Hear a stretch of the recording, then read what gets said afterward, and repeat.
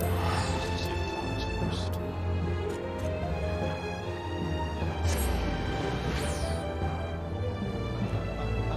So we're going to continue the story of the Alamita. But you know, the small talking animals. So right now I'm just working towards the Dark Knight. Because I kind of enjoy Dark Knight. I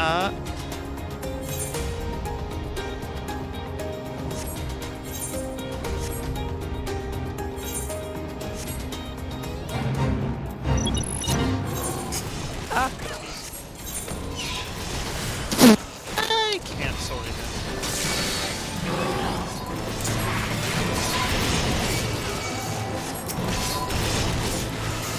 I use silly button.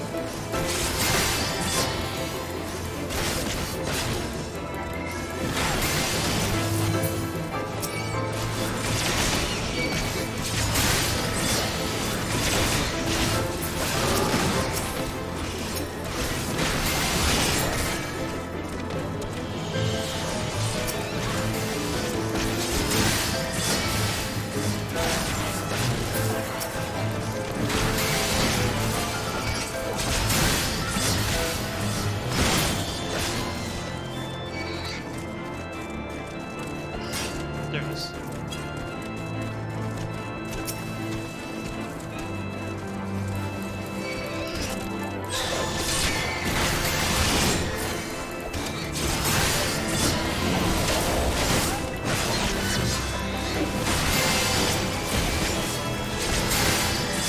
You see the other person jump.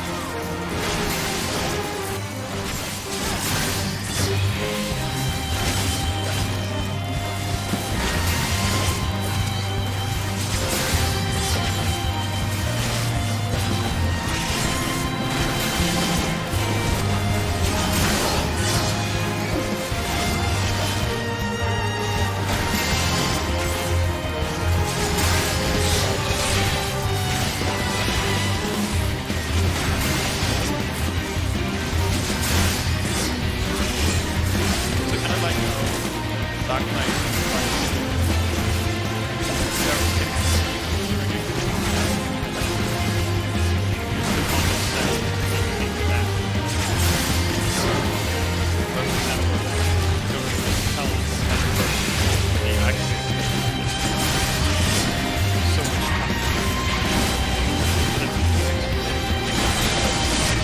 I like that Dark Knight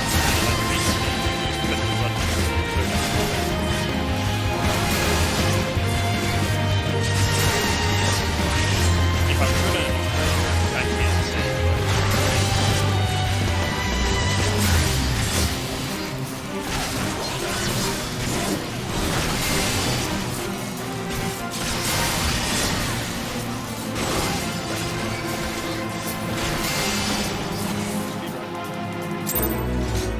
and I didn't do it, so I did.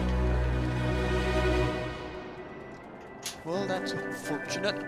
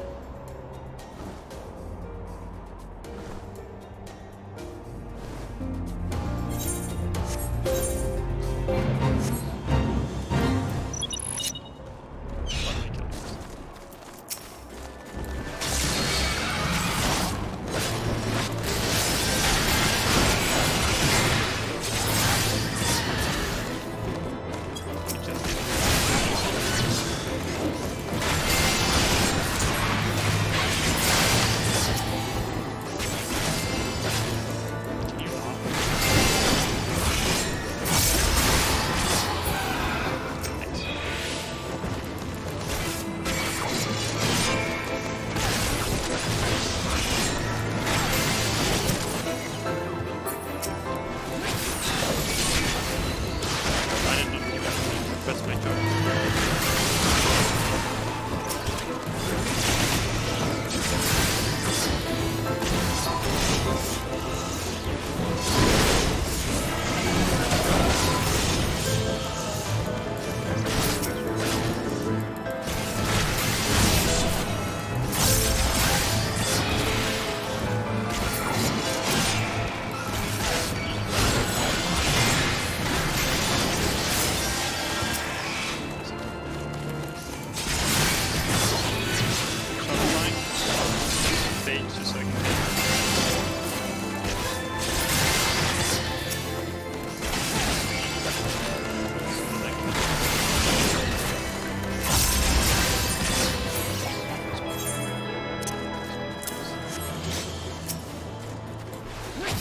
If I don't get one in the end, I'll just go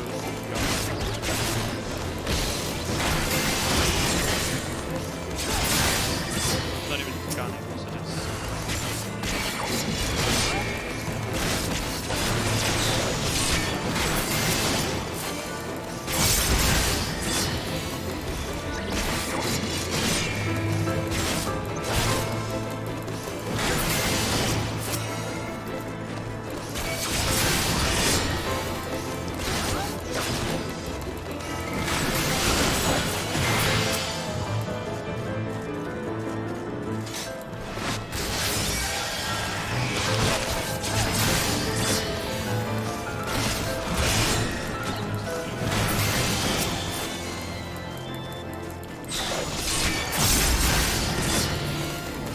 big swing.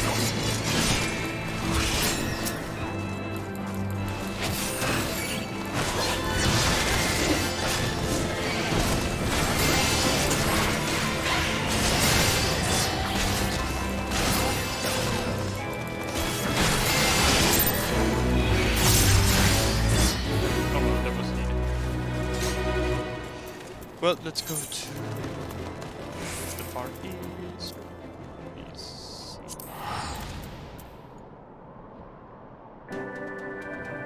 Let's see this.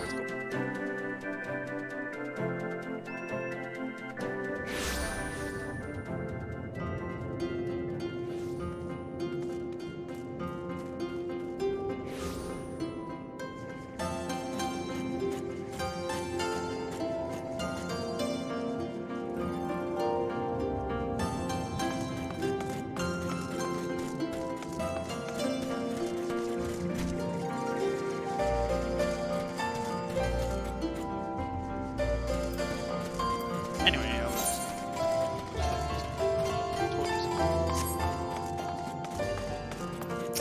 that is the next one. Yeah, it is.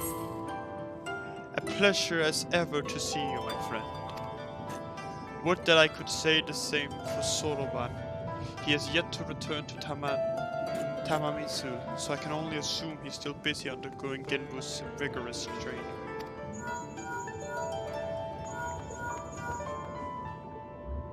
Hello, Zenton? Is my link pearl working? So unreliable, these little things. I'm going to pay a visit to Raisin Temple to see Soroban. Give him a treat to keep his spirits up. If you're available, you should come too. I hope you haven't forgotten how to get there. But in case you have, look for the cute animal trying not to look like a god on duty in the middle of the volcanic island.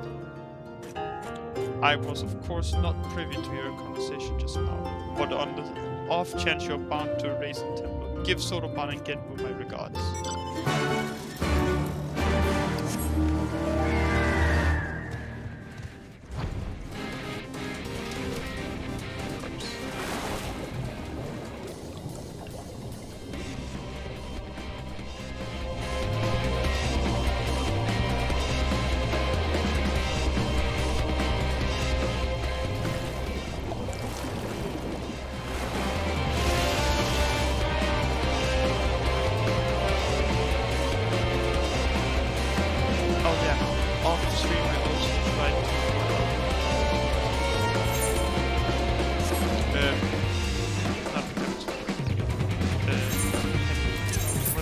Palace of the Dead, that one.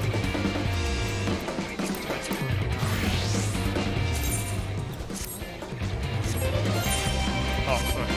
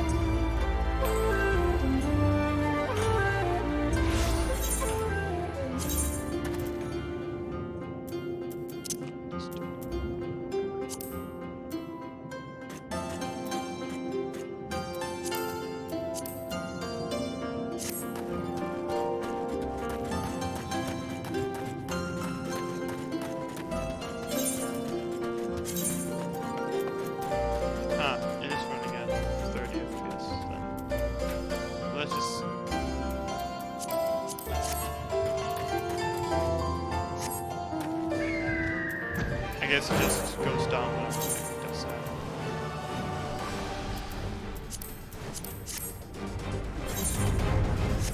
Oh no, well.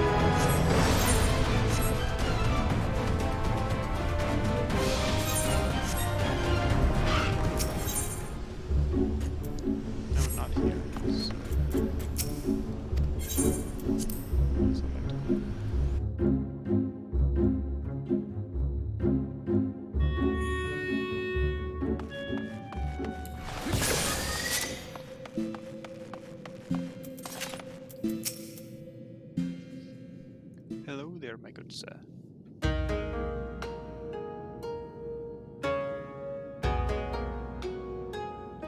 Oh, well met, brave adventurer. You're come alone this day. What of the urchin girl I recall nipping at your heel? What of the urchin girl I recall nipping at your heels?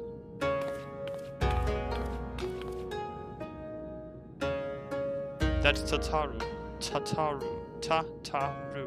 And I'll thank you not to forget it, or else you'll get to no takonaki from me.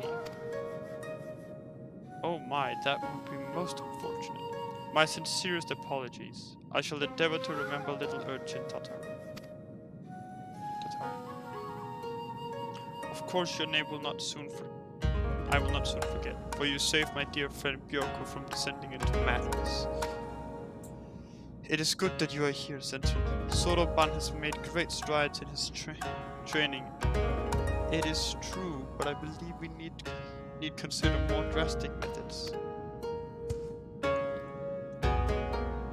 Though he is not without potential, Soroban, as he is, simply lacks divinity. Should we carry on as we are, he may not be ready when we have the need of his strength. As with Byoko before, there will come a time when we must confront Seiryo and Susaku, and quell the raging Aramitama within them. Accordingly, we must use every means at our disposal, no matter how dangerous, to ensure we are prepared. No matter how dangerous. What exactly did you have in mind? Oh, there is no need for fearful trembling or withdrawing into one's shell. All I would have you do is open the box. Oh, is that all? Well, I've opened my fair share of boxes. But know that it is no ordinary box. You must open. It is a Tamate Bako of geomancy, a sacred vessel which harbors the very power of time itself. And yet you say there is no need for fearful trembling. This box sounds terribly dangerous. To what end would you have me open it? That you may bathe in its temporal magics and age 1,000 years in an instant. That you may undergo the change and become an auspice, albeit until the magics dissipate.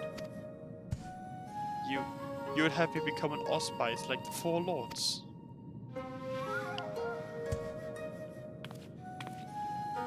Hold on, Senton, didn't you come across one of those Tamato Bako in Shisui of the Violet Tides? You did, didn't you?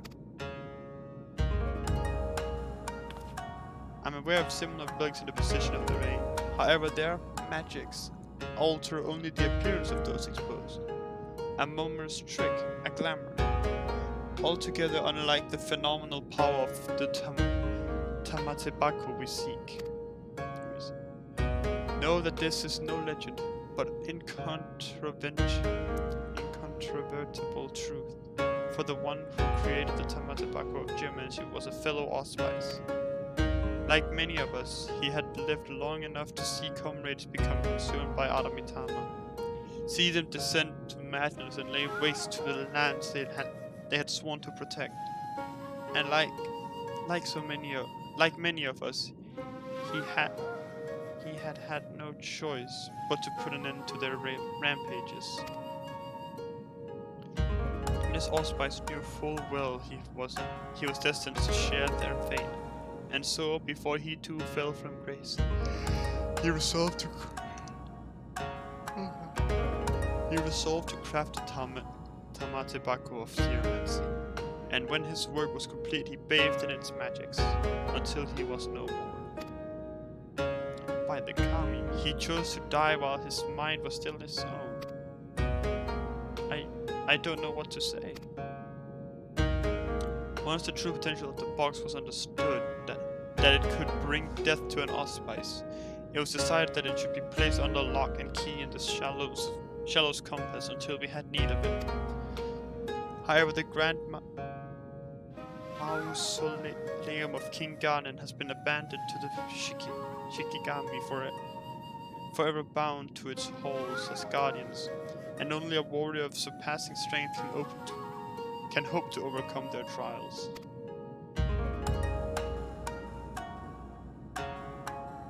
Steel yourself, Zoroban. Until the moment Center returns with the Tamatebako of Geomancy, you must train like you have never trained before. Yes, of course. Alright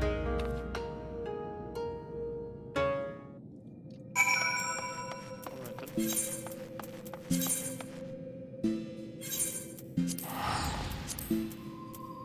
It is good for mine.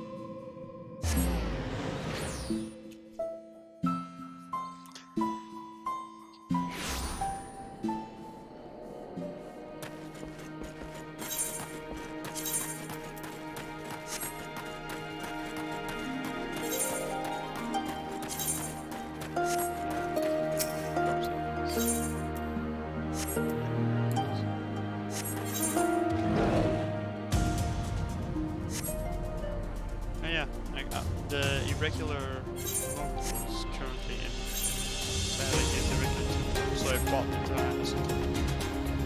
I also bought the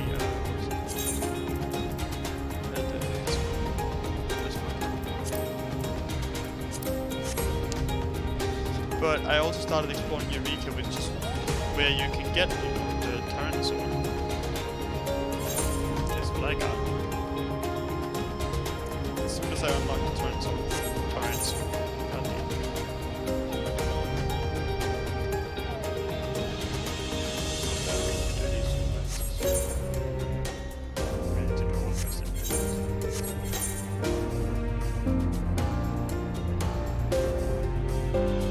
I've also been leveling the Summoner's Call.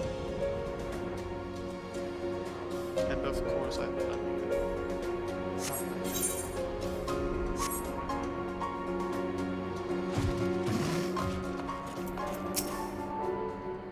Oh hey, you made it. Finally! I've only been waiting here forever and a day. But hey, it's not like we've got a potential calamity to worry about or anything. Anyway, I've already taken care of the ward sealing the tomb's entrance, so you're free to go in and get the box. But whatever you do, don't open it. And one more thing. I'll wager they told you about the Shikigami, but forgot to mention that the box itself is guarded by one of us, a tougher bugger and a half. But you're a pretty tough bugger yourself, eh? You gave Pyoko what for, after all. Just don't say I didn't warn you. The Shallow's Cove is not accessible.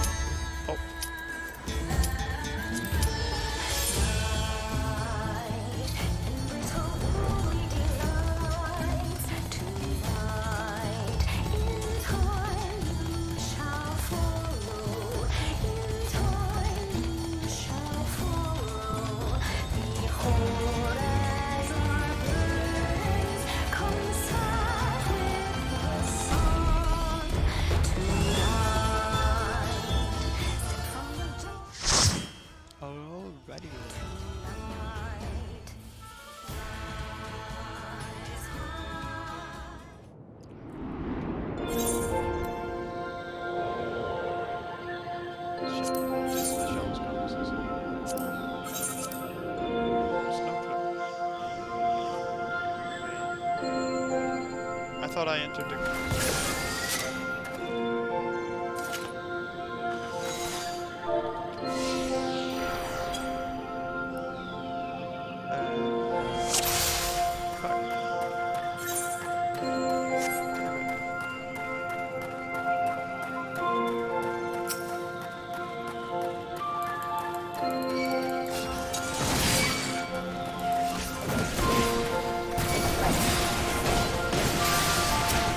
Oh well.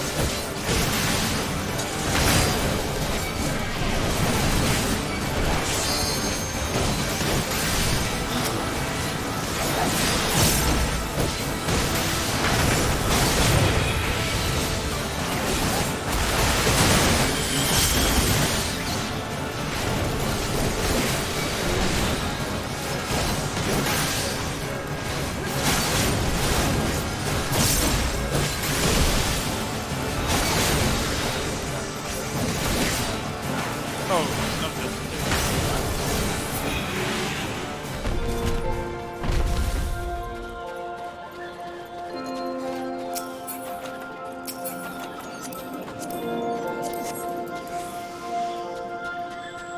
Time for these next ones.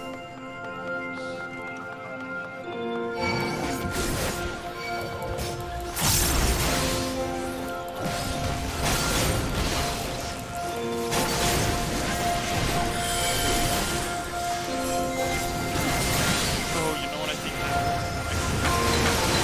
because it was and I just thought it was I pressed clear select and just selected and it gets off.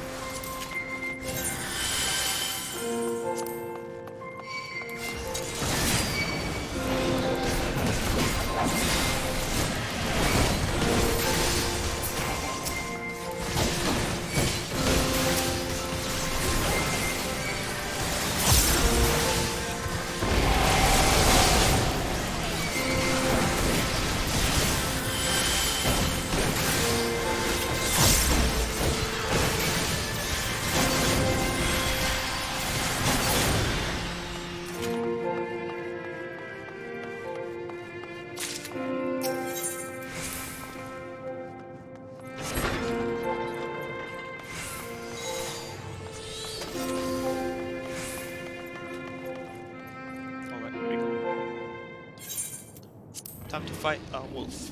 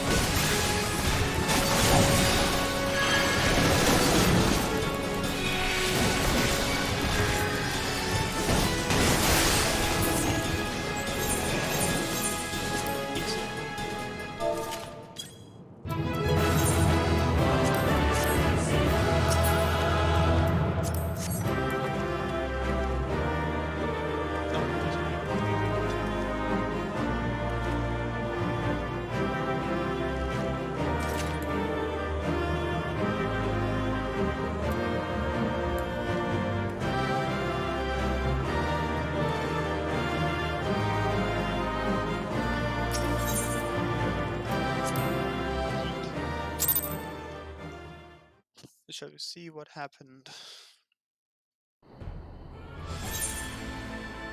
It's because I actually queued up for dungeons.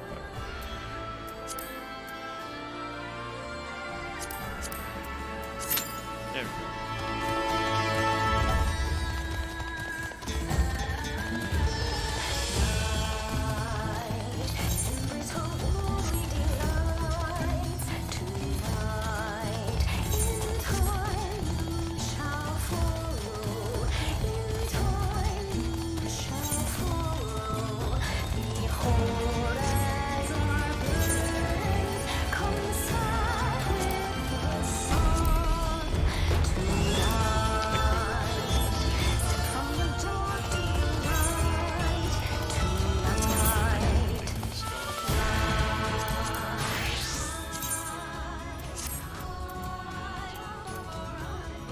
Oh god, it's this time.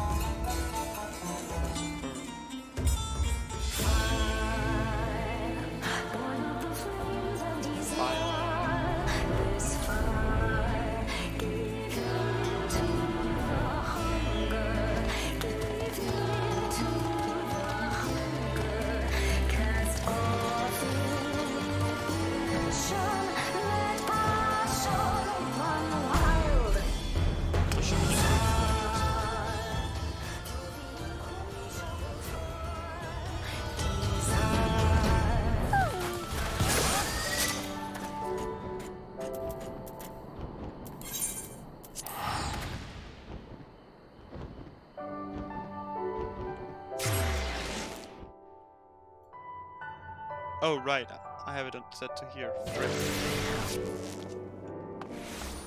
Well, let's go from relics, fuck it. I know it's at Azizla, I have to go.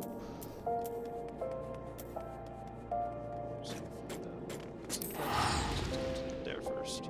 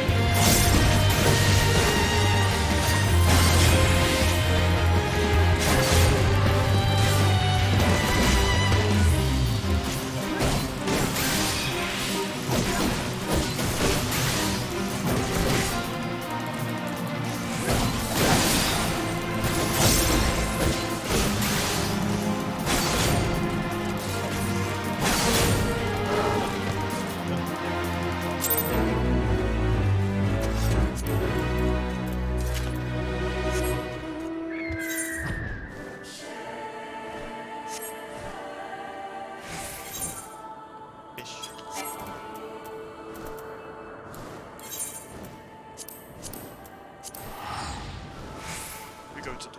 Get up on here then.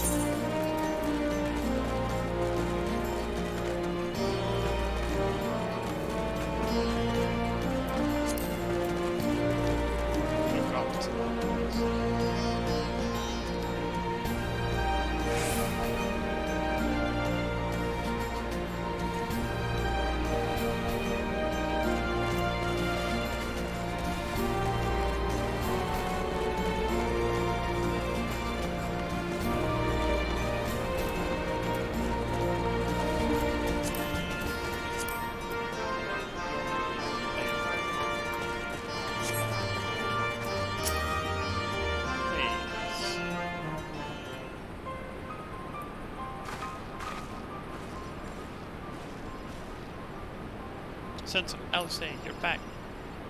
No Alpha now? It's good to see you too, Lise. As for my headstrong brother, he's off on what will almost certainly turn out to be a once-in-a-lifetime trip to Garlemald. It's a long story, but we have evidence that Xenos might still be alive. What? But that's...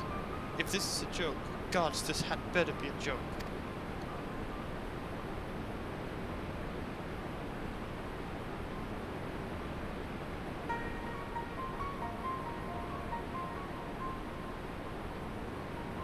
Look, I know what I saw, right? We all saw him.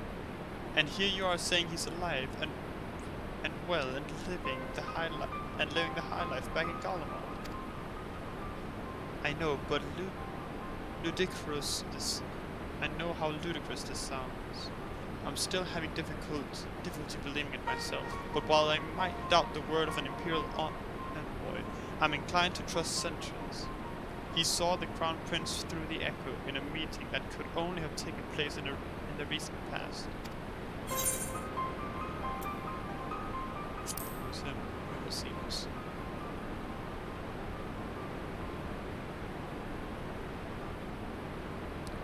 No, it must have been, I don't know, some kind of really convincing imposter. Xenos is dead. He had a great big hole in his neck. We buried him. Aye, and someone went to the trouble of desecrating the bastard's grave, remember? Thal's gilded halls, whatever are you talking about?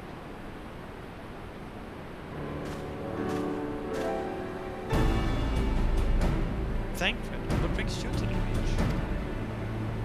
Alphinaud had been lending a hand at the Sultry, keeping an eye on the rebuilding work and so on. Just until operations were up and running.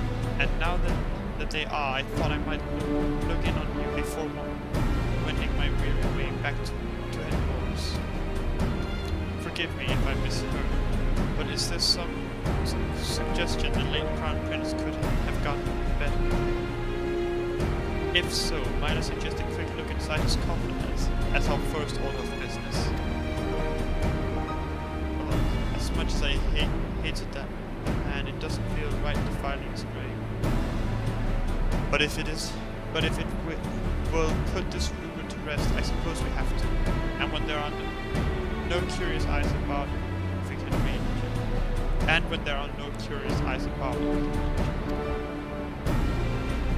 Xenos is buried up at Bloodhole from the locks. His grave was set apart from the others and left unmarked, so as not to upset the locals. Then it shouldn't be too hard to find him. Nago, you're in charge until I get back.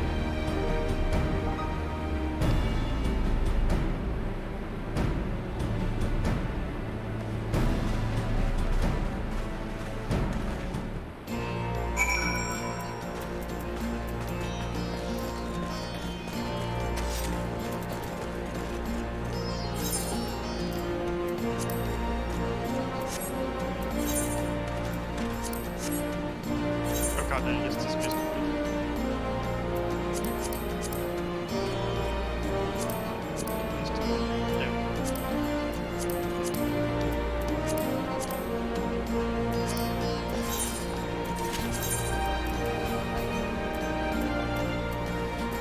I actually haven't unlocked flying dumping.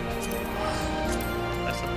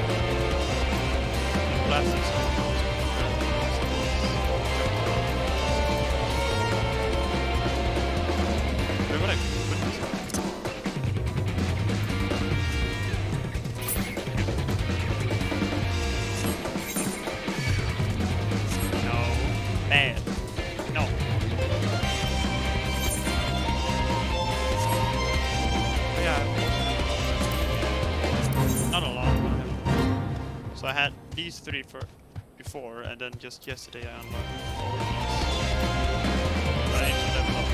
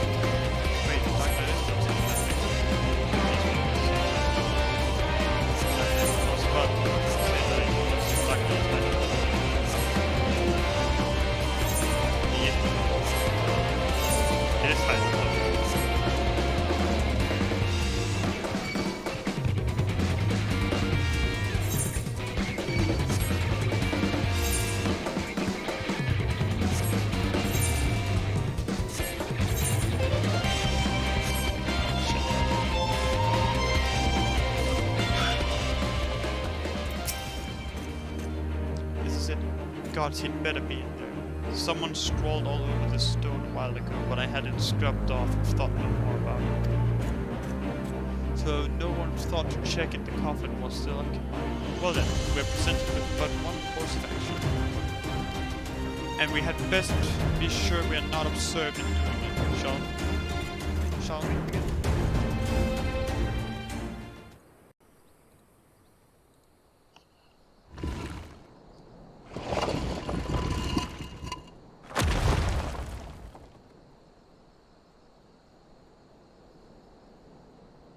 Oh dear. We seem to be missing a corpse. Shit biscuits.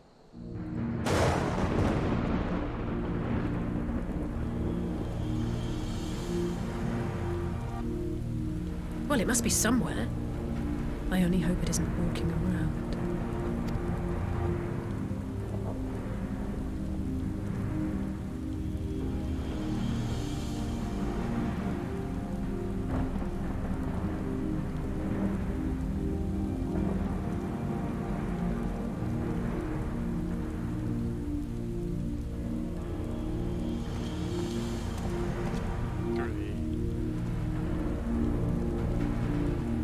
So we didn't look around if we were observing. Fuck. Fucky fuck.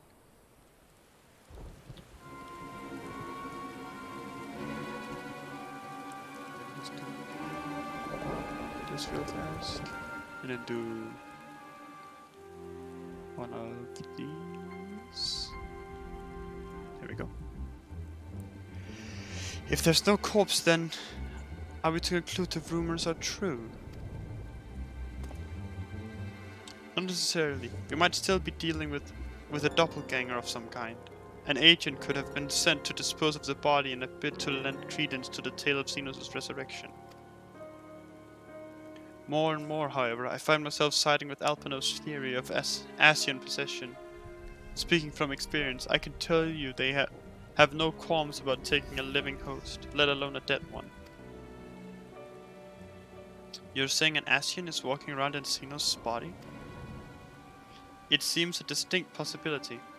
Once I've put his grave back the way we found it, I shall pay a visit to the people responsible for entering the Crown Prince. Before leaping to any conclusions, I want to know for sure if a body was ever buried here, and how certain we are that Xenos was properly dead. If it wasn't, that was some trick. He has good as cut his own head off. Anyway, Rauban needs to hear about this. If you find anything out, send word to me at Ralga's Reach.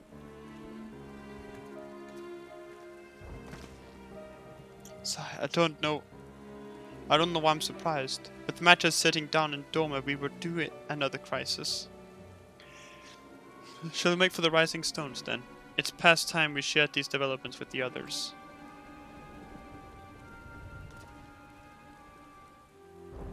Arrivederci.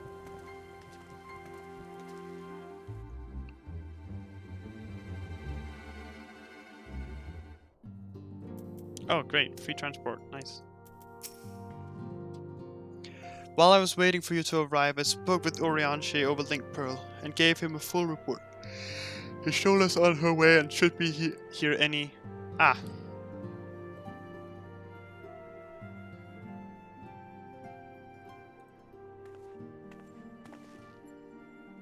I'll say, Sintfin, 'tis good to see you safe and well. Woohoo. What news have you from the east? Well, we did do some shit. Made sure that everything was safe. Might have. Oh, we found. What is it called? Disturbing developments indeed. Given all that we know, I too would conclude that an Asian now inhabits Xenos' body. A doppelganger might fool the Crown Prince's subordinates, but Centron? Nay, Alphino had the right of it. Would that his wisdom extended to the question of his own safety. Capable though he has become, he ventures alone into the enemy's stronghold, and the shadowy web of the Paragons like as not.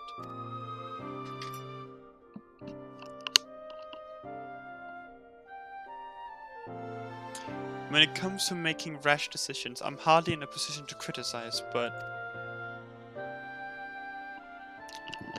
I'm worried. I just wish there were something I could do for him besides pray.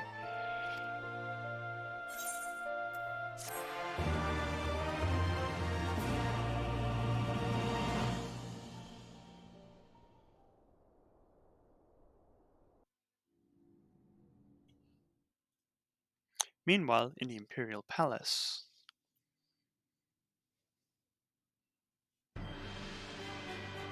Ooh. I like this throne more than Xenos's. Ah, no. We cannot suffer icons to exist. Was I not clear on this point? More than clear. The icon in question was summarily dispatched by the Warrior of Light. The summoner is dead, and the right beyond repeating. Everything proceeded according to plan. Every party behaving exactly as required.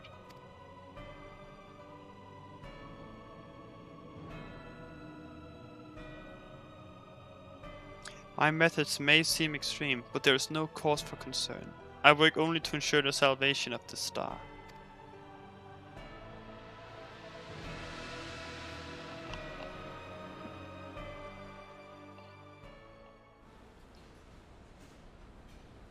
Ah, yes, the Orban Monastery.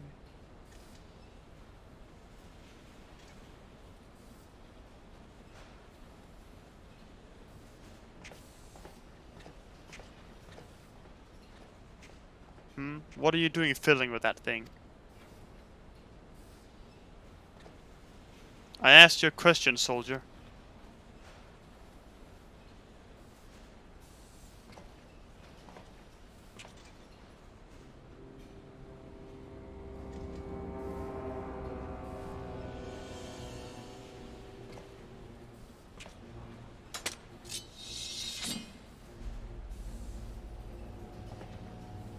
What are you? Have you lost your mind?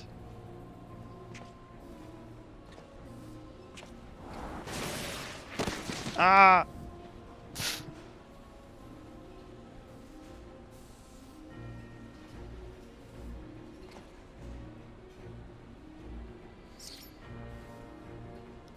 Katana. I have lost many things, but my mind is yet my own. There upon the stage I stood, prepared to take my final blow, only to find that the final was but an intermission.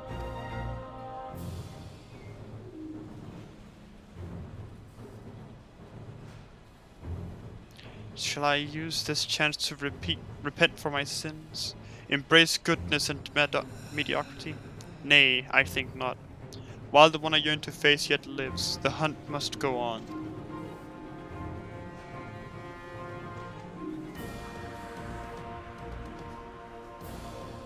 But who? Me or Xenos?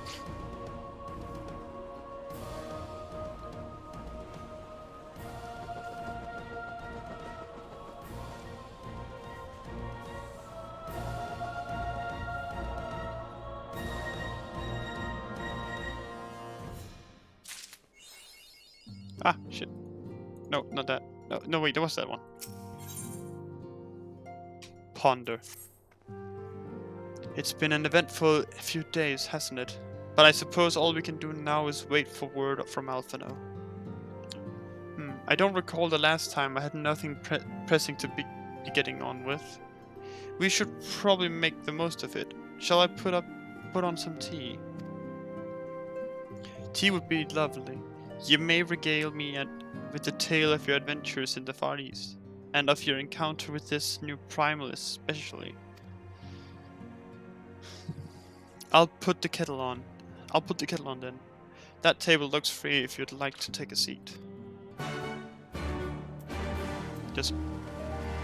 Alright then, I'll just go sit down. Several cutscenes will play in sequence. It is recommended you... Yeah. Sit at the table. I will sit at the table!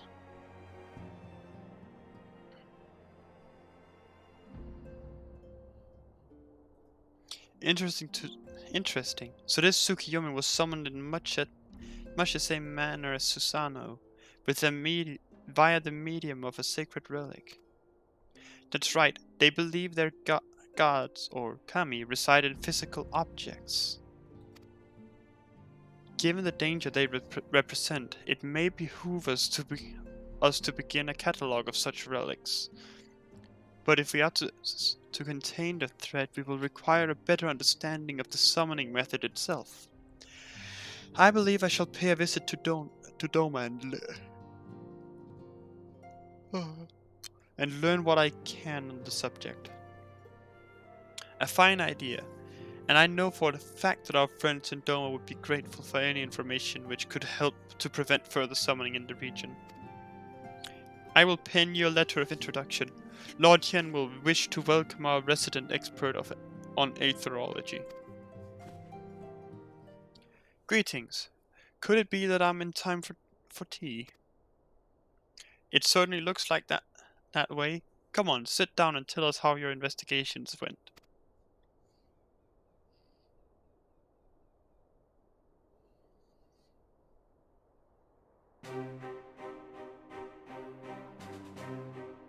After you left, I went about questioning Bloodhoof's gravekeepers. They all told me the same story. Once Lise and her officers had confirmed Xenos dead, his corpse was interred under strict supervision.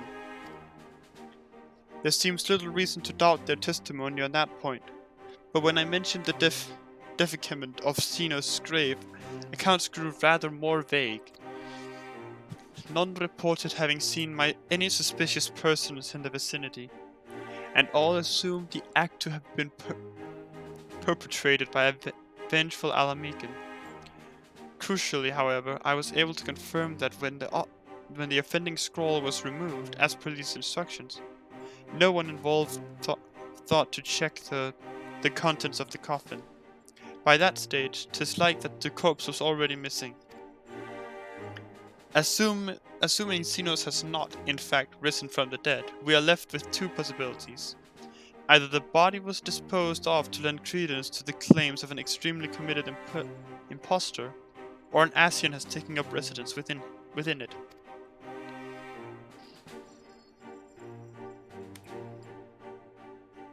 If Asai was as fervent a devotee as you believe, he would not have been fooled by an impersonation, however committed. We must assume that we are dealing with an Ascian and proceed accordingly. Agreed. The question is how many more such monsters are waiting for Alphino and Garlemald. Their presence was his chief reason for going. He understood the risks. I only hope he did not underestimate the extent of the infestation.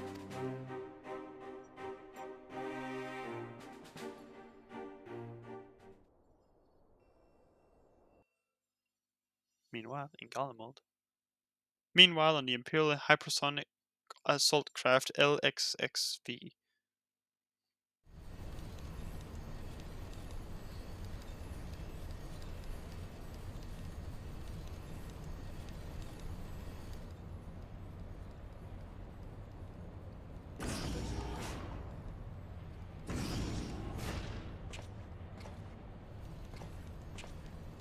Master Alphino, we are making good speed towards our destination. Is aught amiss? Nay, 'tis just... I can see naught from my cabin and was curious to know the land over which we flew.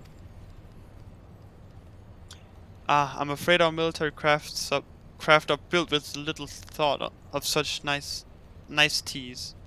I am happy to indulge your curiosity, however. We are presently passing over the burn on the western edge of Othard. Even with the benefit of a porthole, your gaze would have been greeted with naught but mounds upon mounds of lifeless earth. I have read something of the burn. It was described as a desolate wasteland, bled dry of every last drop of aether. Aye, it is believed that a succession of Icon summonings was responsible.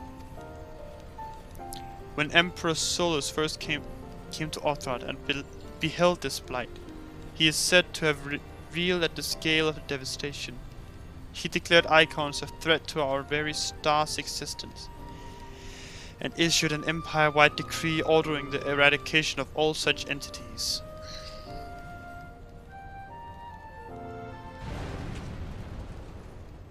That's not good. Report.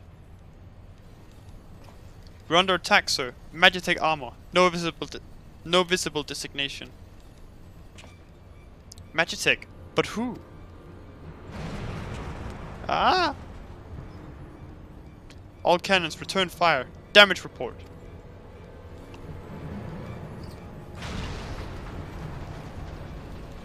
The main reactor's been hit. Helm's unresponsive. We're going down, sir. Damn it, they knew exactly where to hit us. All hands, brace for impact.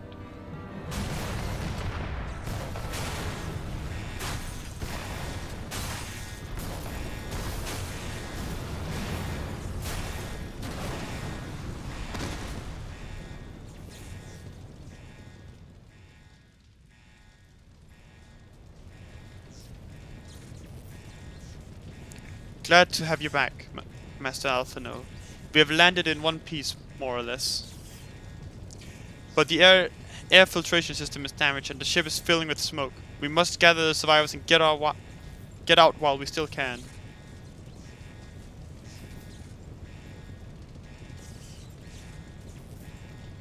Aye. Oh no, that's not good.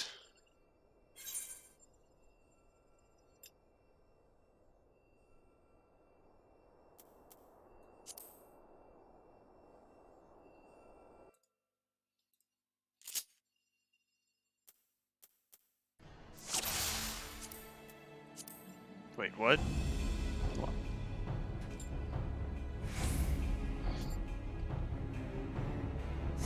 So you have Rune 3, Psychic, Tri-Shackle. Huh. Anything broken? Search for survivors. I'm fucking... Sorry, this is pretty cool.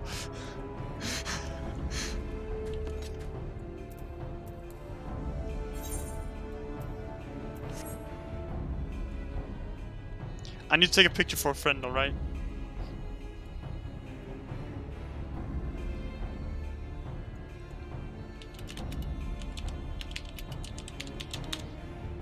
There we go. Just wrote to them. Yo, I get to play as Alpha now.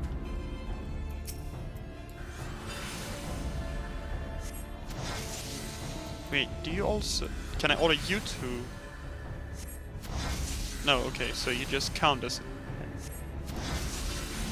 Tri-Shackle.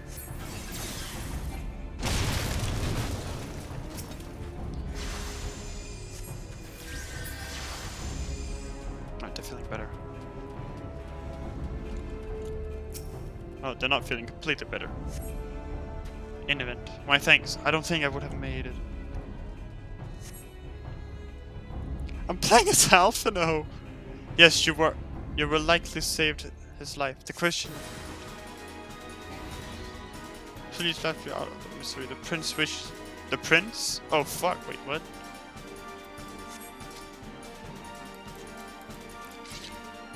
Ready your weapon.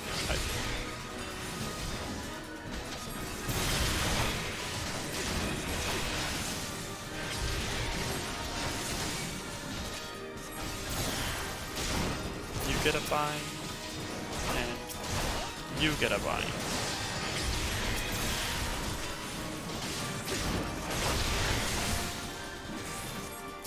Hostile strangers, but why are they hostile?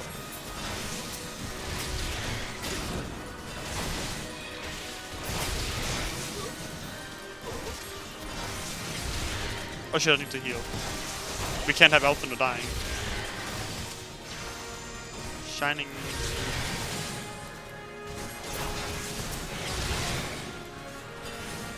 Let's cast one of these Tri-Shackle. Ruin 3.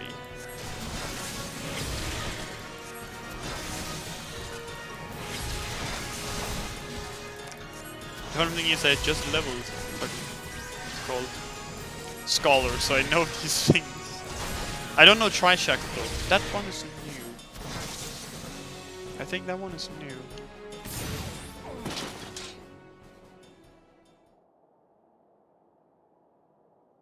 Fuck, I got to play as Alpha. That's so amazing.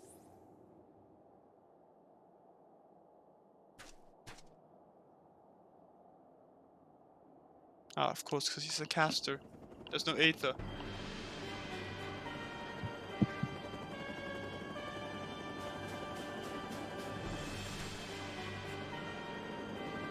He must be very tired.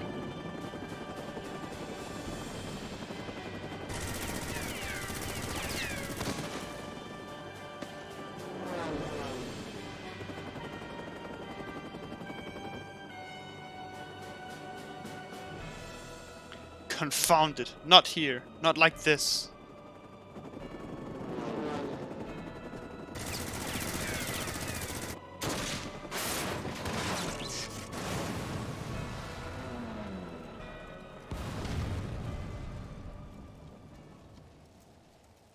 Nero. What? Who in the Emperor's name? Enemies of our enemies. Introductions can wait. You are calm in the crisis, Mass Alfino. Let us finish this then.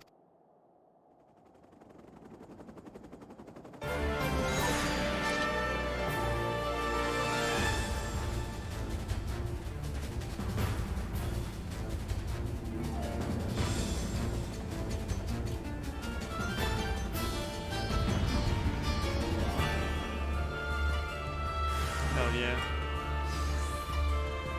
I'm Alfino, Olivia.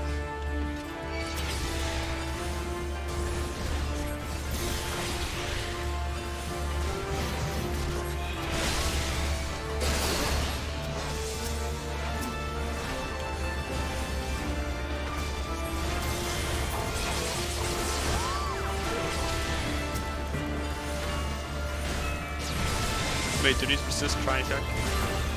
Oh, they don't.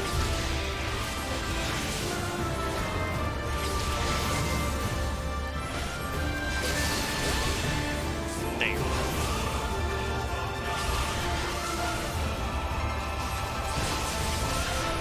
I hope I get to LB. That'll be fun.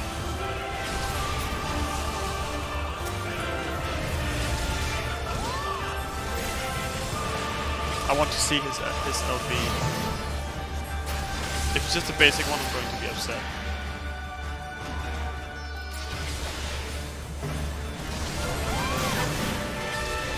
For the Emperor that man.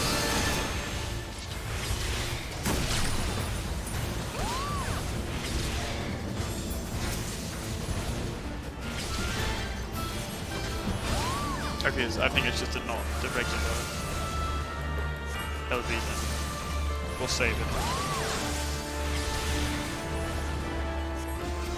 Or you know, fuck it.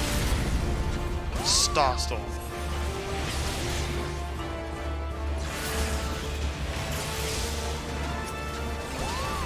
Oh, it wasn't that. Nice. Menacing mercenary.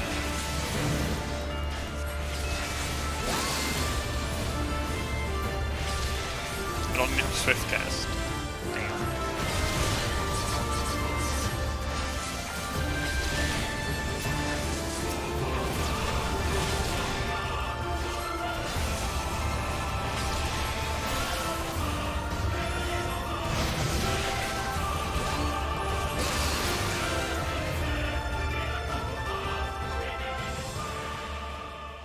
Aced it.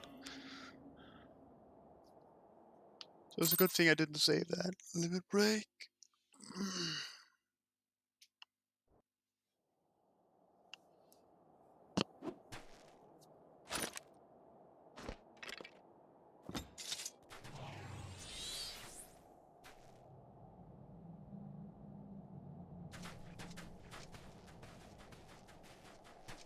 My thanks. Your intervention proved most timely.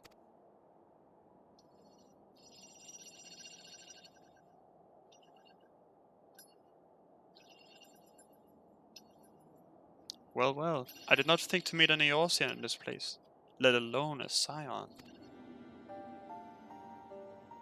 You know of me, sir?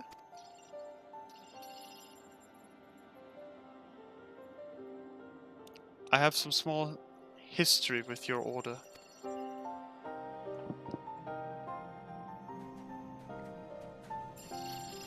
While I would speak of the present, know you your assailants and the severity of your predicament. Severity. The soldiers bore the insignia of the Emperor's personal guard, and I could venture a guess as to their motive. But you yet have us at a disadvantage, sir. Will you not tell us who you are?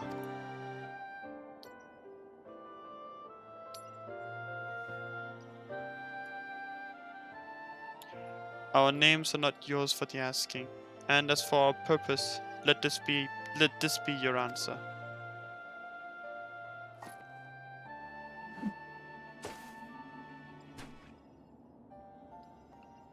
An Ascian mask. The face of our prey.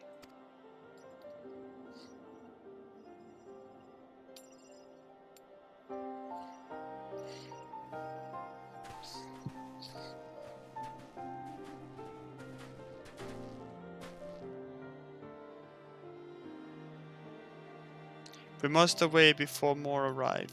Come with us or stay, but make your choice now. Even should we manage the long trek out of the burn and secure passage to the capital, we would no doubt be greeted by the Emperor's guard. Indeed, we accept your gracious offer.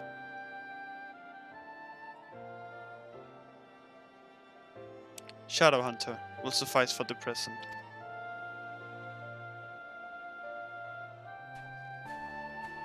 Come.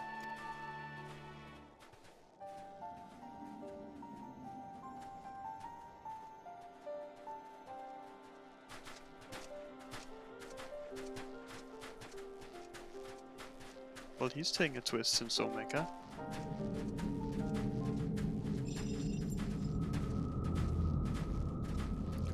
not.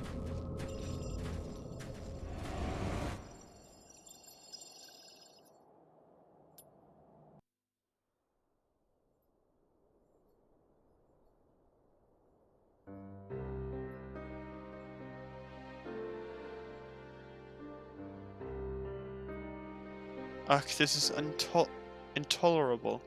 But as much as I wish it were otherwise, there is nothing we can do for Alphino now, but pray for his success. Well, that is not entirely true. While your brother journeys to Garlemald from the east, I could make my way there from Ala Mhigo and find out what there is to be learned in the Empire's western provinces. Then I'm coming with you. I can't very well sit here sipping tea if there's action to be taken. Forgive me, I'll say, but that the province is a hostile territory and stealth is all important. It is safer that I go alone. I can sneak well enough when the situation demands it. Don't patronize me.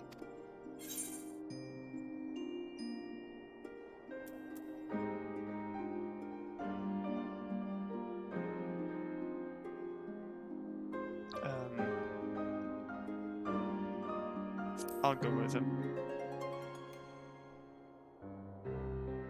And how exactly would that be any better? I must refuse your company as well, my friend. Formidable though you are, the success of my mission depends on moving unnoticed. And lest you forget, you have grown rather famous.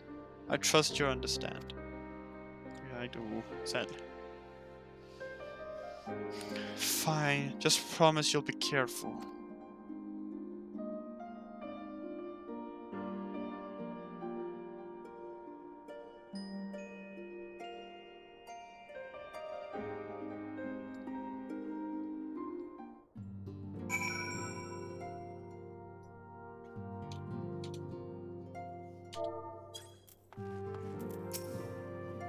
It seems that praying is to be the extent of my contribution after all, but I will stay behind as I've been bid.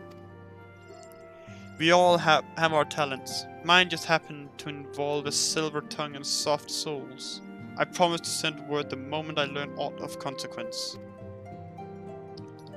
See that you notify me too. I mean to depart for Doma as soon as I find a suitable east alternate vessel to bear me thither, but I shall return if I am needed.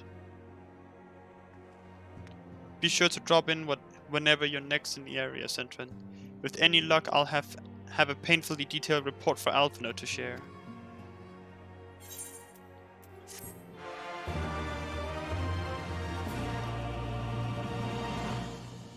You have learned the emote Ponder. Sisterly act.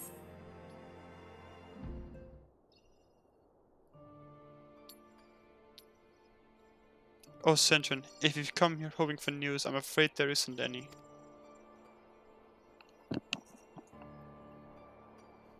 Everything is exactly as it was. Y'shtola is still investigating primals in the Far East. Thancred is still gathering intelligence in the Imperial provinces. And Alphino is still out there somewhere.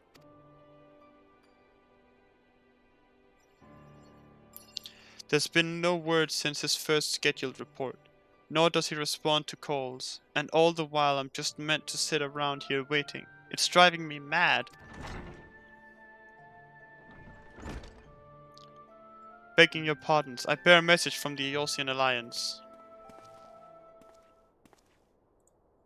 Thank the gods for that. We have a visitor.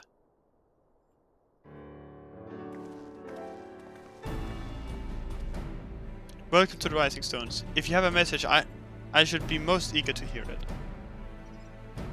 My lady, the Alliance leadership will soon convene to discuss the matter of Ascian interference, and they humbly request the presence of the Science of the Seventh Dawn.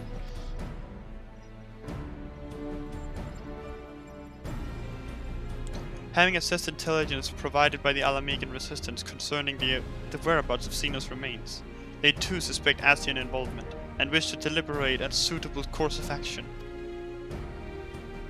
Oh, sneeze.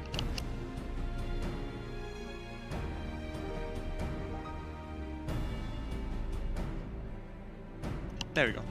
As the foremost authority authorities on our foe, your Order's counsel would be most welcome. Of course, we should be glad to assist in whatever way we can. With almost everyone else afield, I'd say that this one falls to us. By which I mean, I'm not going on my own. You'll come with me, I trust. Do I have a choice? I need something to do. Of course I will.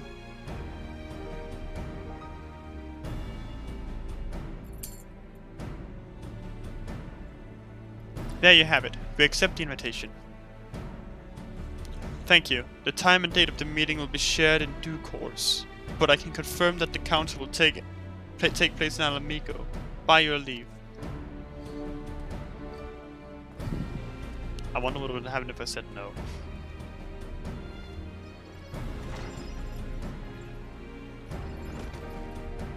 I somehow doubt we'll have anything useful to offer, but standing mutely at a meeting would still be better than the nothing I have been doing of late.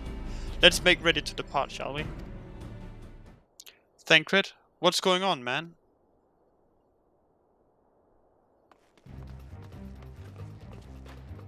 Alright, just be careful on the road back, you hear?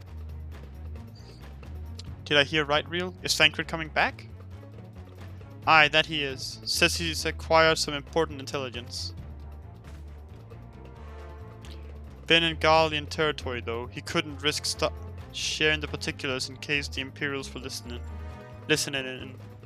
So he said he'd head back as quick as he could, and to make sure someone was waiting for him in the Ala Mhigan quarter.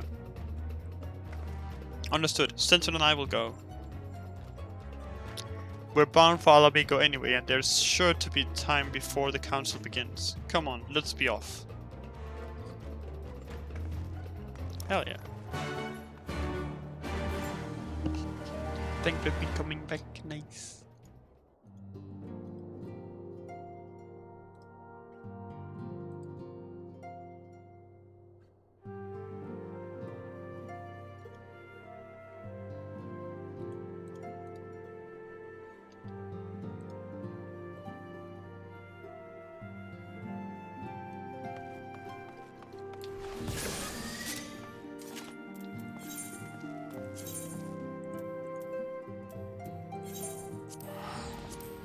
Also, I'll be right back so I can get some water.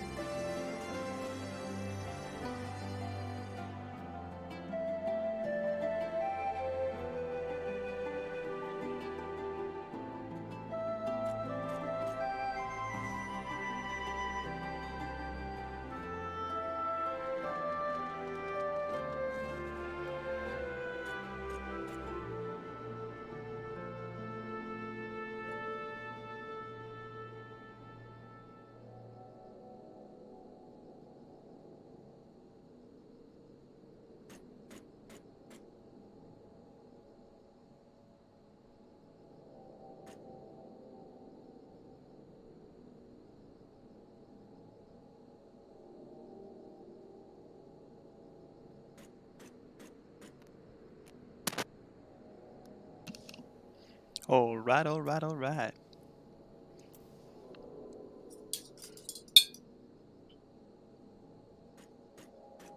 I forgot my cup. I got food, but I forgot a cup as well for the water.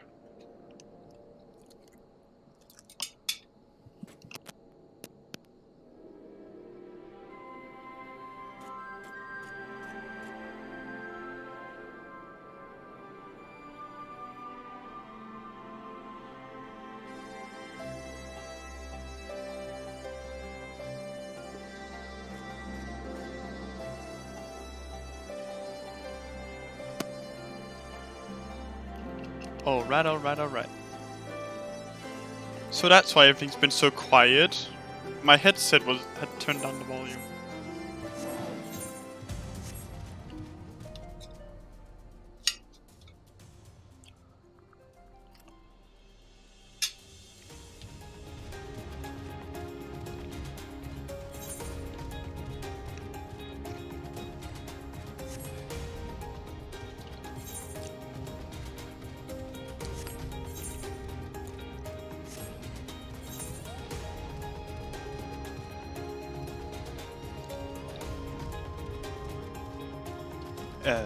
How do you get around it? Oh.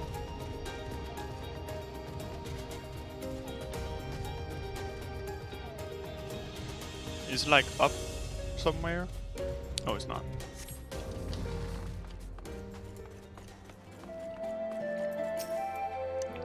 You two are a sight for sore eyes. Now all I need is water for my parched throat.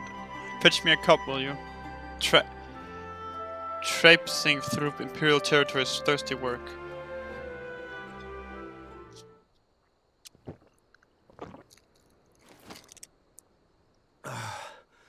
God, I needed that. I won't bother telling you to catch your breath. Whatever brought you galloping back to us, I assume it's urgent. Quite. Without further ado, then. Oh no. After the successful uprisings in Doma and Alamigo, rebels in several other provinces were inspired to follow suit. Unfortunately, they did not fare quite so well. The Dalmascans paid the heaviest price. For their defiance, the Emperor made a show of razing their capital to the ground, prompting many of their neighbors to abandon thoughts of resistance.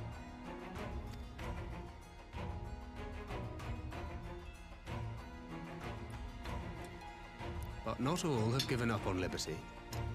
Heartened by the news of Doma's prisoner exchange, some still believe that the Empire may one day be amenable to negotiation.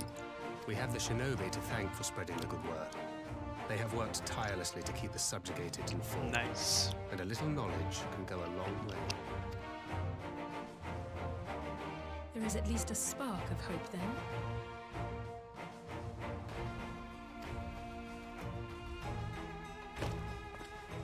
A spark in want of kindling, yes.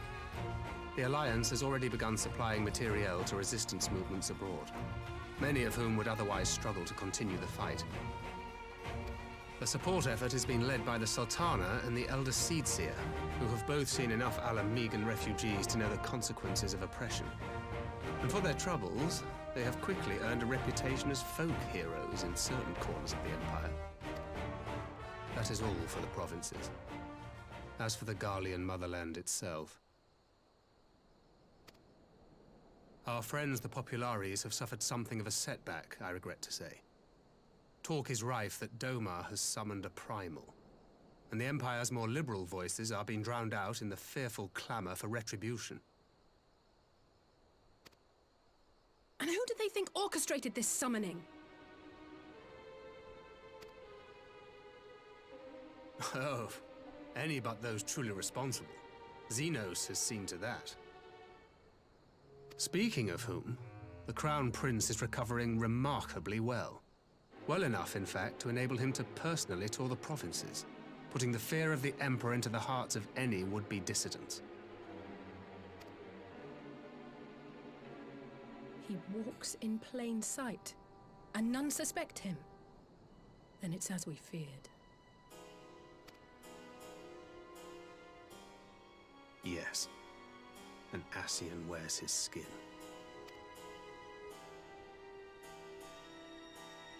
Fuck. But it was not that which brought me here in such haste.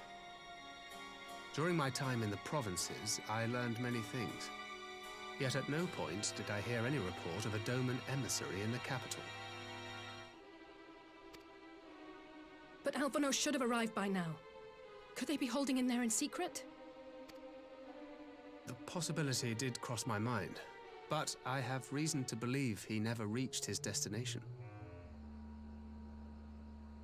As you know, Scions assigned to covert operations, such as Riol and myself, are issued special link pearls for communication in the event of an emergency. I mention this because it was originally Alphino's task to coordinate the response at headquarters, meaning he has one. And whose voice should I hear when mine recently crackled to life? You spoke with Alphino? Spoke with? No. I but heard his voice, and none too clearly at that. 2 words were all I could make out.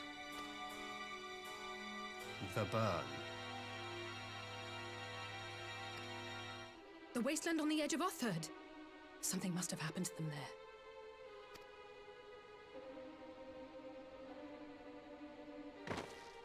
There's no time to waste. We must make for the burn at once. I had a feeling you might say that. And? I can't very well sit around here drinking tea if Alphino's in trouble. You said yourself that this link pill was only to be used in emergencies. So I'm going, and that's the end of it.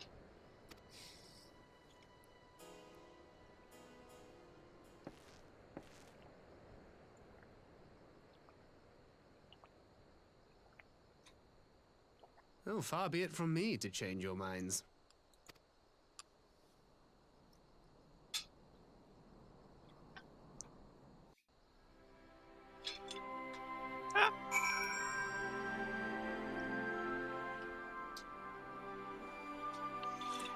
Give me a sec, just gotta...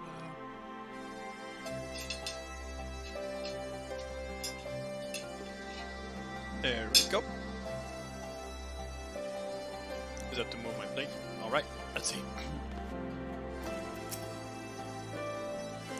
Loath though I am to neglect making preparations for the council, we must act swiftly before Alphino's trail goes cold. I propose we first pay Hien a visit. He's sure to want to hear about these developments, and he may well be able to advise us on how best to reach Bern. A sound plan. Y'shtola is in Doma, is she not? I dare say she'd join you in the search if you'd asked her nicely. And while you see to all that, I shall go and report my findings to the Alliance. You may leave any preparations for the Council to me. Thank you, Thancred. Right. To Doma then. We have much and more to share with Y'shtola.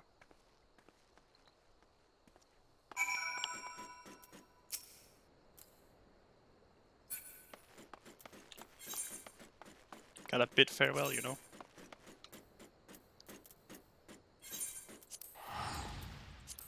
To Authority. I don't know where I got the paints though. I have them, but I don't know how I got them.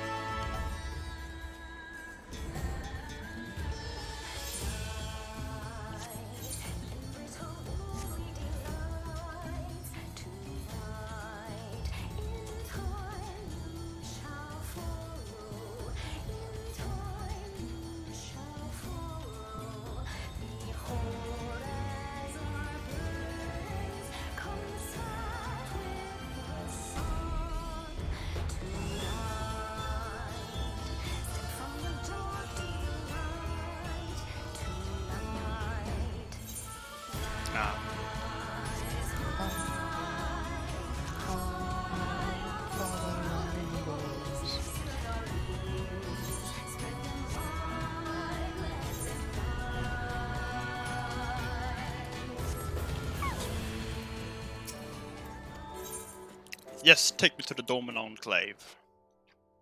Why I didn't just fly there direct or teleport there directly, I don't know.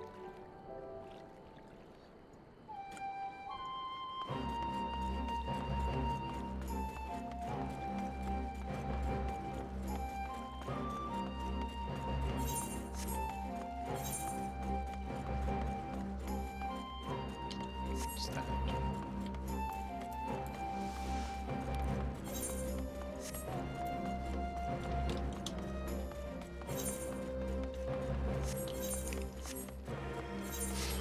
Hello there, my good sir. Or lady, I guess. I don't know.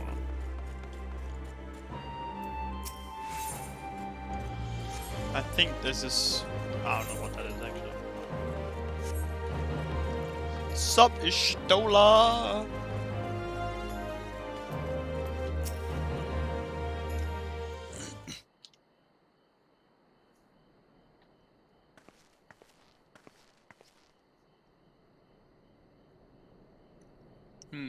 That is curious indeed. While other matters demand my attention at present, I shall bear what you have told me in mind. Should you notice any change, do not hesitate to seek me out. Thank you, my lady. You are most kind.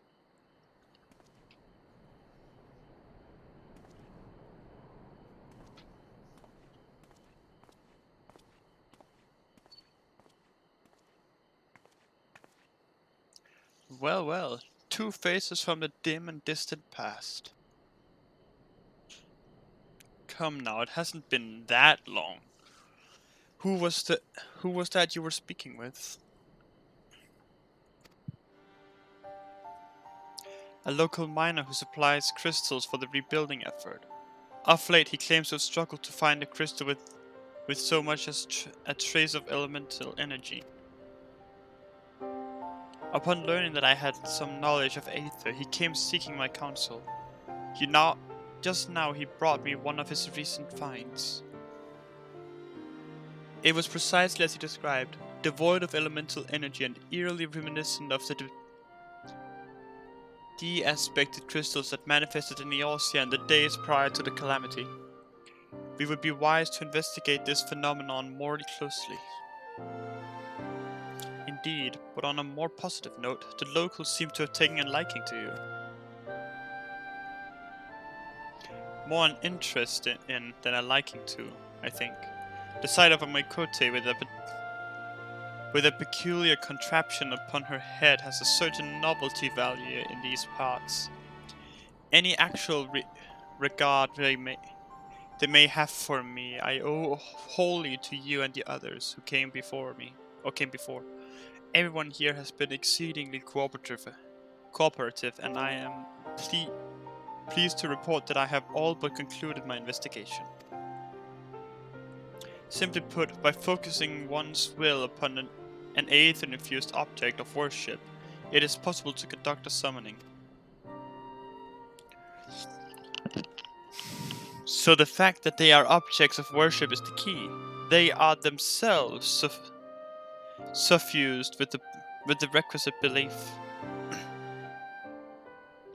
Correct. Such sacred relics as the cogent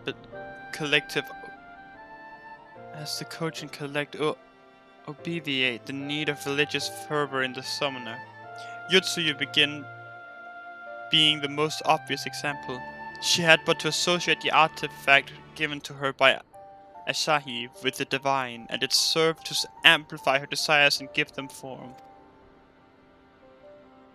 A form nourished through the power of crystals, also provided by her brother, and thus was Tsukiyomi brought into being.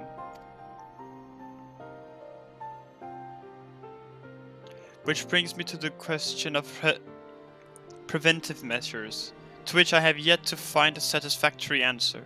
At present, I know of naught that will avail us, save to keep watch over the movement of relics and crystals, as if we did not have enough to keep watch over already.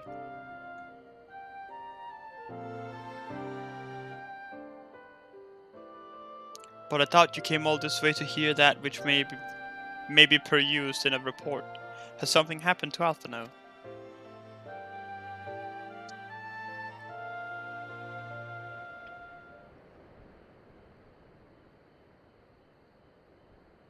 I shall join you in the search, of course.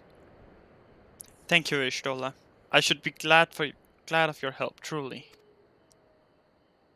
Now, if there's nothing else, I shall go on ahead and request an audience with Lord Yen.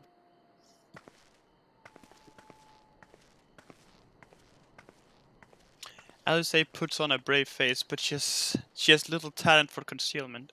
We should join her at the Kyakan.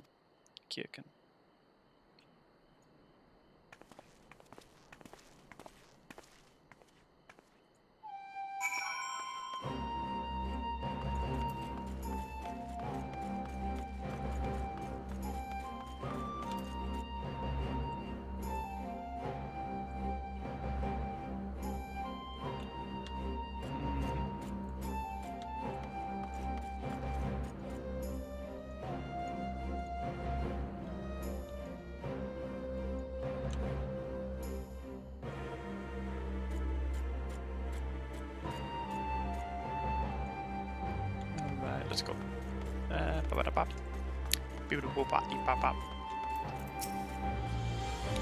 Lord Yen is expecting you. May I show you in? Yes, please.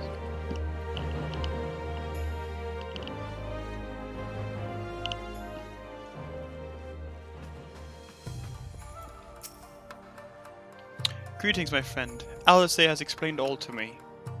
Needless to say, you shall have our full cooperation in the search, even if Alphino's trail does lead to the burn of all places.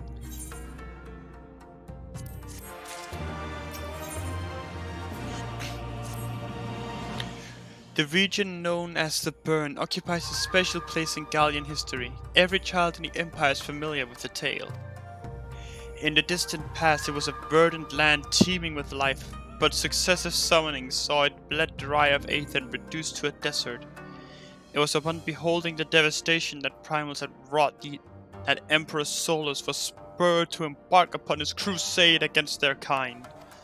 Sorry, I had to be epic there. The burn offers a glimpse of the future we seek to prevent.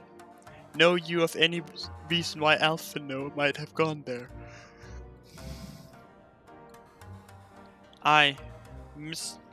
Mischance. Though it lies on the route to Garlemald, it is no place to make a stop. My guess is they encountered some manner of trouble there. In any event, I am of the same mind as Alice. We have no choice but to take our search to the burn. Given the considerable distance involved, 'tis best we went by bird. Centon and I have our yawls. Will you ready falcons for the others? I shall gather our swiftest birds. Near the House of the Fierce there is an overlook. Pray join us there once you have seen to your preparations.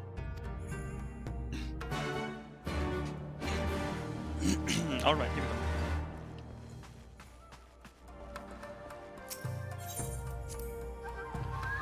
Right, it's Lise that also has a yawl, and you get to...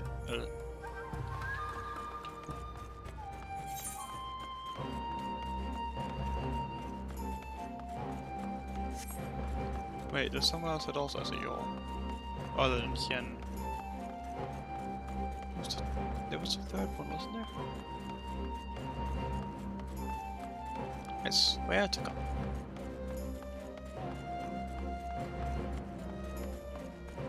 It wasn't Alphino, was it? No. No, it could have been Alphino. No. I think it was Alphino. I think Alphino also has a yawl.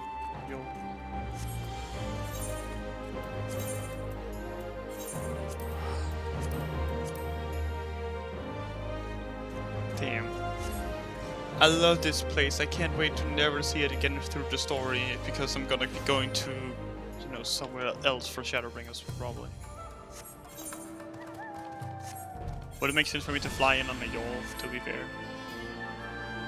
We just summon yawl instead.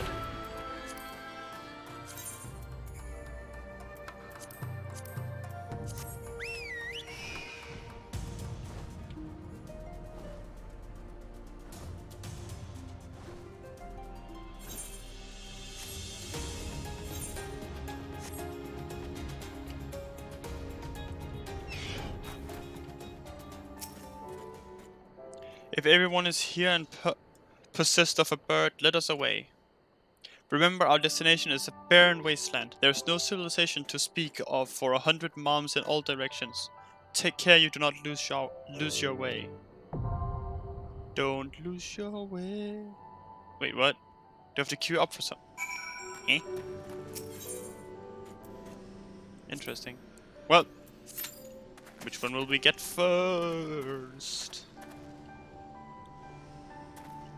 You know what I should do. I will see if switching to healer makes it insta queue. I will be upset spaghetti. Huh.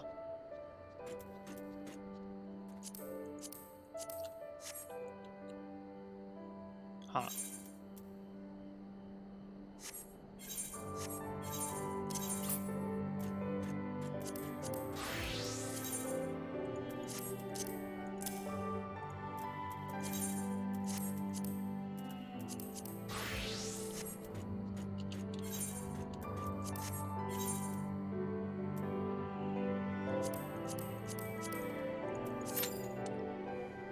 No, I should probably queue up his tank.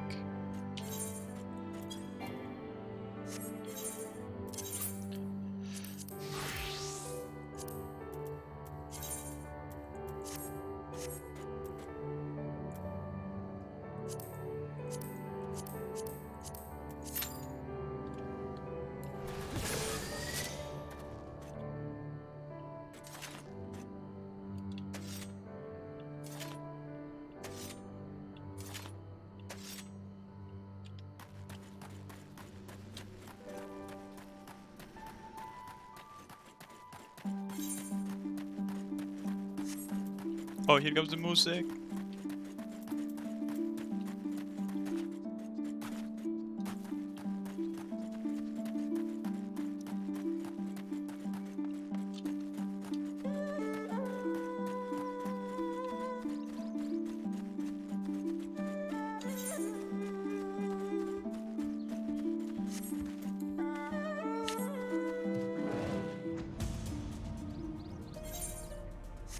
Yeah, it makes sense that this one can fly, don't worry about it.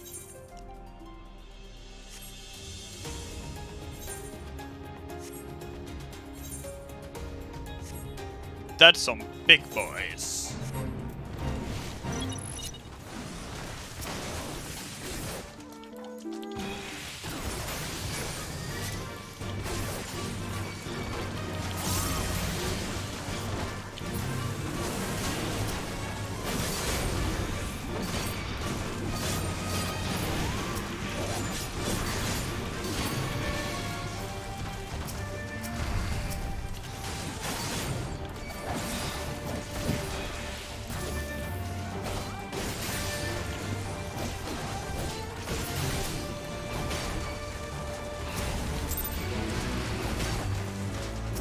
Yes, I helped.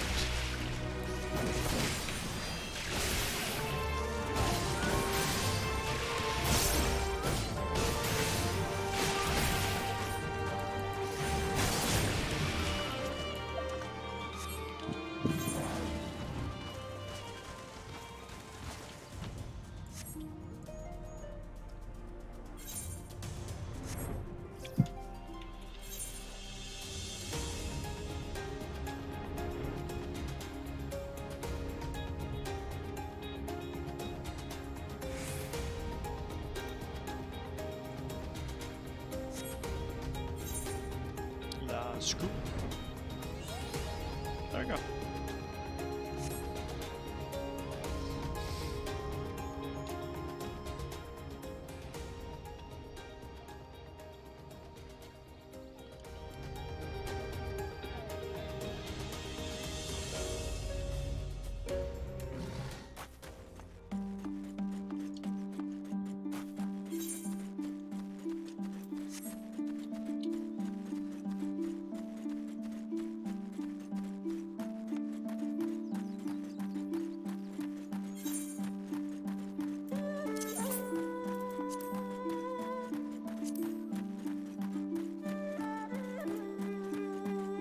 Yes. Let's go summon Bahamut or something.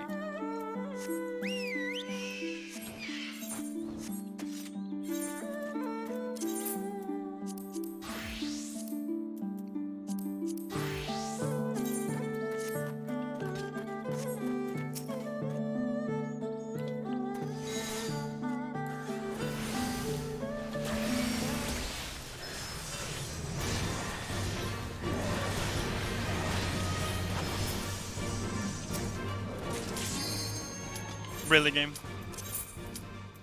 I killed one rainbow tiger and boom, you're ready.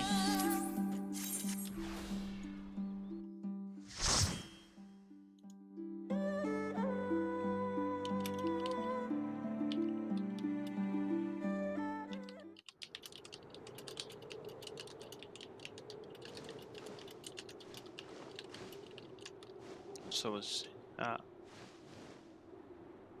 Make ready, friends! We are come to the burn!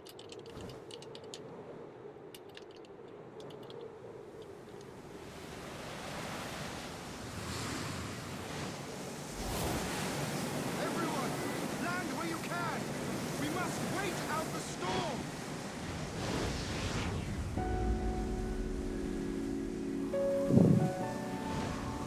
Othard the Burn. This is a pretty cool intro, honestly. I am just flying in alone, kind of like that.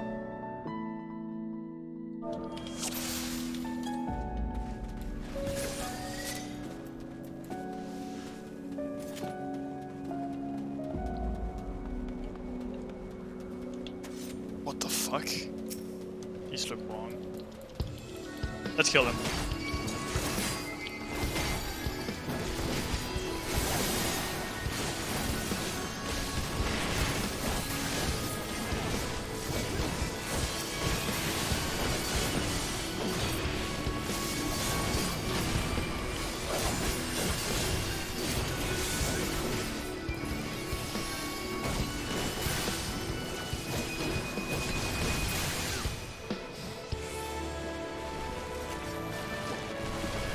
Get hit by rock now.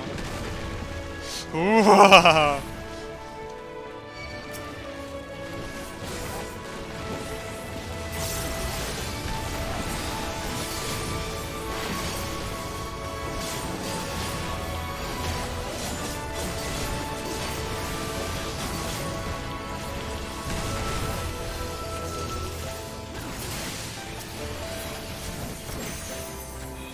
So this is so thank Godbreaker when I'm playing mostly Dark Knight offline or Summoner. I realized that there's a lot more stuff to, or a lot of more, very much a lot more buttons to press while playing Godbreaker. I know there's a lot of buttons in Summoner phase, and I'm only level 70, but still. Damn. There is a lot of button presses. Like compared to Dark Knight, I'm going to get once I reach level 7, or I think at level 70 I learn an ability that's a mitigation ability. But after that, I don't really learn other buttons that I have to like press to activate them. They'll just be like upgrades of other buttons. Whereas I feel like I know I'm not gonna get any more here. There's also just an upgrade. Well, this one is another button to press.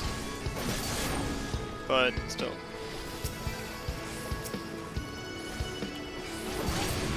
Feels weird. I don't know where I'm going with this, but it's just there's a lot more stuff to press on that Godbreaker. And can you guys fucking get over here? I swear. Are you aggroed at me yet?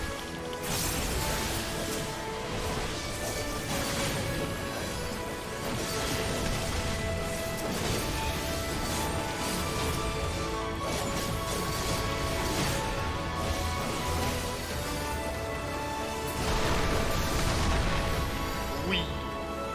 Oh shit. A hole. It's okay, I'm inside, guys. Okay. Crystal Grail.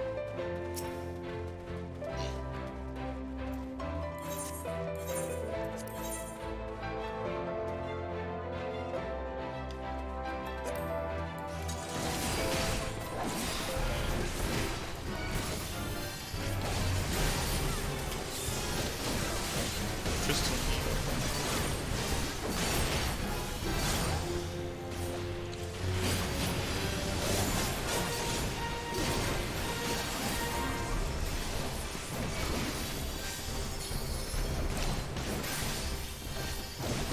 So you stand behind that and then... Ah, I see.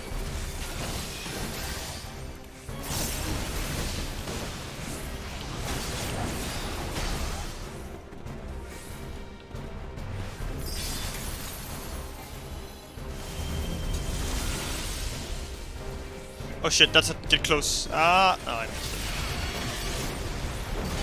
Great, I have a move stack.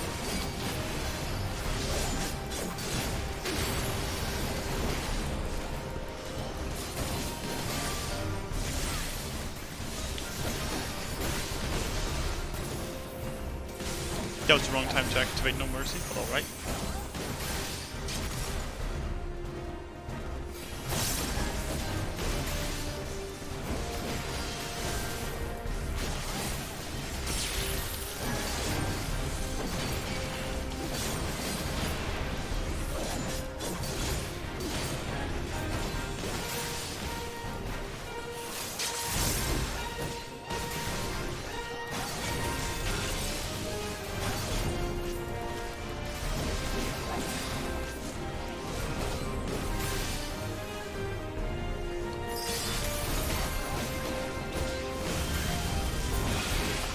So it does cast Discordance right after it casts the big area, I see. Maiming. That's for Dragoons. Healing. That's for healers.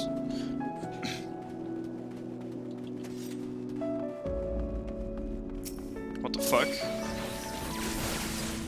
Magic action? Did not expect that. I'll give it a... I think they want me to pull more.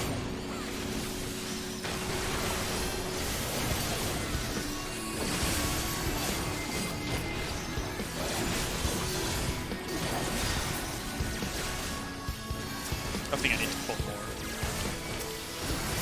Time to pull some more. Right after we killed everything. Stocks.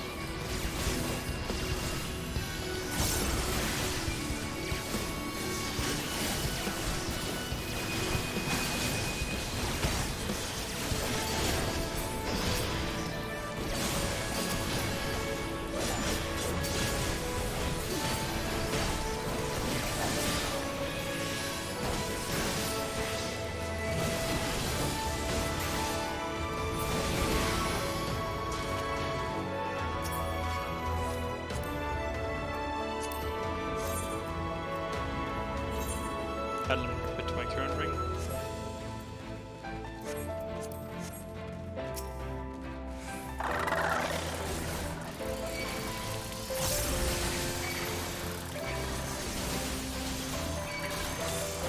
That's a lot of enemies. Oh god, they just... You can just hear them all at the same time.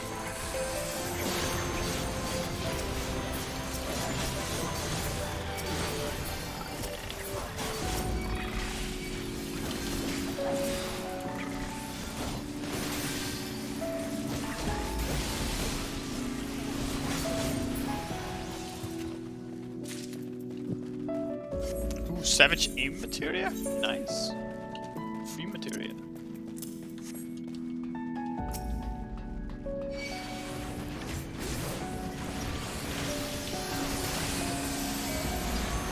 Also, that's why I saw something called a paladin, because there was something called a paladin. Nice. I'm just seeing what I want to see. Sweet, sweet paladin.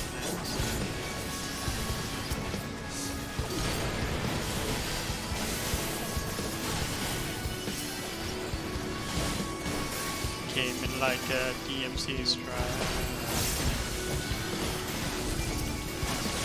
Explosion, nice, let's go.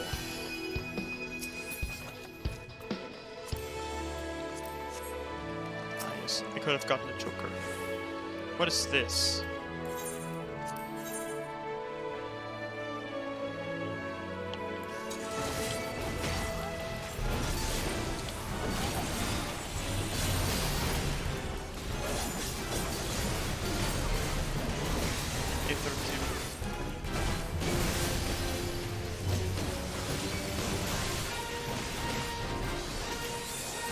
Supposed to be 550. deploying auxiliary drones.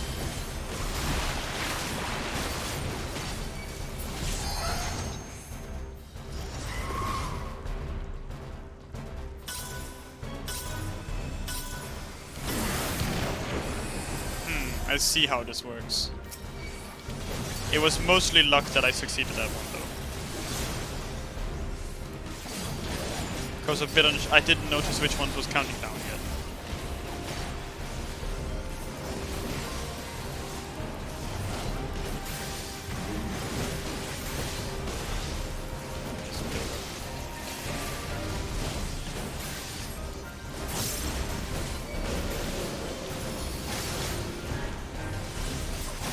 Shit, no. Oh well.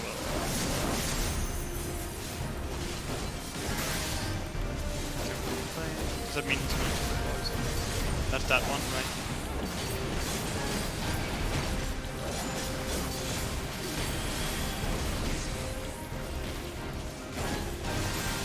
There chemical coil. Okay, that's a tank buster. Oh well.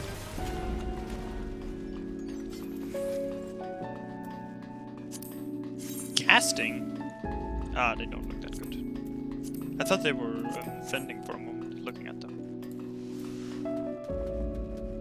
I'm sorry, healer. I'm sorry. I'll be fast. I'm sorry. Ooh.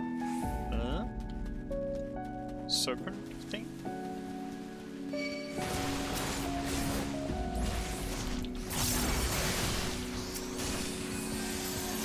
Oh, they'll attack.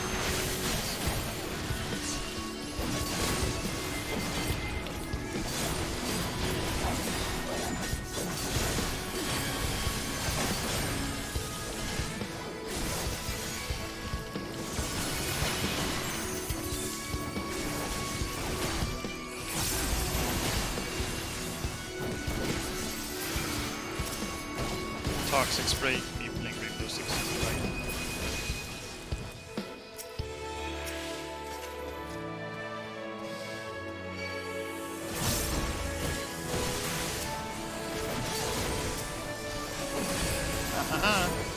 You're supposed to look at me.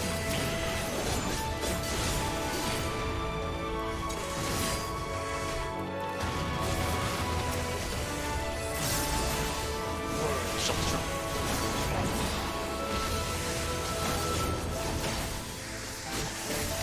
Sorry, I saw the tremble on it and I just had to. I just got the feeling.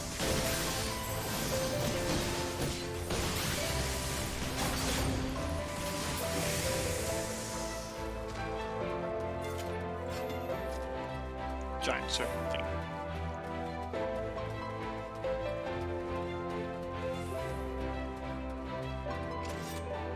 Oi, you fuckwits. I don't think I like that. Let's keep it moving. There's a lot of things buried up ahead.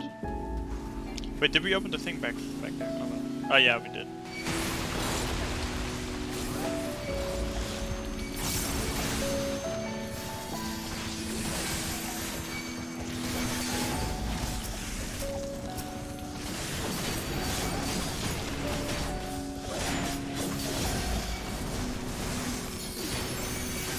Oh great, debuffs.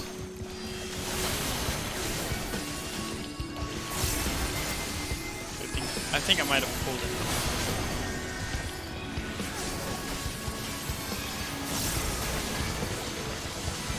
Oh, Trembler, not Tremor.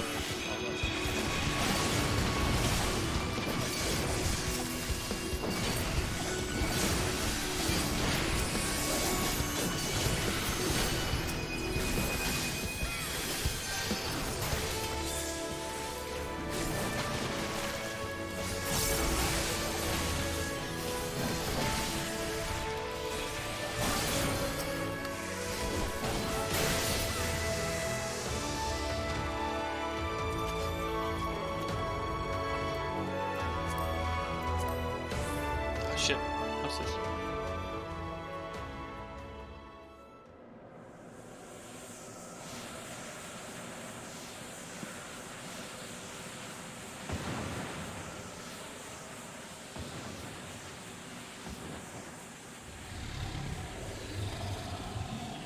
sand flag?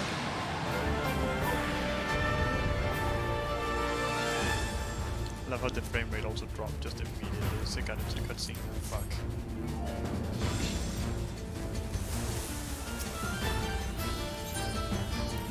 Miss Dragon, sorry.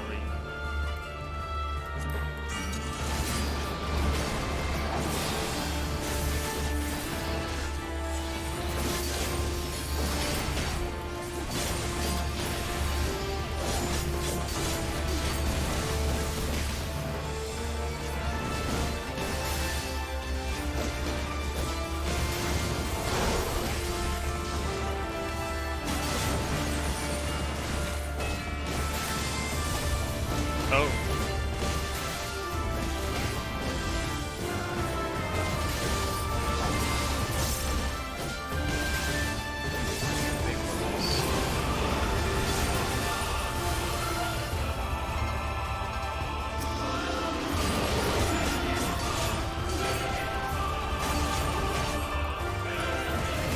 Oh shit.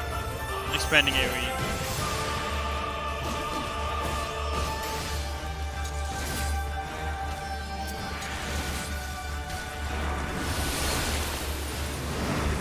Ah, so I shouldn't be attacking it. Fuck.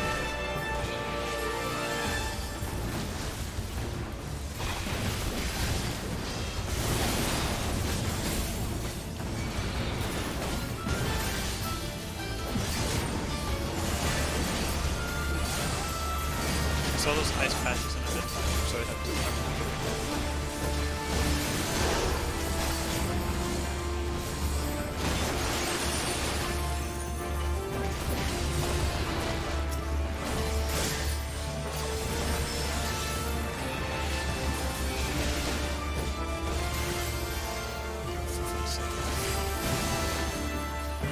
I do not know how to turn this thing.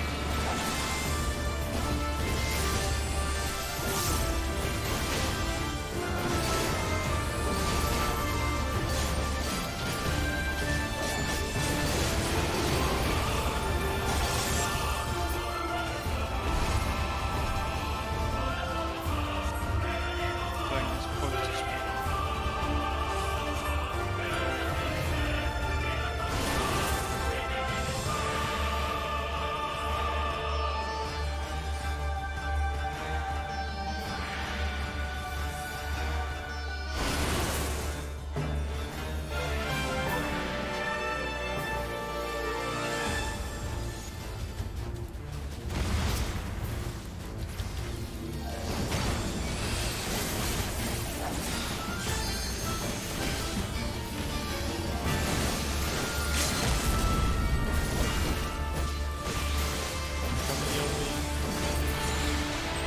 Nice.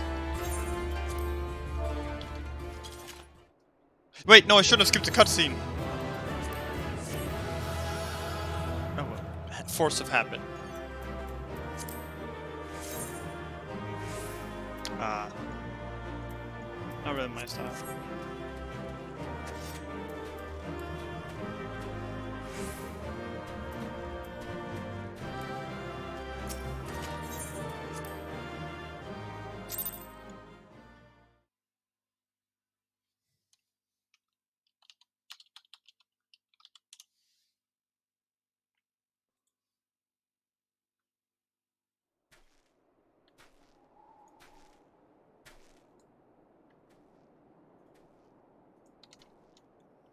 Ah, there you are.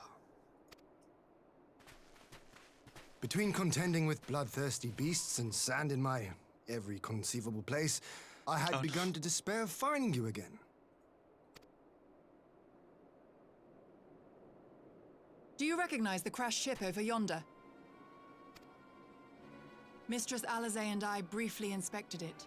It is the vessel that bore Master Alphinaud away. It's already covered in sand.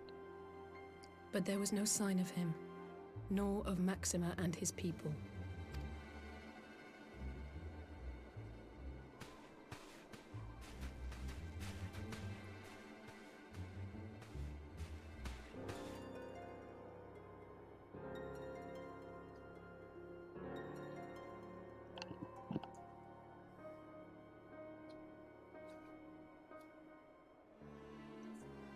War Machina. It would seem they were involved in a struggle.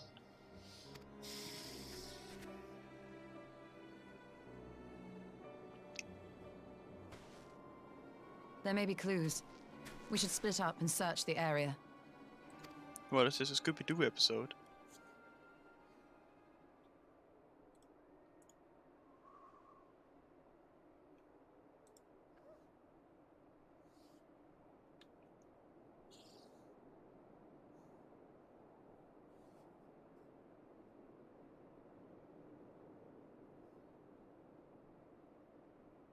These were no ordinary soldiers. Over here!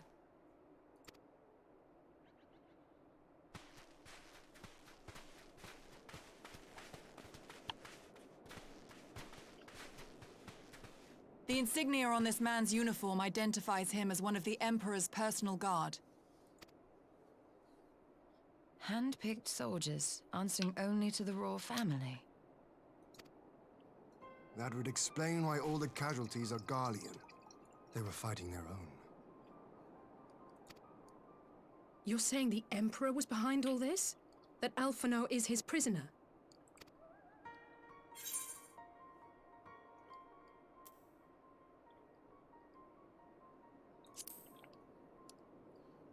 We don't know that yet. Aye, we must not jump to conclusions. Besides, Alphinaud is more than capable of looking after himself, is he not?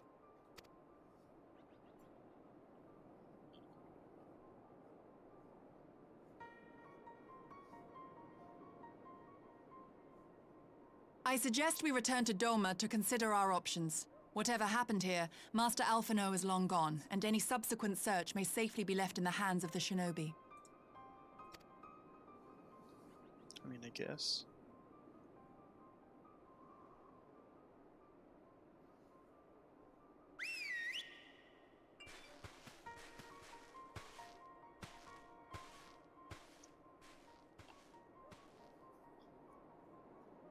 Where in the world are you, brother? If you die on me, I will never let you hear the end of it.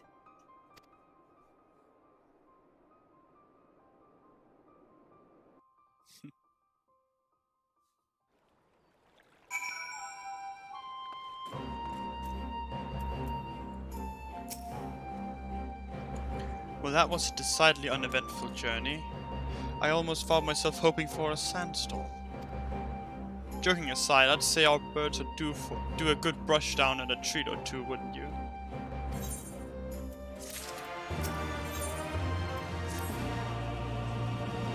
I had hoped to steal a moment's rest after our little outing, but it would seem duty calls. A foreign emissary arrived in my absence. Do not let us keep you then. Actually, I was wondering if you might join me. I cannot think of a guest who could fail to be impressed by the presence of the Scions. At least, none I should be happy to receive. Of course, if you think it will be useful. Thank you. Let us return to the manor then. To my manor then. Ba-da-da.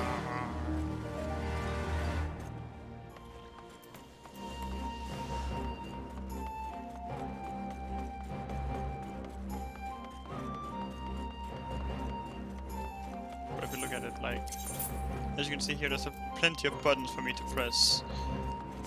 But if I switch to like Dark Knight here, this is my combo, and I'll fill up this gauge here, right? I have some OG CDs of golden cooldowns. I have my jump, my kick.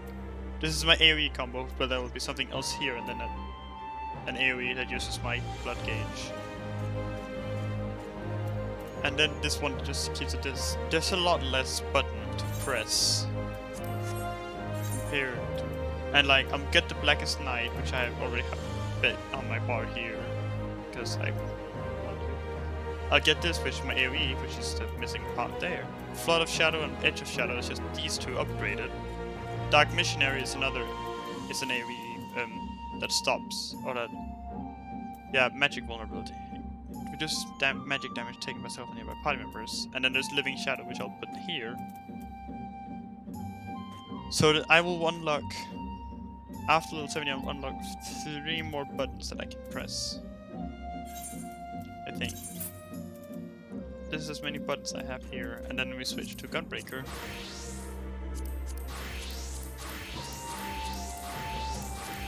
You see how it's completely filled? Not there's anything wrong with it. I like Gunbreaker. I like pressing buttons, but it's also nice to have a little bit more of a simple rotation sometimes.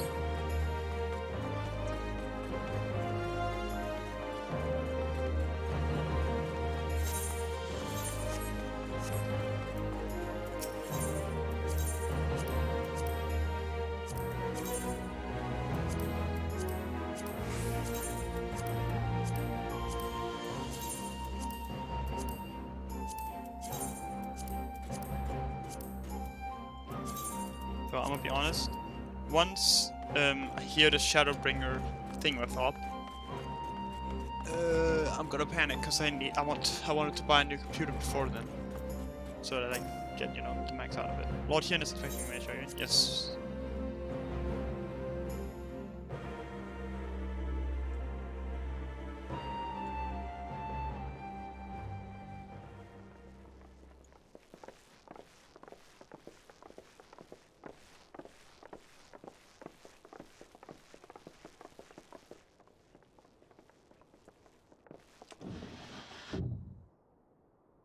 Oh, hi, Mark. Lise, what brings you here? Oh, Alliance business. We have a request for Doma. Well, Hien. But that can wait. They told me you were out searching for Alphino. Did you manage to pick up his trail? Oh, well, yes. But also no.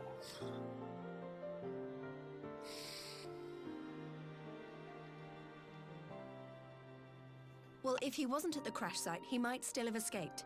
We have to keep searching. And we will. Alphino embarked on this journey as an emissary of Doma, and I hold myself responsible for his safe return. I will have our shinobi in the provinces search for him as a matter of urgency. Yes. Chin up, Alize. You'll get to admonish your brother for his recklessness yet.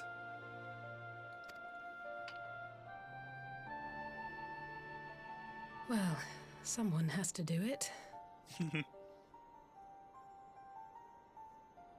I'm sure he's going to be fine. There is one thing I'm not sure about, though. You said it was the Emperor's personal guard that attacked Alphino's airship. But the Popularis would never have been able to arrange the prisoner exchange without Varys' blessing. So why would he sabotage his own mission? They may not have been acting on Varys' orders. The guard answer not only to him, but to his family, the Crown Prince included. When Yotsuyu summoned Tsukuyomi, Asahi was quick to proclaim that a dormant citizen had violated the terms of our agreement, that the negotiations had failed. And it is this version of events that is now being repeated across Garlemald. To hear the tale, one would think the prisoner exchange never took place. Plainly, someone is manipulating matters from the shadows. Most likely Xenos, or whoever it is that wears his face.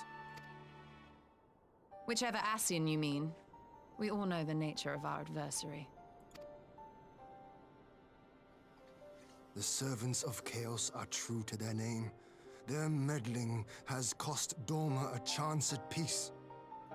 Whoever it was that loosed his personal guard, the Emperor cannot be ignorant of these developments. We must proceed on the assumption that our treaty is indeed in tatters.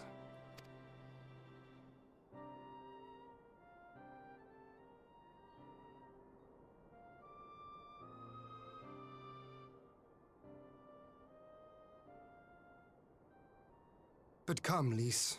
You have journeyed far. Let me hear your petition. Right. So the big news is that Alamigo has agreed to join the Eorzean Alliance. To make it official and discuss where we all go from here, the leaders of the 5 nations are planning to hold a meeting and we were hoping you might come too. We've already seen what we can achieve when we work together, and the Alliance hopes to work even more closely in future. They think it's our best hope of keeping the Garleans in check, and I agree.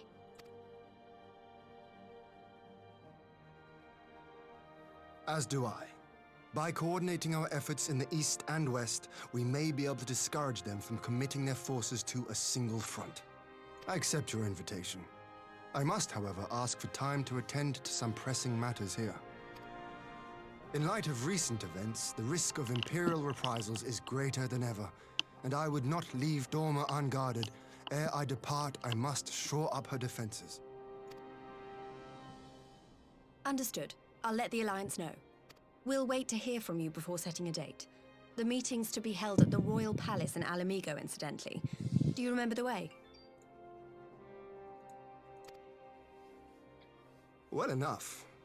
Please assure my hosts that I will not keep them waiting any longer than I have to. Consider it done. And thank you for agreeing to come. If we all put our heads together, we're sure to find the best way forward. For everyone.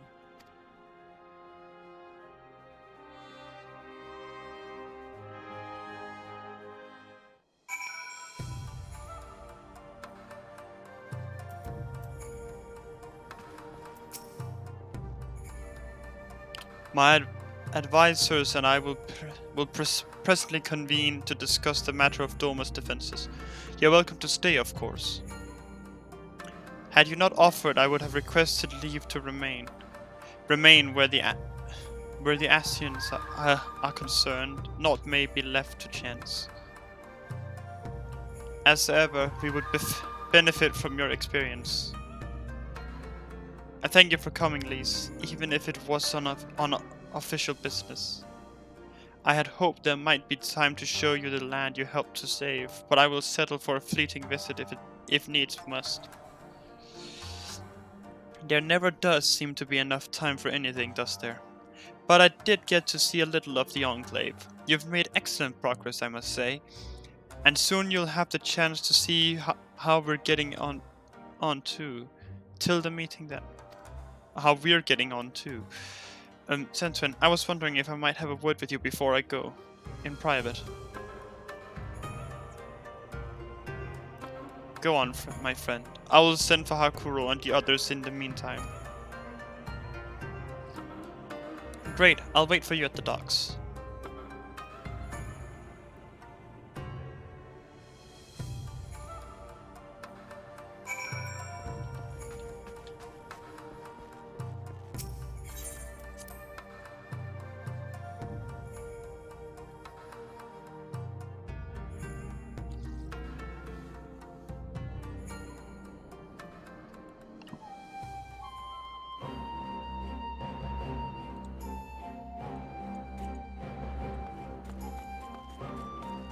That was a lot of people on top of each other, Jesus Christ. They're probably in a park. No wait, she was there before. Oh, weird. A lot of people together.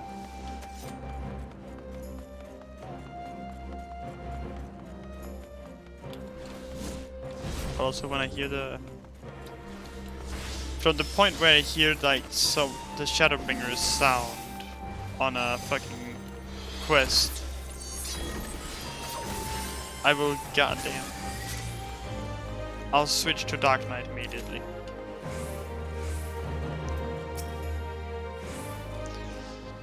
Sorry, I just had to put on protection.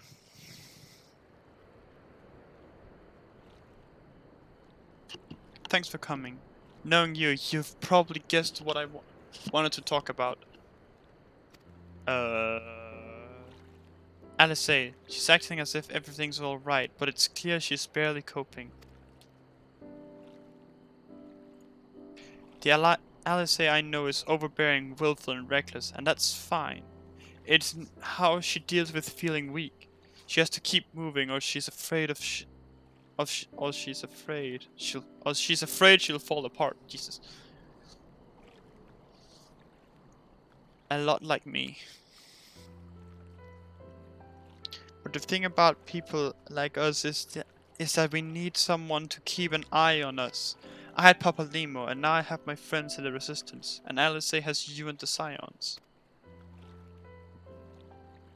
before you start, I'm not saying you're neglecting her. I'm sure you aren't, and I'm sure you won't. But she's a good friend, and when I see her like this, I can't help worrying. So please make sure you give her all the support she needs, alright?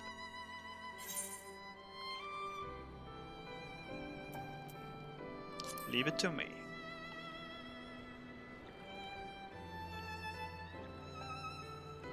Thank you, Centron. It goes without saying, but if there's anything I can do, you only need to ask. Well, I'd best be off. See you in Alamigo.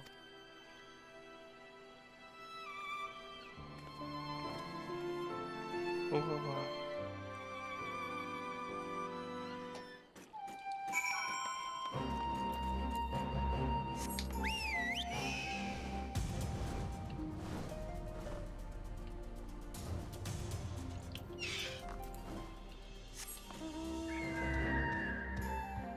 I need something that's just flat. Oh god, my voice.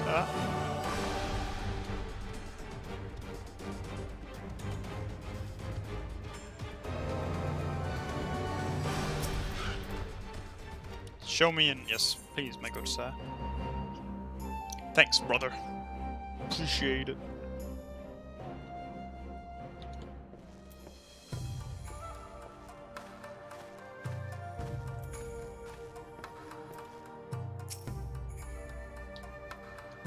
Ah, there you are, my friend. Everyone has assembled, so let us begin.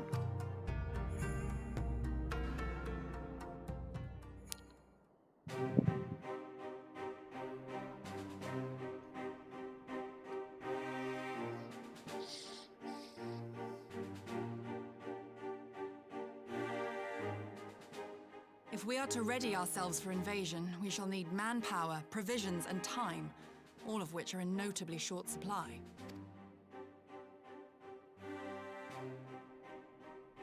What about Candid as your ever, Yugiri, and correct, I concede. Fortunately, I have an idea. 'Tis plain no single nation can stand against the might of the Empire. And it was only with the aid of others that Dorma succeeded in winning her freedom. So, I mean to take a leaf out of our Eorzean friends' book and form an alliance of our own.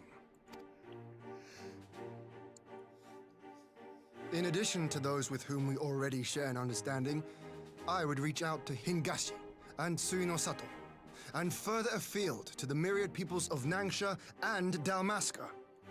I am under no illusion. Not all will answer the call. Yet disparate though we may be, we are united in our desire for freedom. If our neighbors could be made to see what is at stake, Ascian machinations and all, cooperation need not be so far-fetched a notion. Indeed. It may even seem practical. Under the guidance of our former leader, Master Louisoix, we once strove to unite the fractious city-states of Eorzea. I dare say that experience shall be of use in your endeavor. We should be glad of your wisdom. For the record, I would have been in favor of this plan even if it hadn't been my grandfather's, but I have to ask, how will we secure the time to carry it out?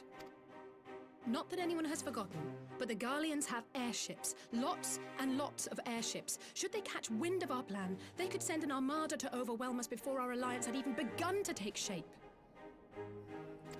Not if we deny them access to the skies. During our time in the Burn, the Warrior of Light and I chanced upon some Allagan ruins. Oh?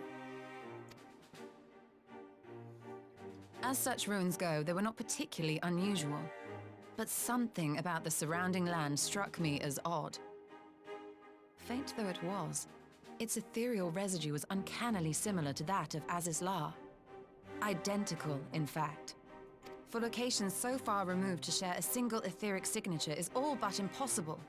I conclude, therefore, that the Allagans created the floating continent with land taken from the Burn. Oh no. While that is a most intriguing theory, I fail to see what relevance it has to Dorma's defense. We can move Aziz La. Aziz La was enclosed in a powerful energy barrier. impenetrable even to an Agrius-class battleship. It occurred to me that those ruins may have enjoyed similar protection. I have no proof, but the Warrior of Light did report seeing a structure resembling other known Allagan field generators.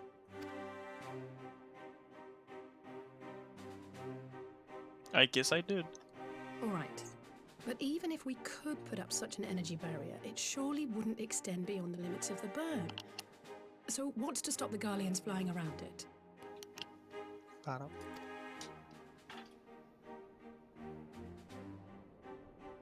Fuel. The Dalmascan capital, Rabanasta, was a key Imperial refueling point in the east. By laying waste to it as a lesson to the rest, the Empire greatly hindered its own operations in the region. If an Imperial fleet were to advance upon Doma, it would now have little choice but to travel, as the crow flies, over the burn. I see. A word Aha. of caution. Even assuming the generator still functions, raising a barrier of such a scale will require a prodigious amount of energy. And few places are so bereft of suitable crystals as the burn.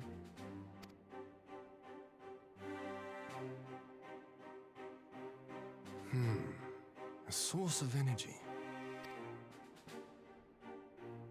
Tell me, did the Allagans make a habit of launching things into the sky? A curious question. Besides Aziz's La, I know of only one other notable instance. The Red Moon Dalamud, whose fall triggered the calamity. Just the 2 occasions, you say? Then I believe I may have a solution to our energy problem. You do? I may. To find out for sure, we would need to visit the Azim Steppe. Which would, I now see, that face. present the perfect opportunity to discuss an alliance with the Zayla tribes. How very neat. What say you then? Shall we see whither this road leads? Yes.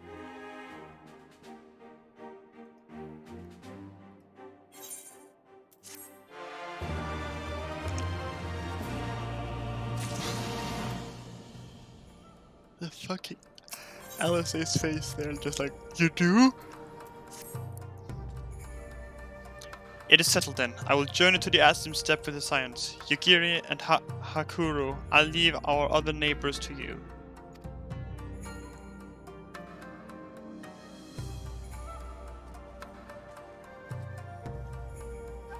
My apologies, but I won't be joining you. I am no aetherologist, and what skills I do possess are unlikely to be of any great use to the mission. More importantly, it seems to me that the ruins in the burn warrant attention. And so, while you're away securing an energy source, I will engage our friends at Garland Ironworks to undertake a complete overhaul of the field generators. We'll need them in good working order if our plan is to succeed. I trust there are no objections.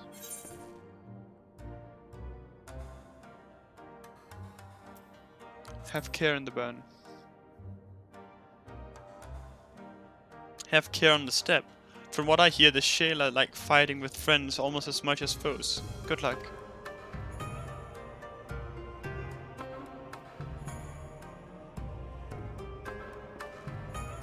Just the 3 of us then.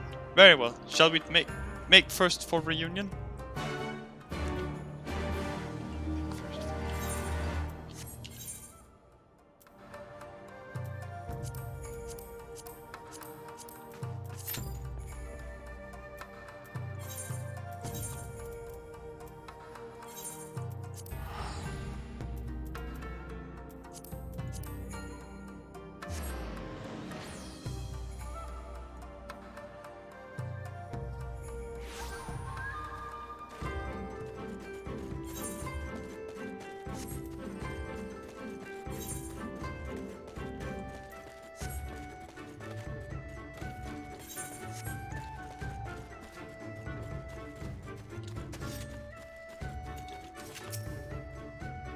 So this is the Asim step. Details do not do justice.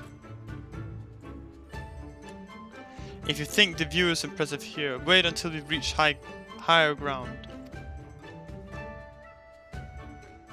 Actually, seeing as it is your first visit, permit me to show you my favorite spot. My favorite spot. Spot.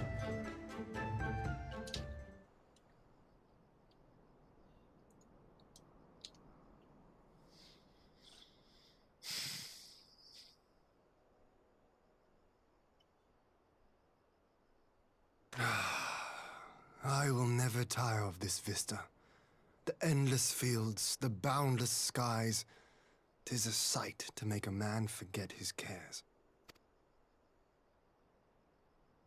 Not his purpose, I trust.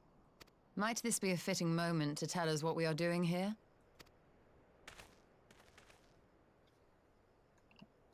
Of course. During my time with the Mole, I learned some few myths of this land. One goes thus. In the distant past, when all seemed doomed, a wayfaring soul came unto the steppe. Venturing into the northern crag, he received of Nama a sliver of her essence, a shard of the shining moon, and with it clove the tainted land from the earth. The end thus averted, to these fields did the wayfaring soul return. Alright, there we go. So we'll continue the other one then.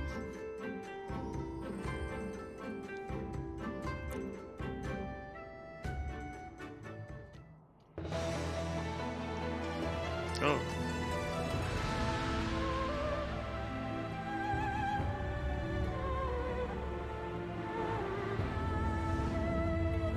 I knew it would. As soon as we got into a cutscene, boom, it was gonna trigger. I fucking knew it.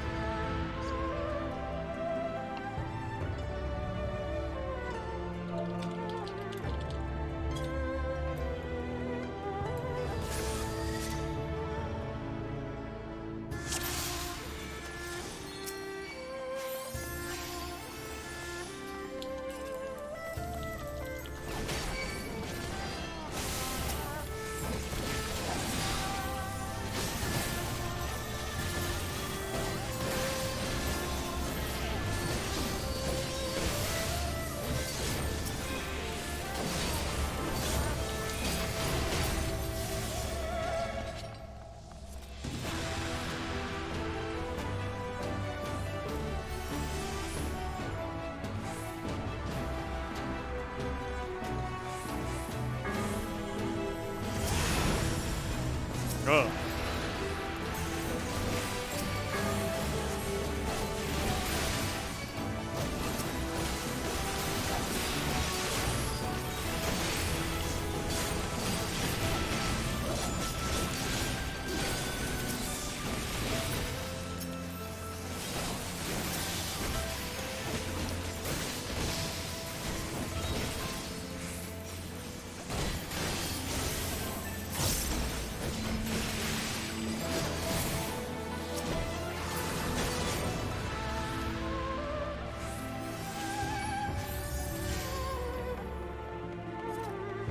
Activate the heart of the dragon.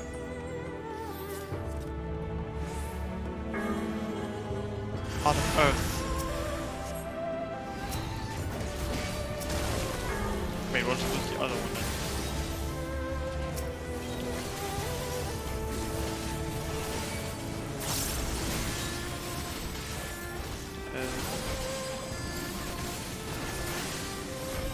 Torrent.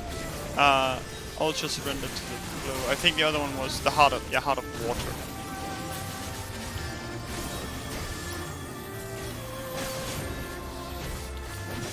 Ah yes, the chat box.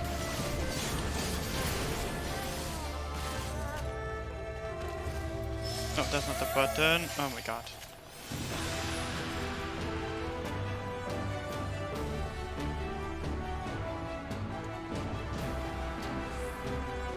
Heart of Wind. Wow. Yes, this is my Final Fantasy. This is definitely the Final Fantasy I will ever have.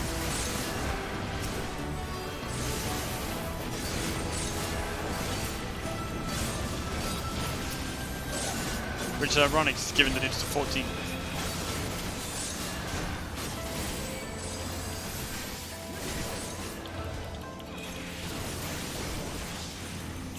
I have no idea what just happened on screen, honestly.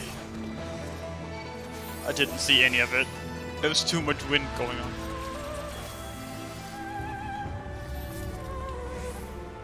Ah, so then you go around all of them. Ah, what the fuck? Tengu.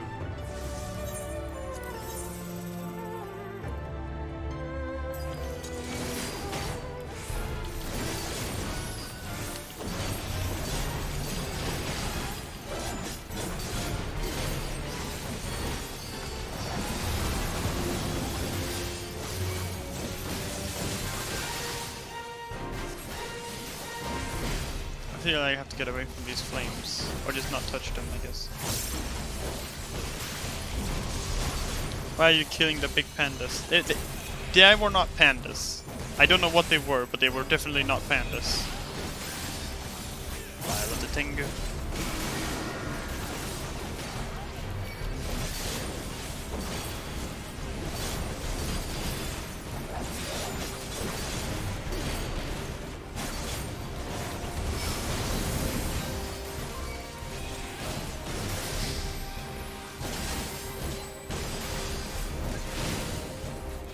They look like poo. I mean, I guess they look like big people, but I don't.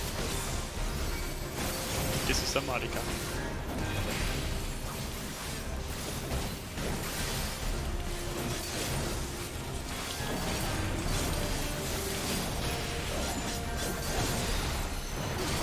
And like you're not wrong there. They could. I can see why you would do that. Yeah, it makes sense.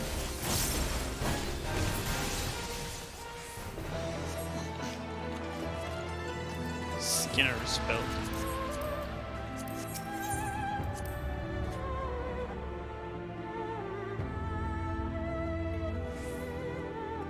Ooh. You know, looking at it, I kind of see what you mean. Oh, fuck. Oh, shit. Ah, I see how to do this.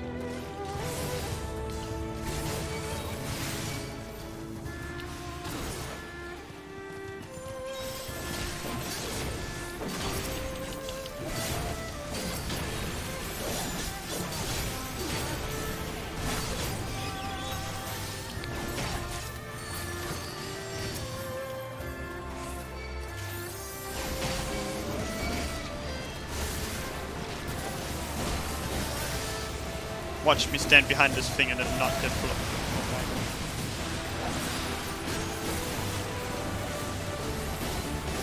The music is so epic. Jesus. Relax, this is a side quest.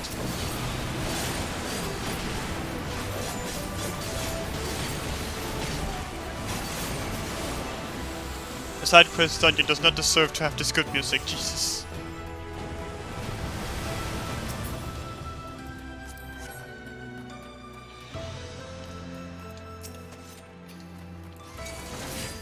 I was about to walk head first into that without looking. Good thing I didn't.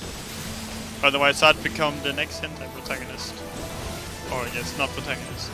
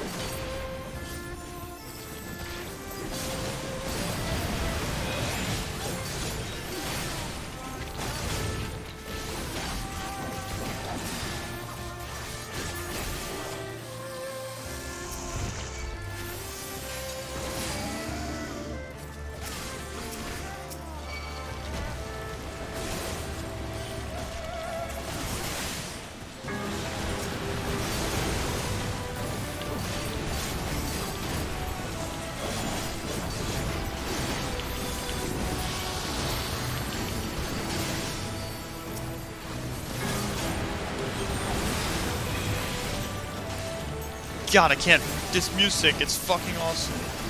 I love it.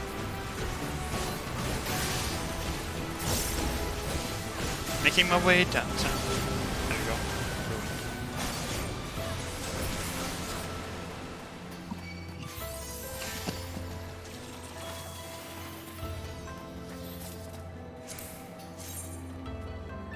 Yeah, there was an earring. Yeah, thanks.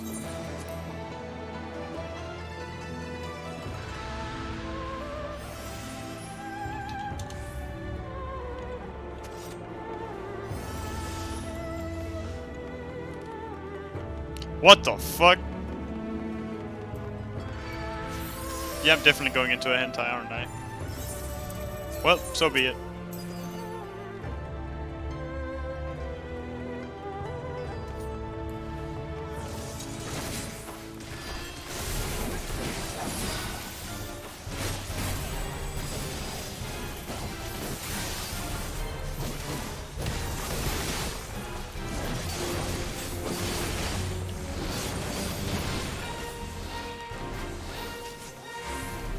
Oh no!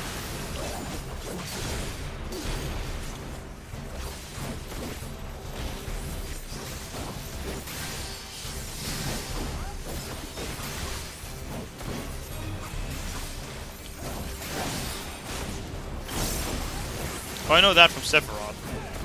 Or something like that from Sephiroth.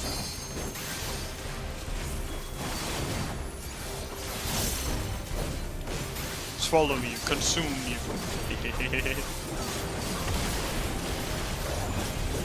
This feels like Sephiroth.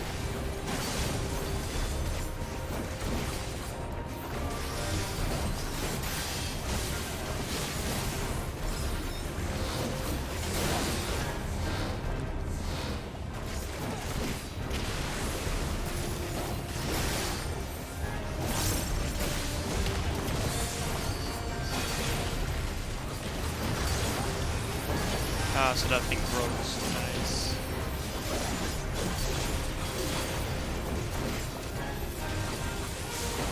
I'm assuming we have to defeat it before that stuff in the middle grows too big. Yeah. Stop growing, goddammit! Thank you. Oh, just. Skinner's visor, full lancer, dragoon. Doesn't look half bad, just not. I don't want it. Ah! Surrender to the Tempest.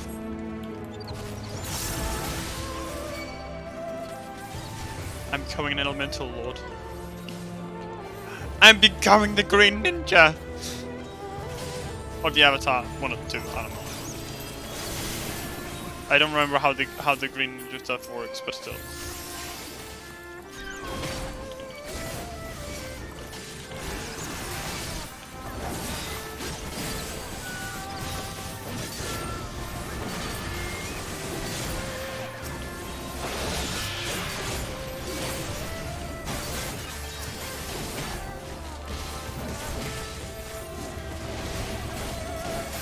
But I think I know which Allspice comes after this. I think it's Seiryu.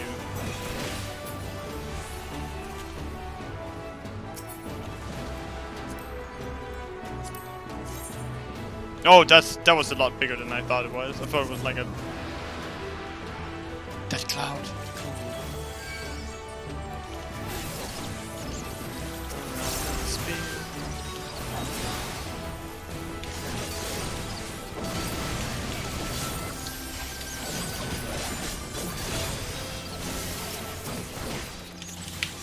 Spam buttons! It'll work.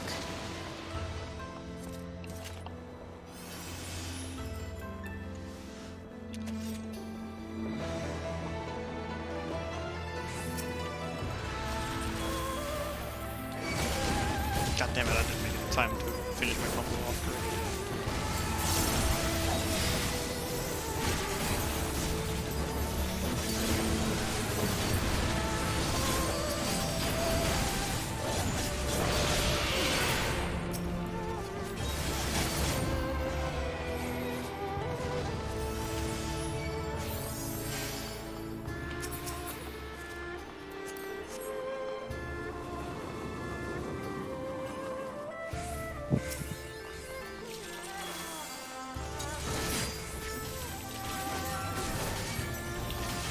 till sea swallows all.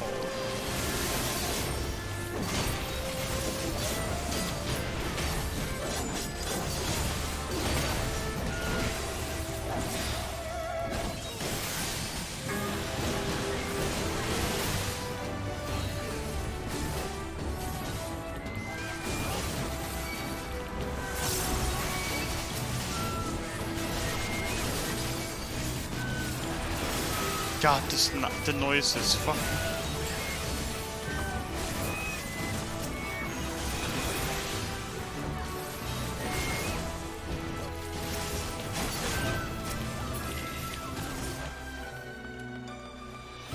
And what are we fighting? Arrive at Serenity. Oh my god, it's Wukong.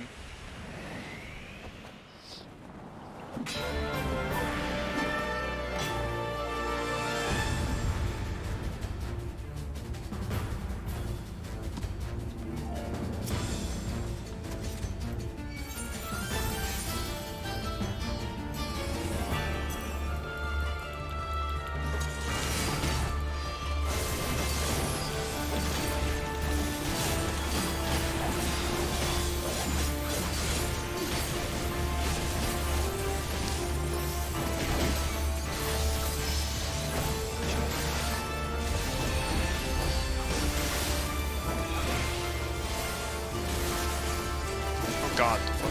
Oh, shit.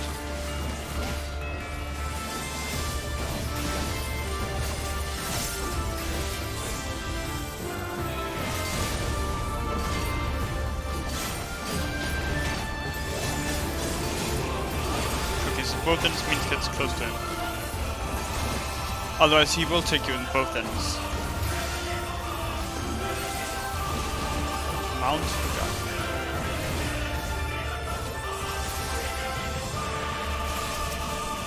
Monkey magics. It is just Wukong, isn't it? It's fucking Wukong.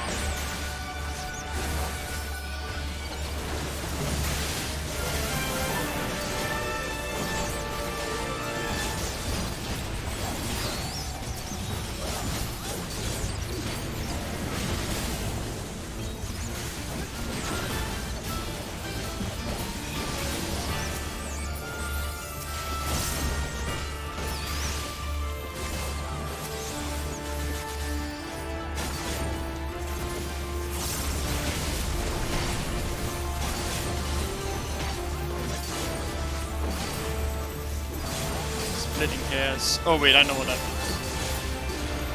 That means he's gonna... Yes, he's gonna make a twin! Wait, they're both casting both ends. Ah, so it's a trap kind of thing.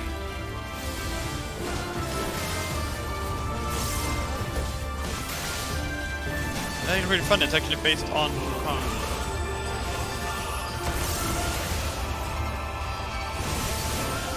For those who don't know, in lore, Wukong is basically triple immortal and cannot die. But also, he can make a clone of himself from a single strand of hair. Which is why it had, you know, split hair at the time, I think, I'm assuming. The short end. That was very nice.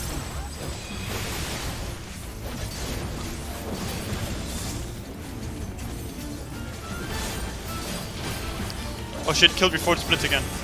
Nice.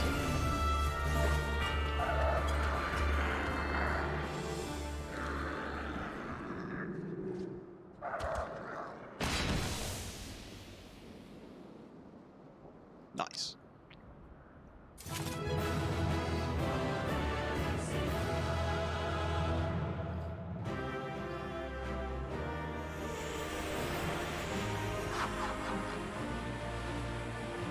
Oh, he's still alive.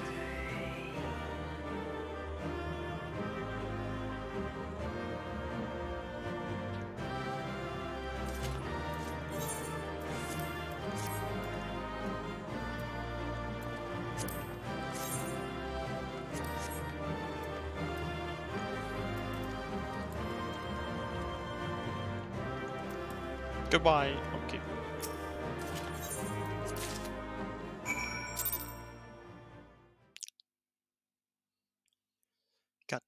recommendations. Let's go.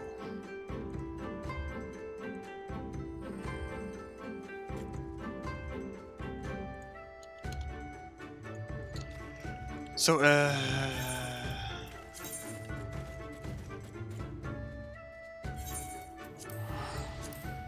I will be right back for the main story, but I gotta do something.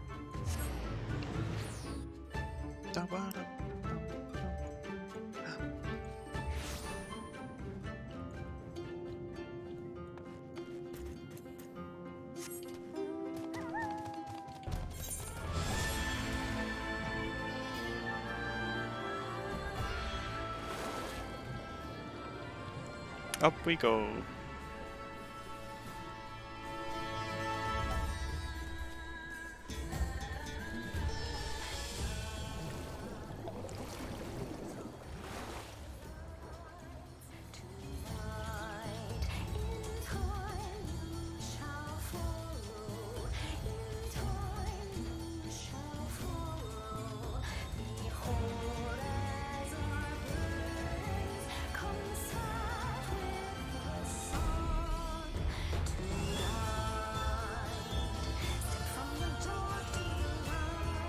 Alright, here we go.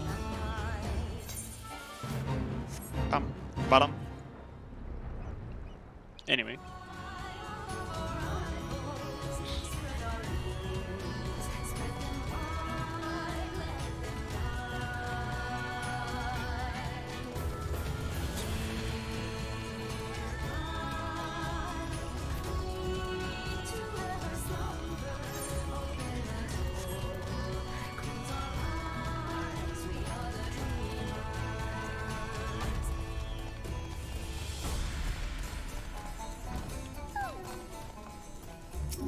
Hello, 40. Send me in, boy. Alright, here we go.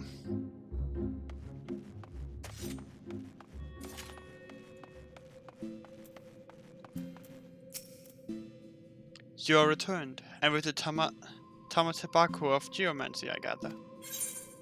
Yes. There you go. Totaro changed clothes. Very good, very good. Of course, there was no need to fear for the well-being of the warrior who faced my brother Byakko and lived. Let us brook no further delay and make ready for this next stage of Soroban's training. Listen well, everyone, for the magics we are about to unleash are ancient and terrifying. It is exceedingly dangerous, especially for Soroban. I wish you would stop saying that. Be at ease, Soroban. Byakko will devote his energies to maintaining the wards of Onkoryo's prison while we are occupied. Should you be indisposed for a time, we will manage. And I've been secretly practicing my arcanum in preparation for a time like this. So don't worry, no matter what happens, we'll be ready. After all, we've each got to do our part if we're going to claim the fabulous riches. I mean, if we're going to save the Ruby Sea from certain doom. Her enthusiasm notwithstanding, I expect we will need to turn to you should this training go awry. Take a moment to see to your equipment and let me know when you're ready to begin. Already. Everything is in order? Let us begin.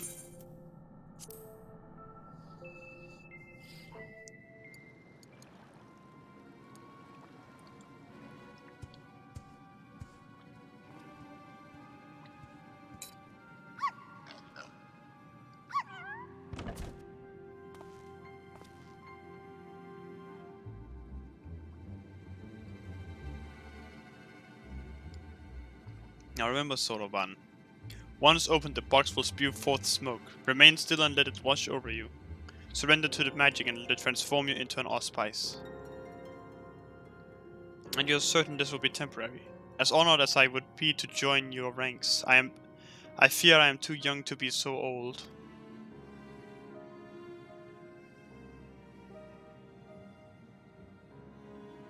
Come, you lot. Let us retreat to a safer distance.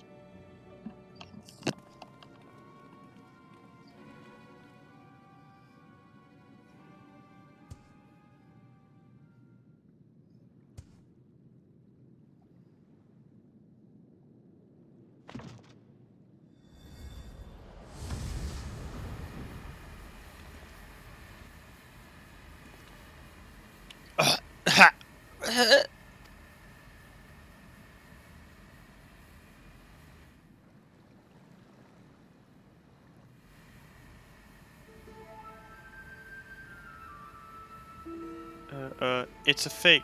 I knew it.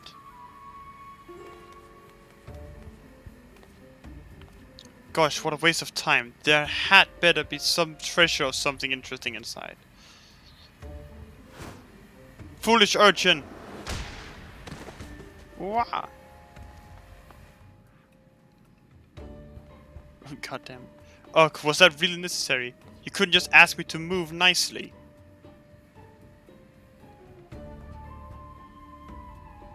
What? What's that look for? Is there something on my face?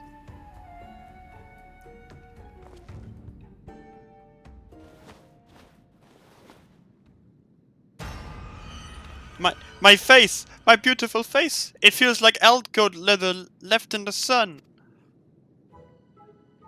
Get a hold of yourself, child. You have been aged, nothing more.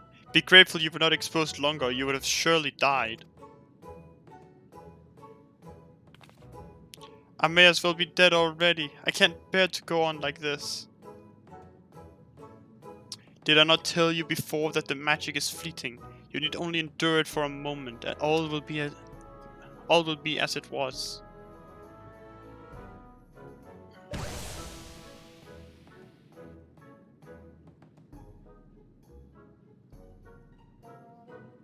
I hate her. She's great, but I hate her. Sometimes, at least. Bah, so preoccupied with the urge I have been that I completely forgot about Soroban. I hope he has not been overexposed to the magic. If he has been aged to excess, his Aramitama may already be.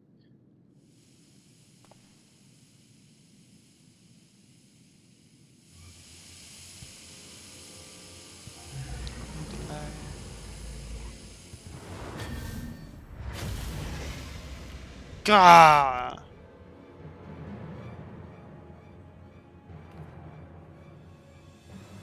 Well, that answers that. That answers that. On your guard. I'm afraid he means to kill us all. He bathed in the Tamatabako's magic for far longer than the urchin, and so I expect he will not return to normal so quickly. In fact, I dare say he will retain this form long enough to destroy the temple if we do not subdue him.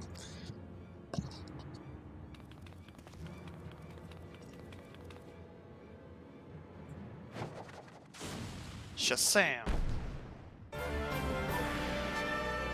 With me, Centurion, urchin.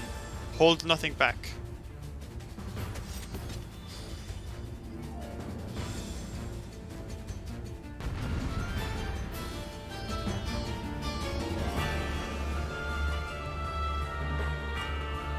Goddamn. Battle of the Giants.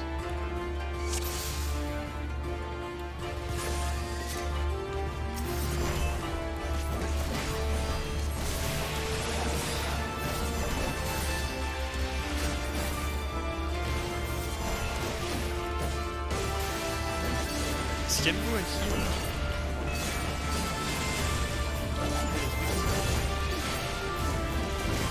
Eddie.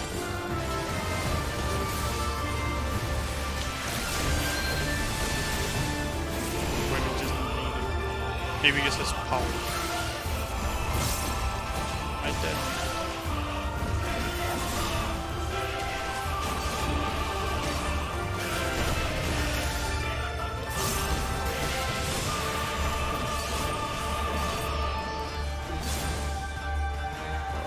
Why are you running so much, Tatar? Jesus. Great flood.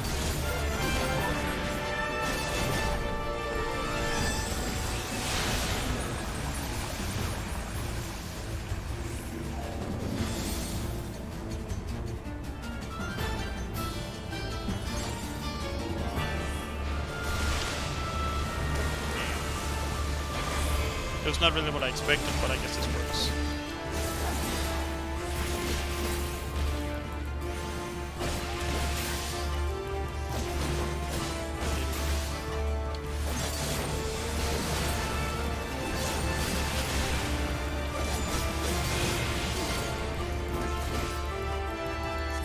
bubbles? What are these bubbles? What is bubble thingies just a little help center? What do you want me to kill them?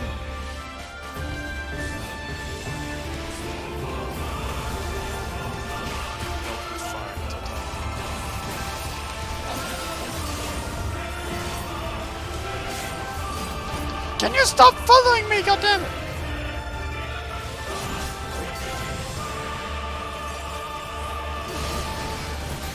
How incompetent.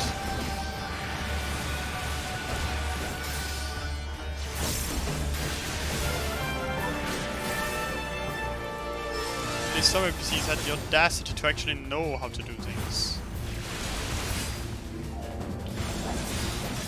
Sorry. That.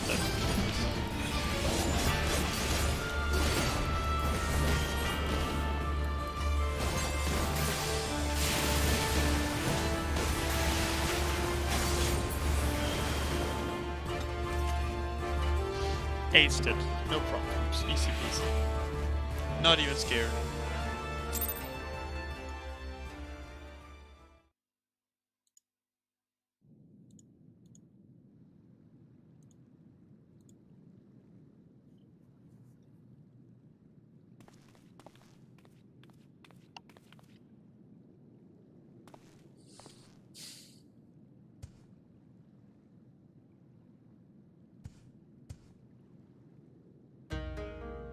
What happened? Why do you all look so exhausted?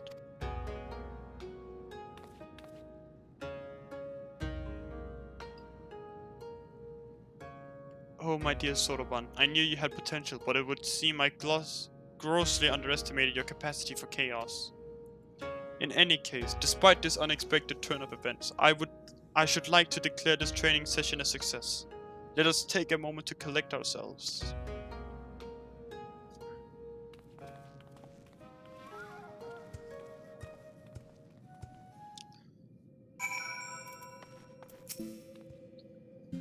Truth be told, this comes as a relief, though Soroban's present strength pales in comparison to that of Byakko and myself. We now know for certain that his potential is extraordinary. I struggle to believe I could ever wield such power. All who are strong were once weak, Soroban. I am no exception. Until I met Tenzin, I was no more than a floundering turtle you see. No more than the floundering turtle you see before you. You never did tell us how you fell in with him. Ah well, if you wish to know the details.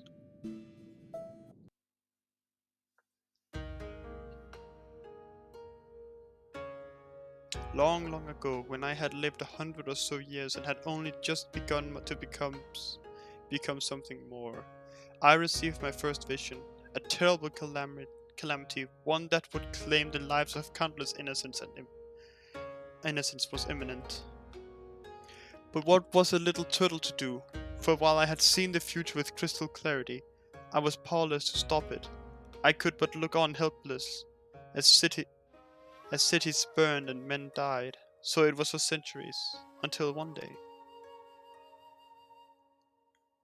After 500 years, I had grown stronger and more reckless. I believed I could make a difference, so when I foresaw a landslide that would bury a nearby village, I ventured forth to warn the people. Alas, while they were quick to discern I was no common animal, they could make no sense of my panicked flailing. To them I was a queer dancing turtle, a source of considerable amusement, for I knew not the words of men, and so my warnings fell on deaf ears. It would be no different, yet again they would die. The people turned and walked away, bored with the fleeting amusement. With a heart fit to burst with sorrow and despair, I made to quit the village. Just then I heard a voice kind and gentle. Little one, you look troubled. Tell me what burdens you so. Though I knew he was addressing me, I doubted he would understand. Still, I told him of my vision, of the landslide. I knew would bury the village and everyone in it, and my vain attempts to warn them. Your kindness only surpassed by your bravery, little one. Fear not, I, Tenzin, and my comrade Byakko shall act in your stead.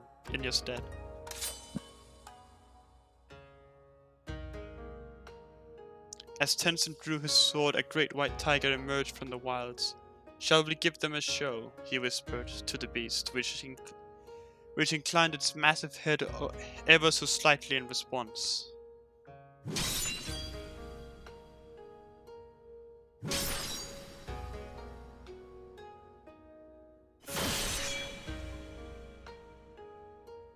They then ran into the center of the village and began to fight as if they were bitter enemies intent on killing one another, blade and fang flashing too fast for the eye to follow. The two broke apart for an instant, and Tenzin beloved, hearken to me. This white demon thirsts for blood of man. If you value your lives, flee this place. Seek shelter in the next village. Needless to say, the bewildered villagers gathered up whatever was at hand and ran screaming, too terrified to even look back. As the three of us watched them go, I heard the white demon mutter, "You know full well I have not once tasted man flesh." Oh fuck, no! Shit.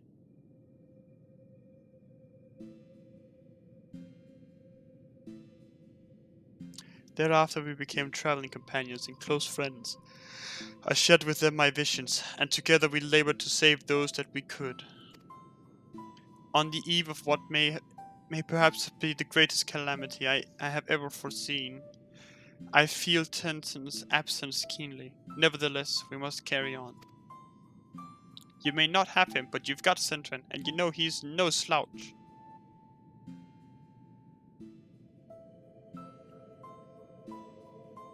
Oh ho, indeed I do. And for this blessing we are grateful beyond measure. Right then, Soroban, we must resume your training at once, ere we forget the lessons of your time as an Auspice. Yes, of course. Getting back to it, in that case, I should return to the mountains of paperwork in Kugane. I've been doing my best to ignore. Oh, and Soroban, I left the takoyaki with Kamaitachi for safekeeping. You're not to get any until you've earned it.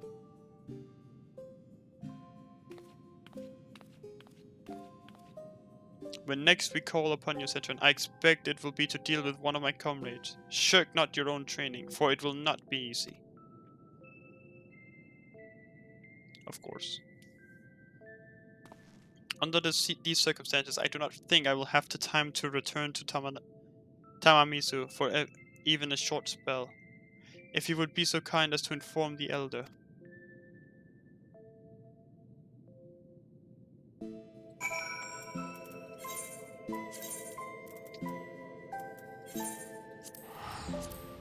Just teleport.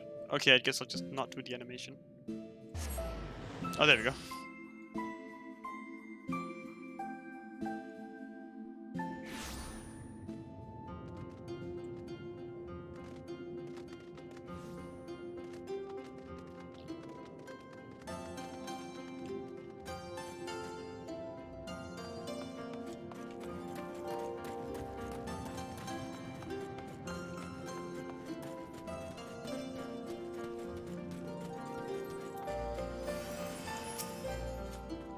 A pleasure, Sentren. Did you have the chance to visit with Soroban? How fares he with his training? Pretty alright, honestly. Extraordinary. He has always been diligent and hardworking, but even so, to think he is blessed with such incredible potential, I cannot help but wonder who else among us might be possessed of similar abilities. Yet I understand his trepidation. With great power comes great responsibility, as Uncle Ben once said. As I often said. We may need to keep a closer eye on him to ensure he does not succumb to fear and attempt to flee his training.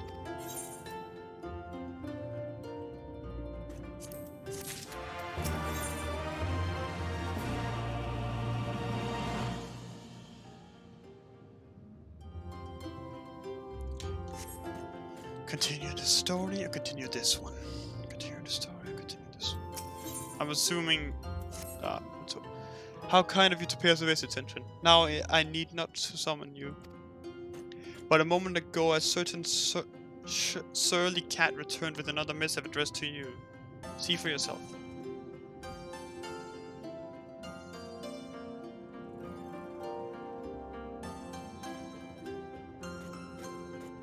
Brave adventurer who stood fast and quelled the raging Amitama of my comrade Byoko. The time has come for you to return to Raisin Temple. I presume the Auspice of Hellslit have need of you once more? If so, give my regards to them and dear Soroban.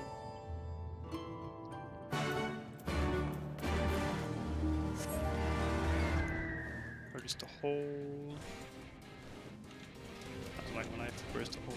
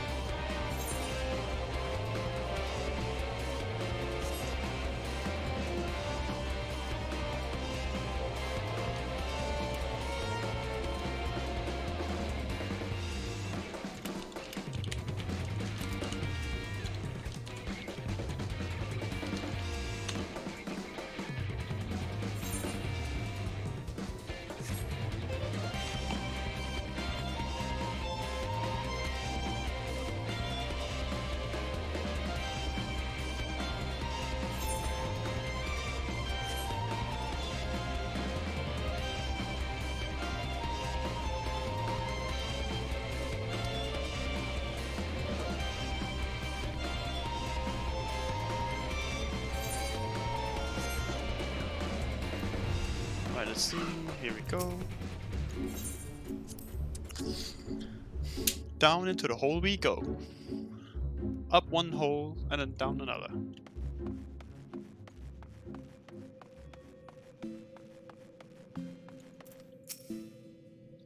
Well met, Central. Well met. But wait, where is the little urchin girl of whom I have grown so fond? It would be remiss of us to proceed without her, would it not? Why not summon her with that trinket of yours, your link pearl?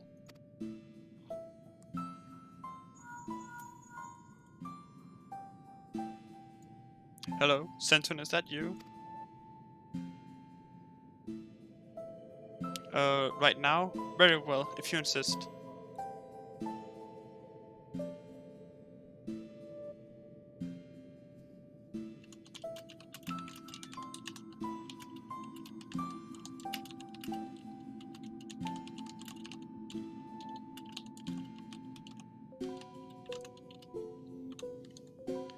What wondrous things these link pearls.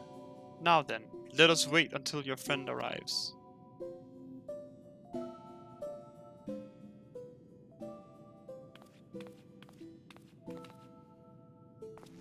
Centrin, Genbu. Ah, good of you to join us, little urchin girl.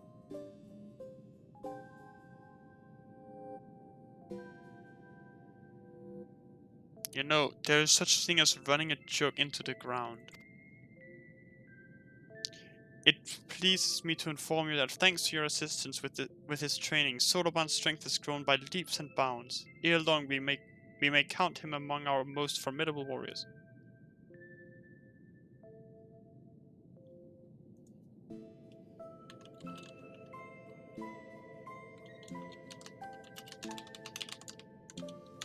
Ere long we may count it, yeah.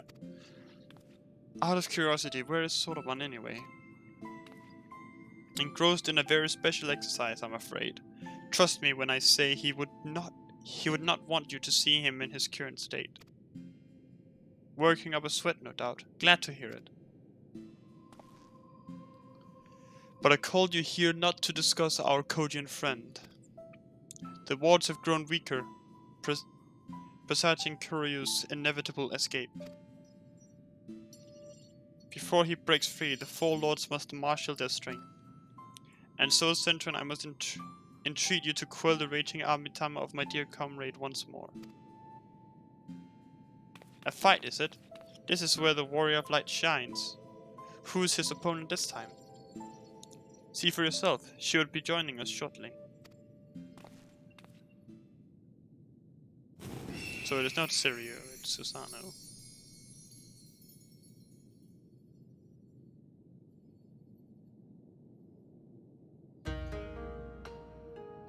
It has been too long, elder brother. Several hundred years by my reckoning. Am I to assume you have kept your silent vigil all this time, Susaku? Susaku, that's the name. Susano's the other one. Let us not speak of such things. You bade me come hither for another purpose. That I did.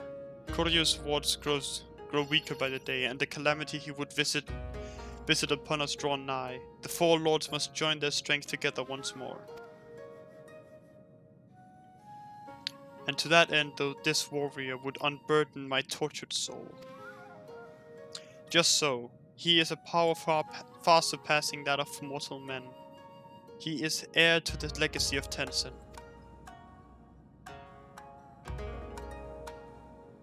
Brother, how dare you compare this creature to that shining paragon of virtue of kindness?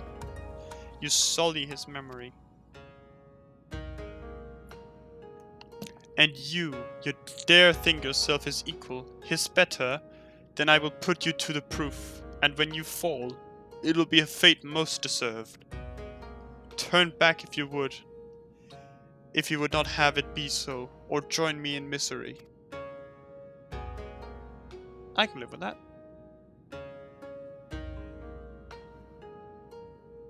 Compared to Byakko, she seems more angry.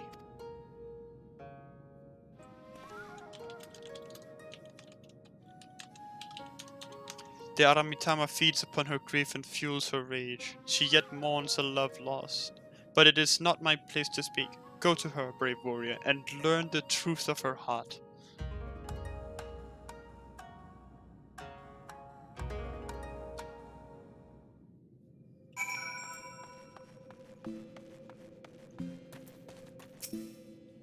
Hello there, big lady.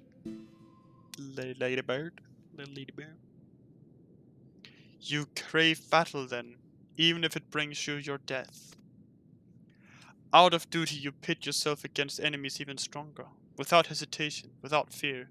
You muster your courage, and...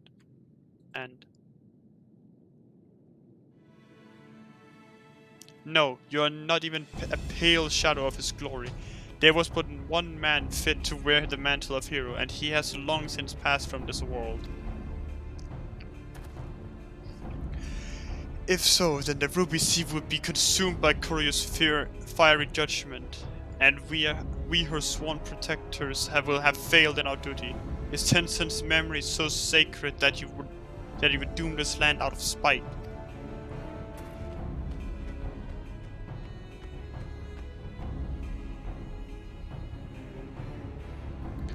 Oh, Byakko, do you not see before I called you brother, I was but a bird who loved a man. Perhaps that was all I was ever meant to be, for I can brook no replacement at my side or in my heart, not so easily as you.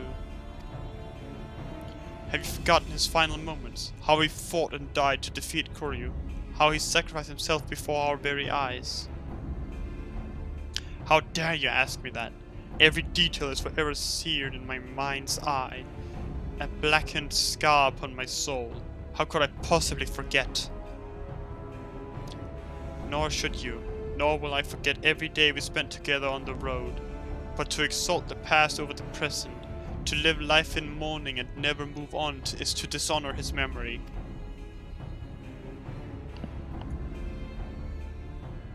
How dare you speak to me of dishonor, you who have opened our home to this pretender?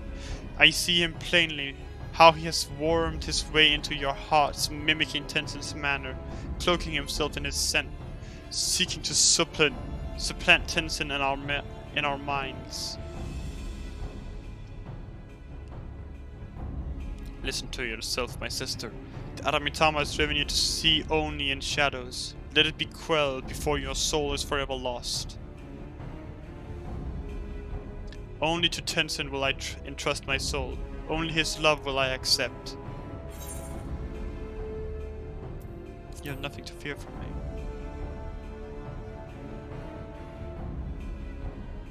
He said, oh Tenzin, very well, but I will brook no delay. I will await you in the depths, in my place of mourning. And when it is ended, I shall mourn you too.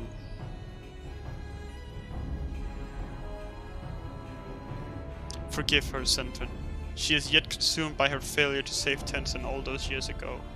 Her regret is as a festering wound. Your love she bore him gave her strength once. Alas, through it the Aramitama one has found purchase in her soul. It feeds on her grief and despair. 'Tis plain that your presence troubles her as well. She senses your blessing and it reminds her of him.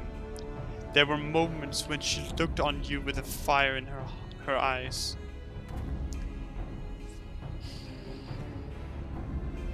When she gives herself to the Aramitama, she may surrender to her delusions as well. If so, do not be alarmed by what she says. Stand fast and free her from her torment. Leave it to me.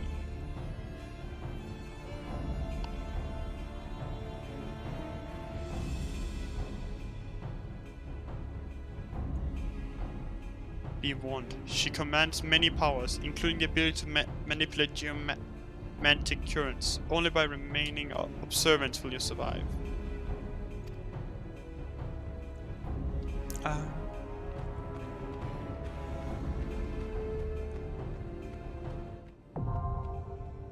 Hell's Keir, now accessible.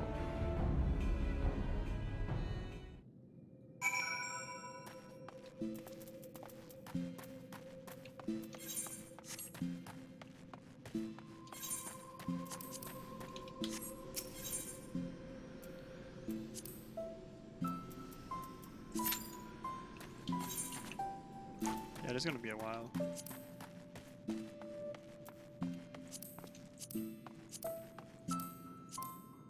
Still need to do these on extreme, goddamn.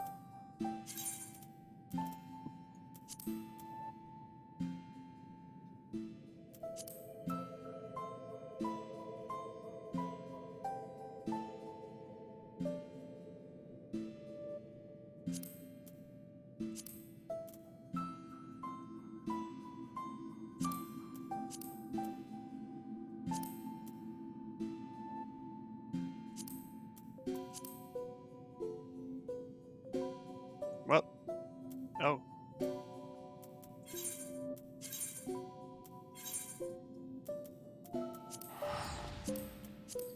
Let's see if this will work.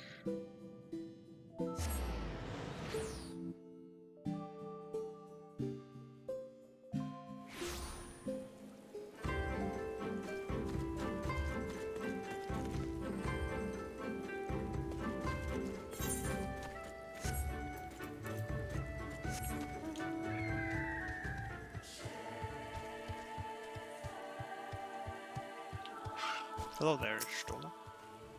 So this is the Asp step, yeah. Details do not do it justice. Yes, let's go to the higher ground. Actually, it's my favorite spot.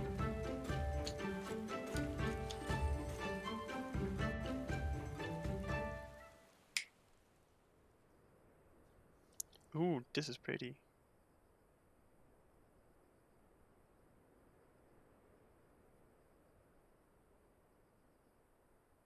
Watch the queue pop again immediately. I will never tire of this vista. The endless fields, the boundless skies. 'Tis a sight to make a man forget his cares. But not his purpose, I trust. Might this be a fitting moment to tell us what we are doing here?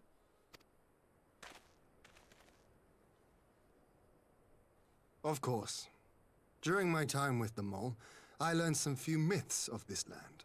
One goes thus. In the distant past, when all seemed doomed, a wayfaring soul came unto the steppe, Venturing into Bruh. the northern crag, he received of Nama a The exact sliver same of her time essence, as well. a shard of the shining moon, and with it clove the tainted land from the earth. The end thus averted.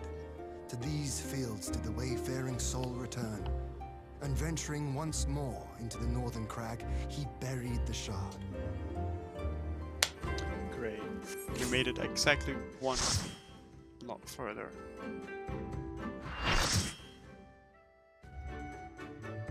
Wait, what?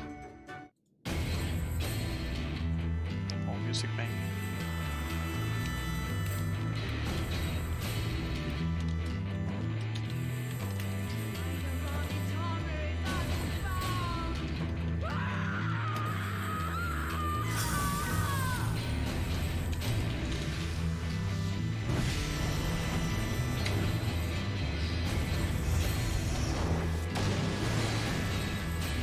Damn, she put on the best.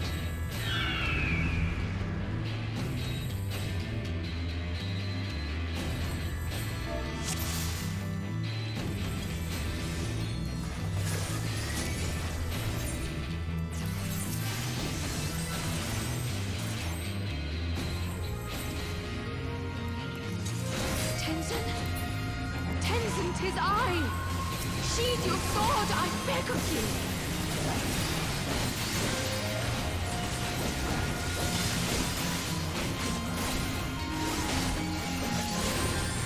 You gave me the strength to rise from the ashes!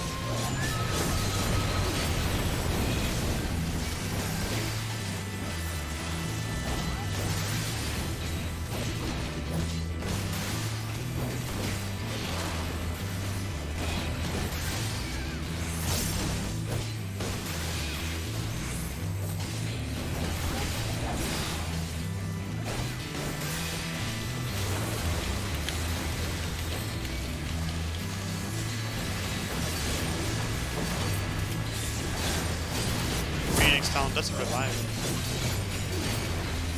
Yeah, okay, kill these. Oh, we should kill these. Let's lose one of them.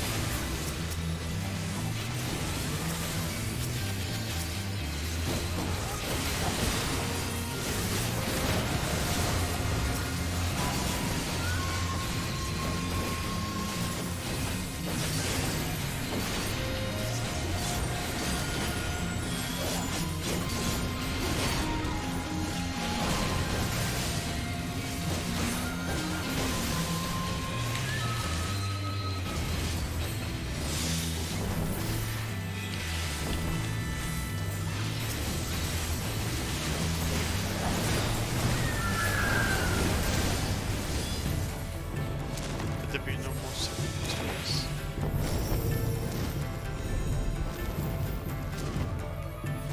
Oh right, I've seen this one. I could not bear to lose you again!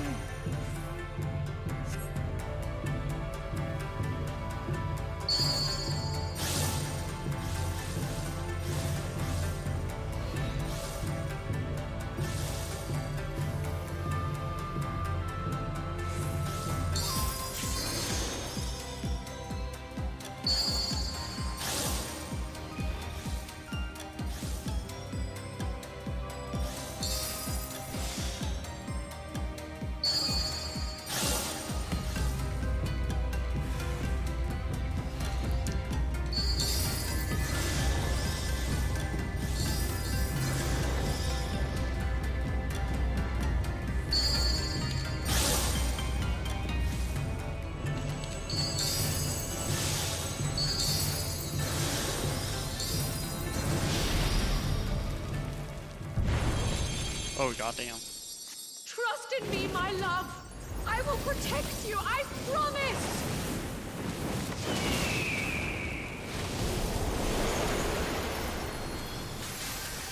Damn it, Please, Jill. my love, if only you'd listen.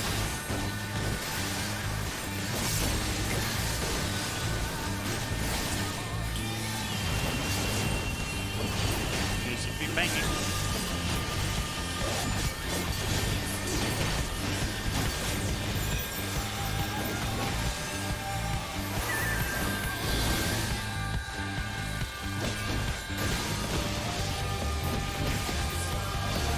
loves truth. Why do you do this?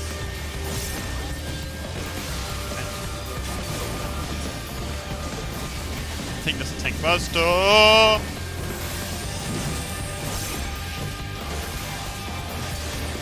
It was a tank buster. All I ever wanted was you and I to...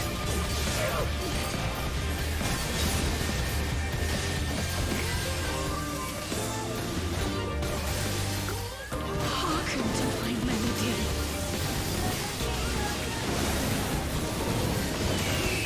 I don't think she's so right like that.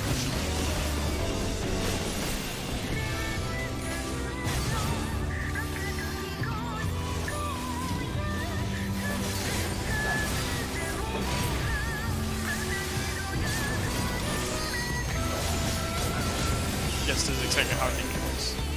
I saw some other people do this, or the extreme one. Watch, and that one's going to blow, what if the bird goes to that one? All I ever wanted was you and I to...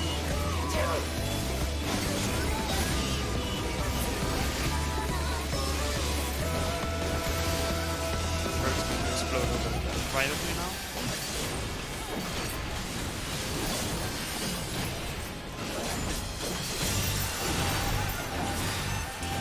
Remy, oh, they didn't, thank God.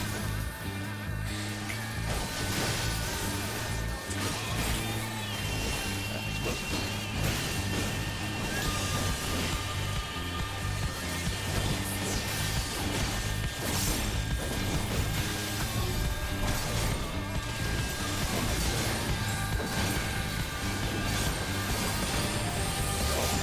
That was a tank, that was the flooring thing. Like flooring. Please! Maintain this instead.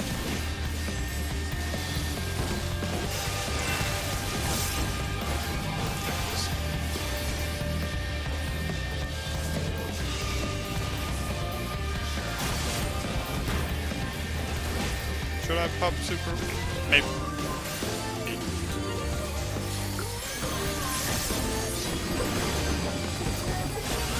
Fuck you, I have fuck. Ah! Holy fuck you, I have Super Bowl line.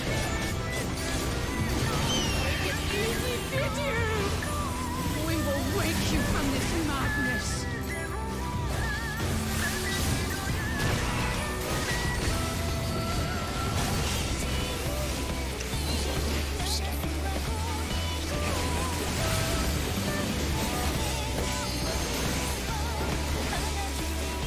Hearken to my melody.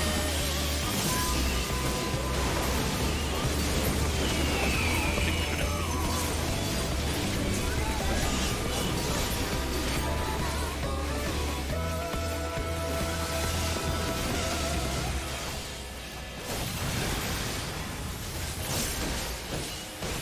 Oh, I see how this is gonna work. We're gonna have to move fast.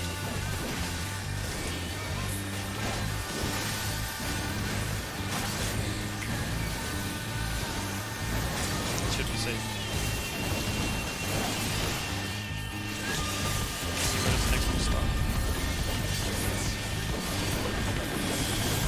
It ended something cool. Oh shit. Well, anyway.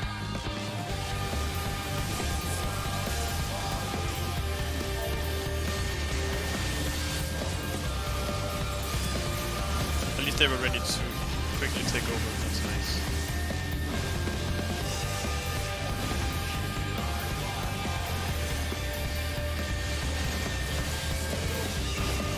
All I ever wanted was you I think I have and it too.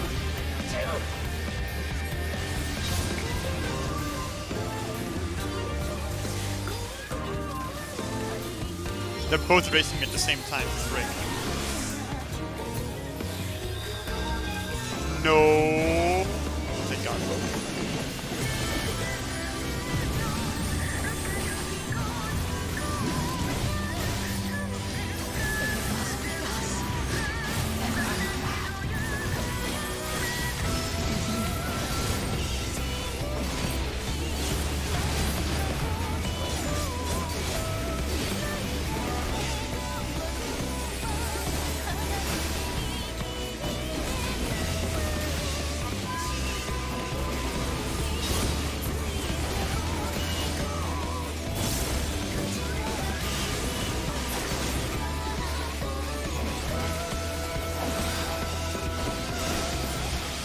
I have no idea what the lyrics are saying, but I love it.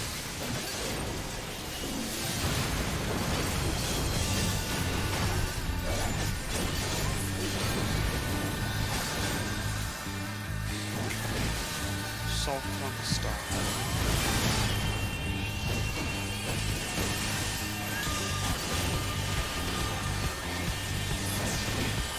There you go.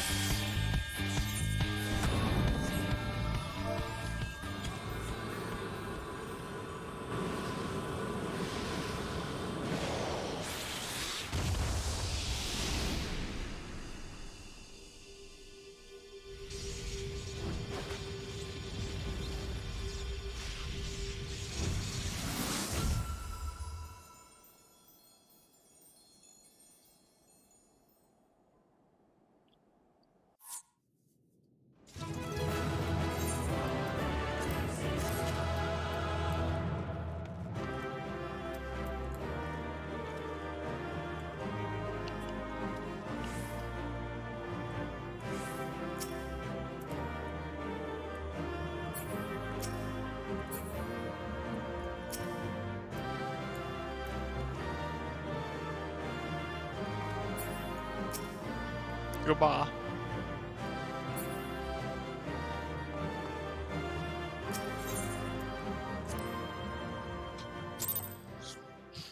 No commendations because I died. Fuck, I'm an idiot.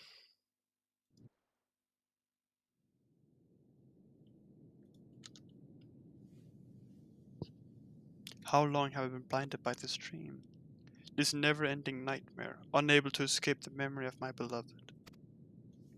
I owe you an apology, brave warrior, as well as my life. In spite of the cruel and disrespectful way I treated you, you nevertheless risked your life to free my heart from the terrible delusion which threatened to consume my soul.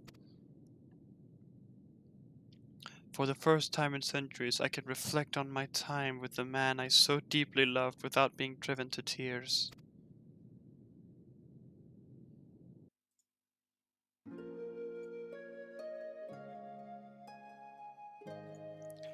I was born into the world long, long ago, blessed with crimson plumage that shone like blazing fire in the sun.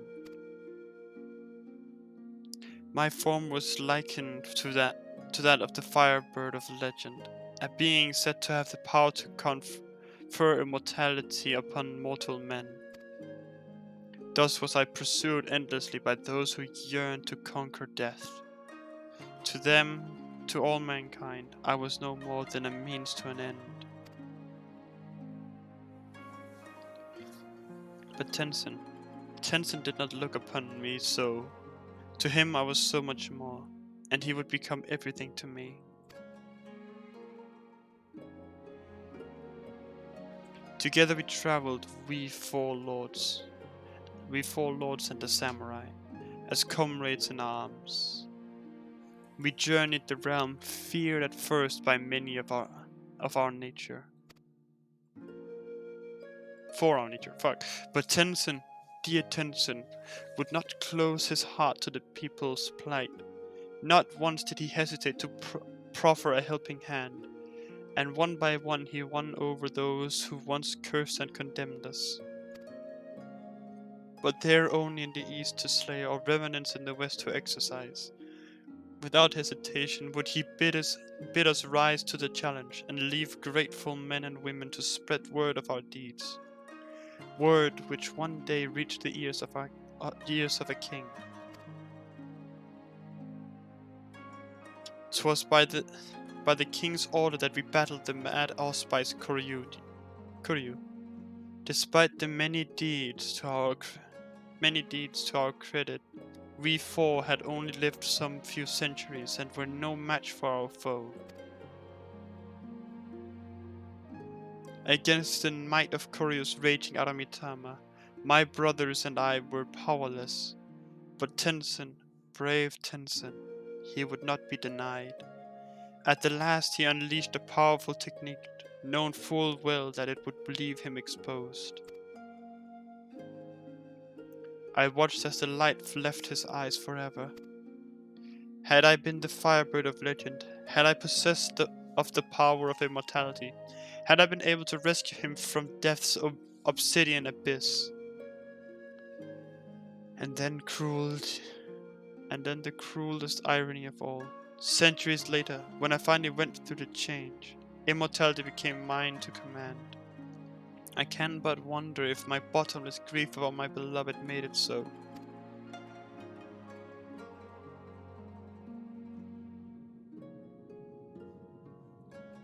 The power for which I yearned so desperately that day is now mine. If not to save him, then perhaps to save those whom Tenzin died. For whom Tenzin died. For the memory of my beloved, for his legacy I shall fight. Let us go and tell Genbu together. And Sentun, thank you.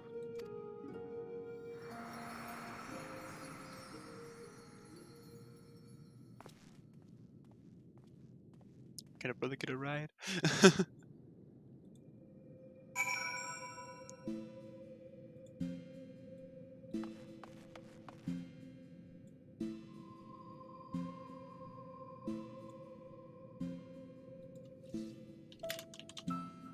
Alright, let's see.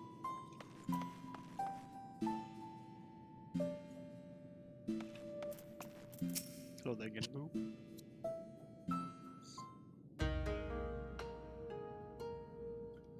Oh, I see you're still in one piece. I gather all went well. Rest assured, elder brother, that I am myself once more.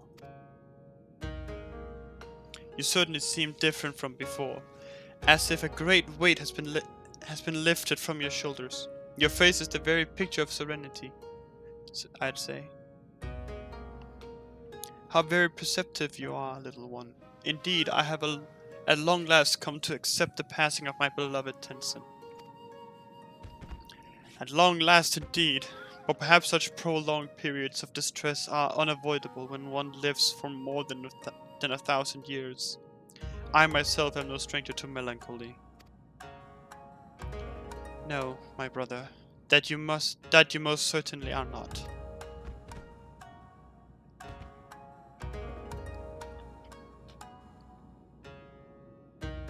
Oh, how forgetful of me. I have yet to see how Soroban's training is coming along. Soroban? Soroban!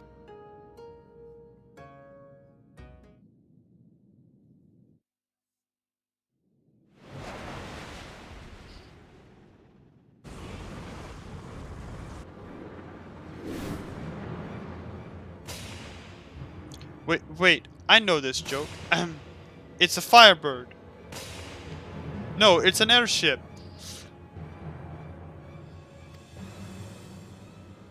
Oh no, genre-savvy urchin, for it is in fact...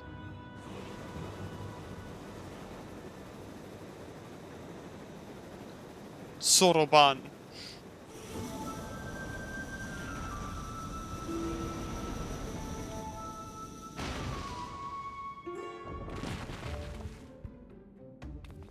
I mean, I expected him in some capacity. I expected him in some capacity, but not like this. No one told me that this training would lead to such radical transformation. Look at me, I'm a giant tortoise. A tortoise!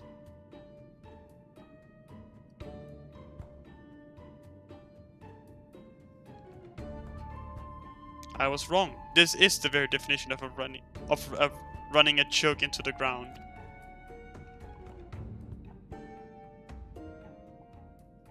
There's no need for panic, Soroban. You probably just recited the words improperly and offered your body as a vessel for a great tortoise kami.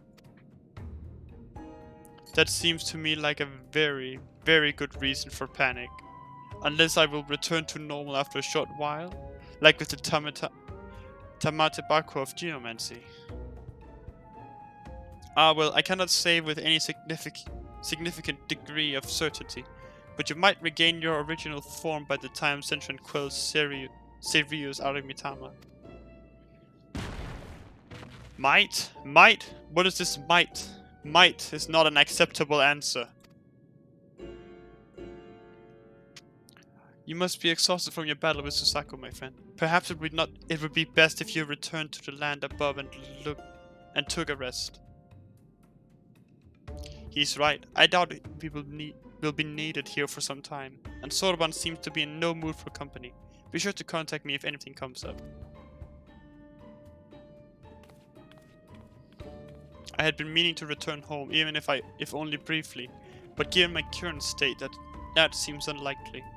If you could go in my stead and tell the elder I am hale and healthy, I would be most grateful.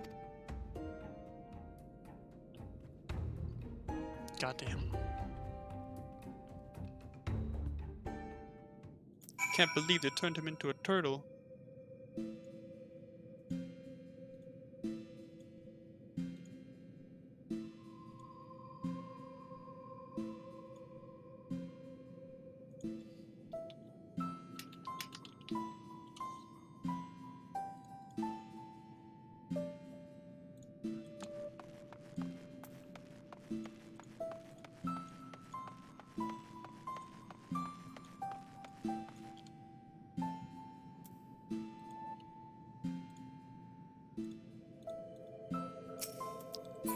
Well, let's go back there then.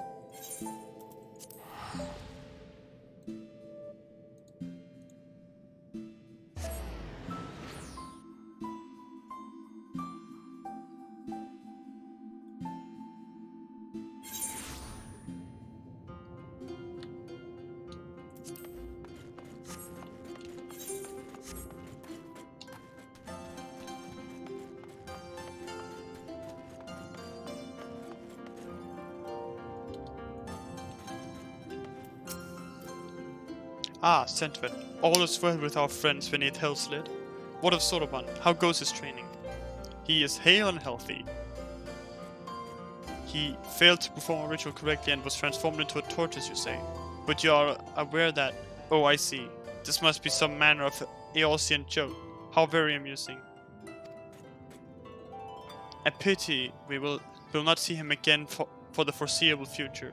But I will trust it is for the best as before. He should take as much time as required. He is a tortoise after all.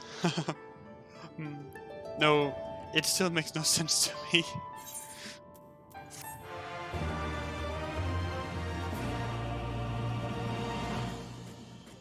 Hum.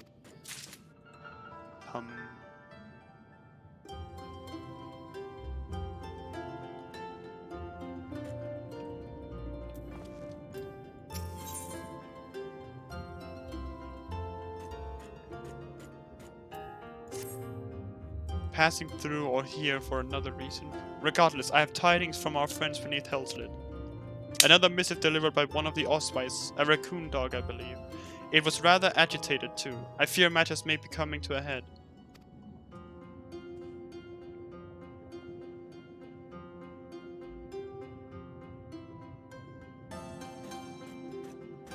Koryu's wards are on the verge of failure. Return to Raizen Temple at once, brave warrior. War not for the urchin. I have sent a messenger to her as well. Straight to the point, was it? Do not let me keep you then.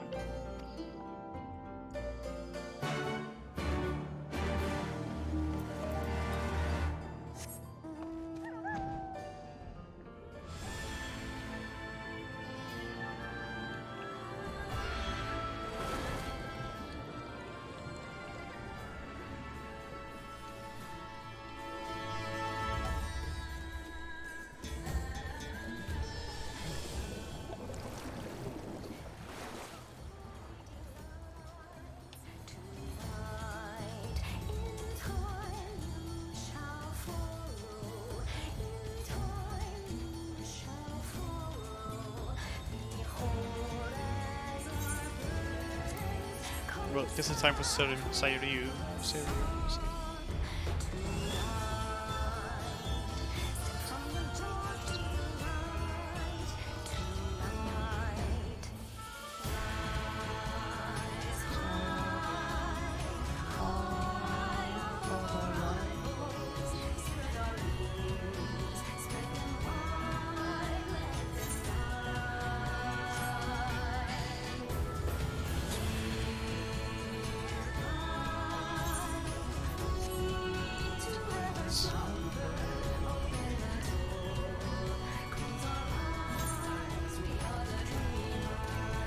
Oh, I have a materia. Oh.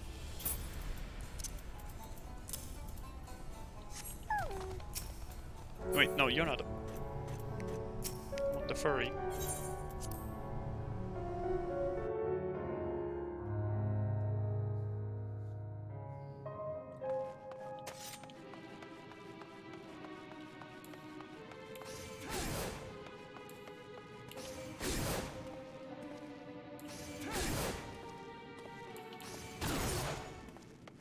Weird.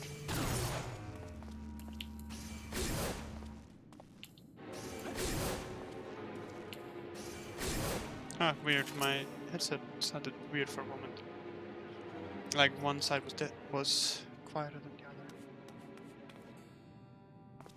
Good, good. Let us proceed. Let us proceed. You weren't exaggerating, were you? About Koryu's wards? Would that I were. Soroban and my comrades are doing their utmost to maintain them for now, but I fear Koryu will not be denied. Even now, I do not understand. I was certain we had more time to prepare. Bah, worrying over my mistake will avail us nothing. Only the strength of the four lords and united will see us through this crisis. Only together can we hope to renew the wars and keep Koryu in his prison. It falls to you, Sentrin, to quell the Aramitama of our comrade Seiryu. Will you do this for us, brave warrior? Of course, always. I doubted not that you would agree, but am nevertheless relieved. The last of our quartet is perhaps the most formidable among us, for in battle he commands a great host of Shiki. You will see this yourself soon enough, but for now ye must wait patiently. Nay, Gebu, you need wait no longer.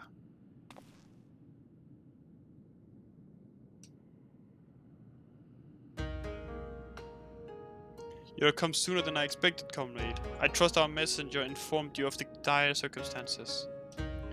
Then you know that what must be done. This warrior central will face you in battle, as he did Susaku and Byoko before you. Very well, but not here, for this is a temple, not a battlefield. To the east of Hingashi is an island I have claimed as my own. There we may wreak havoc to our heart's content.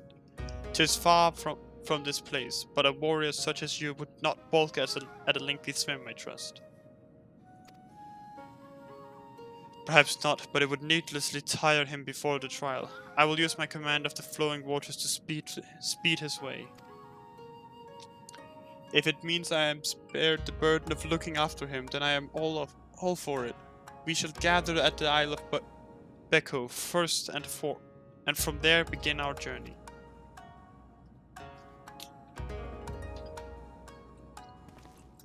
Urchin, while I am away, I leave you in charge.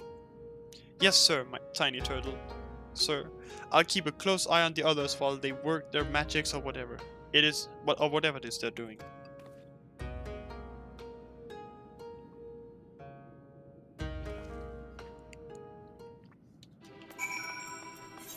Surpassing the samurai. What if I just play as a samurai pro gamer move?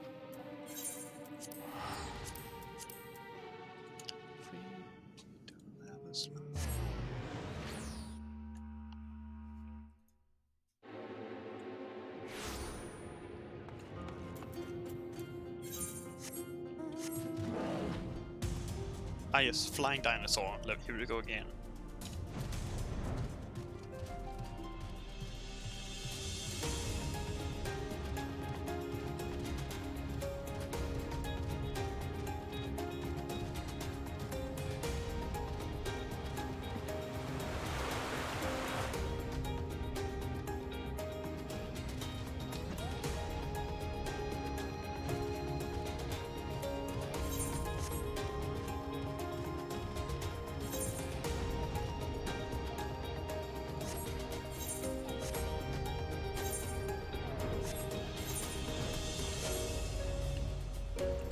Discreet. Alright, here we go. Seiryu.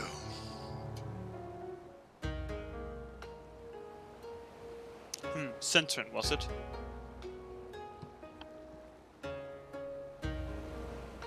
I see why Genbu favors you. You are not unlike him. that much is plain. Tenzin too was possessed of a quiet confidence, a well-deserved one at that. When he met his foe in battle, blade in hand, he was magnificent. As well you should know, having been bested by him in single combat, which was why you chose to join us, was it not? I vowed to surpass him, and from that day forward trained tirelessly to hone my skills, that I might claim victory in a rematch, only to be forever denied the chance when Koryu struck him down. By the time I'd become a full-fledged Auspice worthy of the Four Lords, there was no one left to fight. My vow was broken, my purpose lost. Say Ryu. But the whispers within told me of another. They promised me redemption vengeance, by destroying the fiend that robbed us all of Tenzin long ago. Whispers? Brother, no, you mustn't. The strength to lay Koryu low can be yours if you but give voice to me, if you but let me lead the way. And so I have, brother. I have embraced the Aramitama. Fully. All know not to trust its honeyed words and false promises. And yet you would surrender to it, body and soul, perchance forever.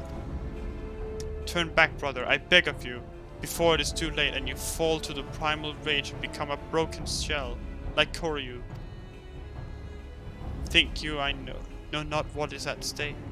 If I must become a demon to slay another, then I do so gladly. My vow demands it. Only by embracing the Aramitama will we ever rid ourselves of Koryu. This I know.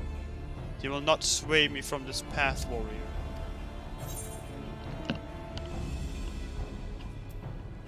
I will quell your Aramitama one way or another.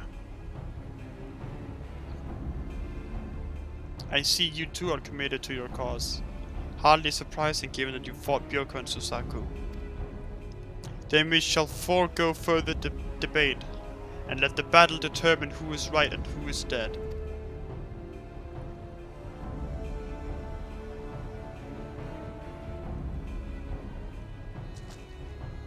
This is indeed a troubling development. In embracing the Aramitama, the Shiki he commands may pose a far greater threat. Nevertheless, our purpose is unchanged. You must show him the error of his ways, Sentren, and save him from his primal rage.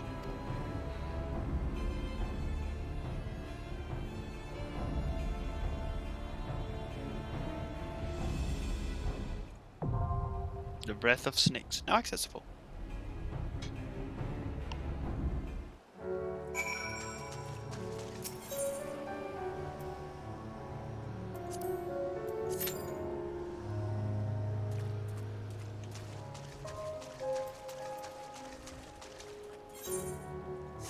Well, back to here again.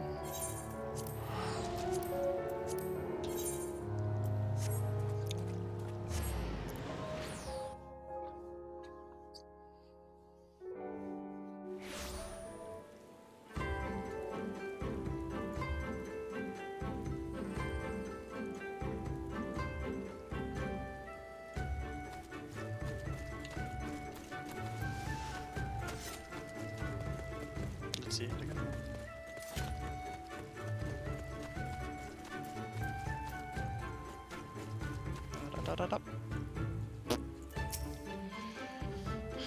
The tails do not do justice. The impressive here. Let me show you my favorite spot. Yes.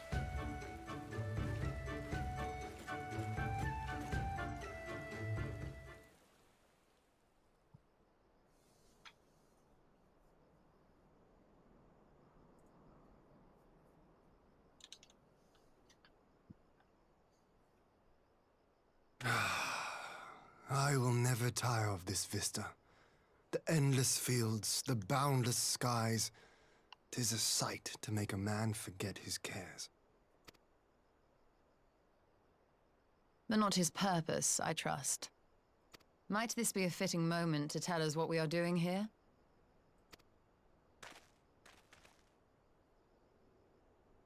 Of course.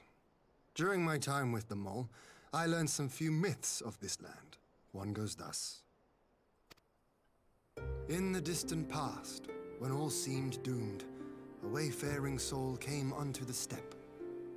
Venturing into the northern crag, he received of Nama a sliver of her essence, a shard of the shining moon, and with it clove the tainted land from the earth.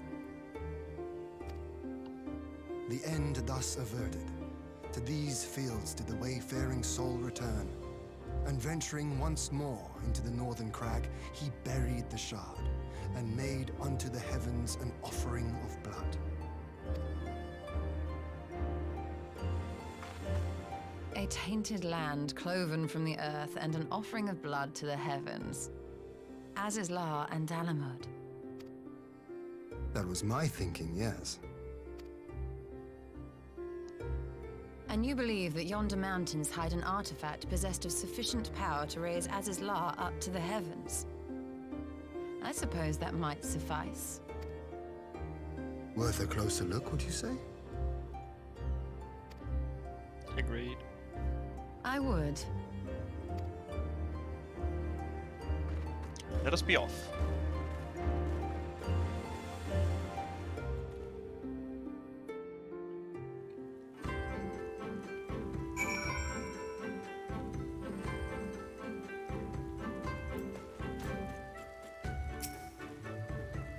From here we shall travel to Molyo.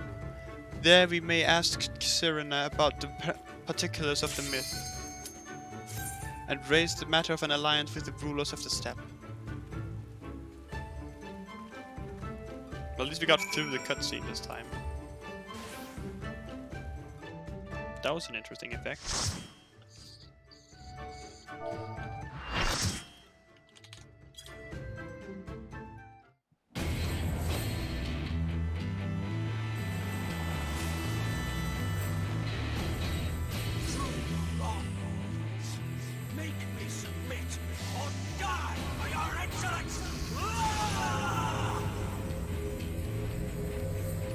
Goddamn.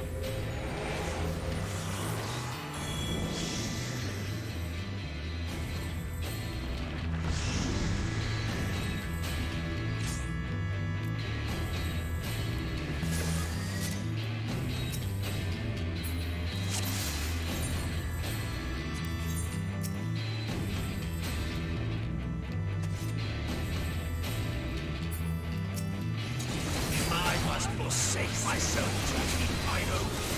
And so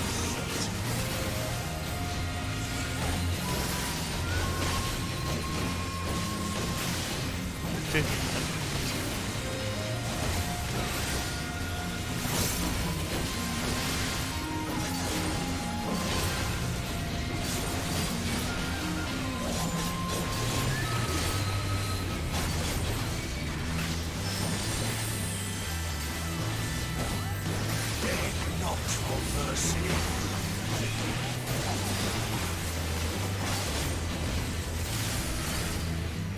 Ow.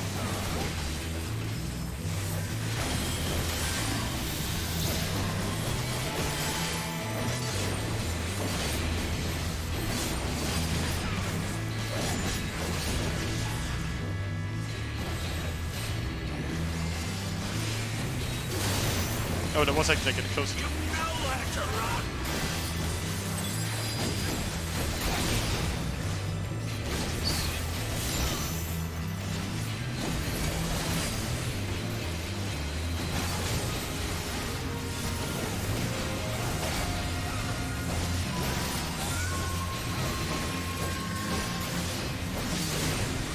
Well, there is a Bahamut on the field, that's why I saw Akrons.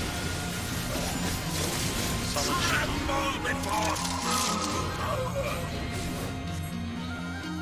Ah.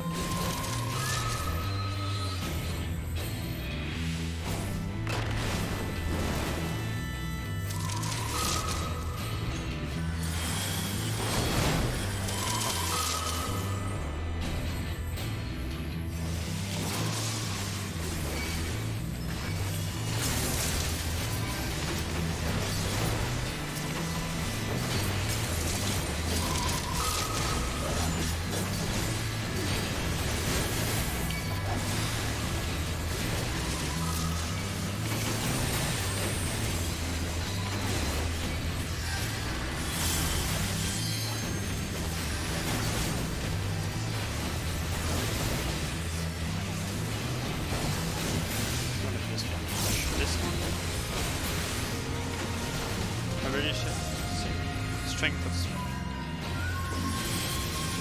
Impudent mortals!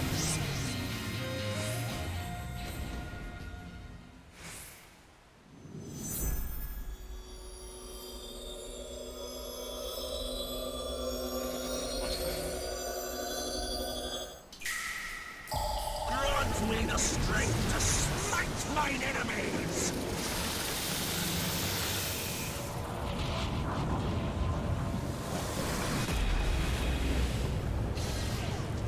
That was a pretty big attack.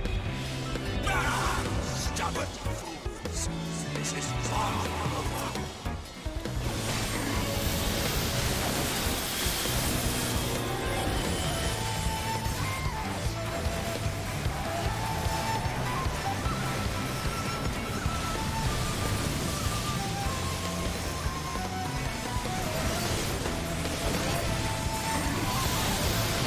God.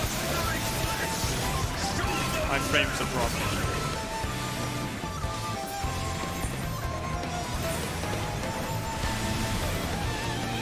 Ten frames. None can match my might! Summon shit.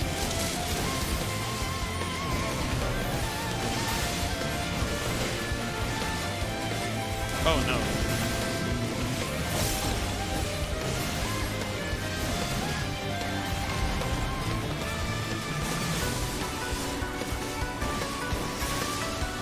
Okay, I thought he was going to do it in one phase, but he doesn't look like he is.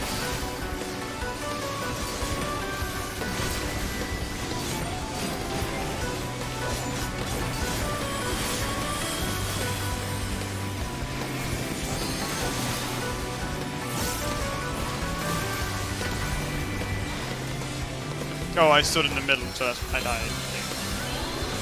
I'm assuming that's the case at least.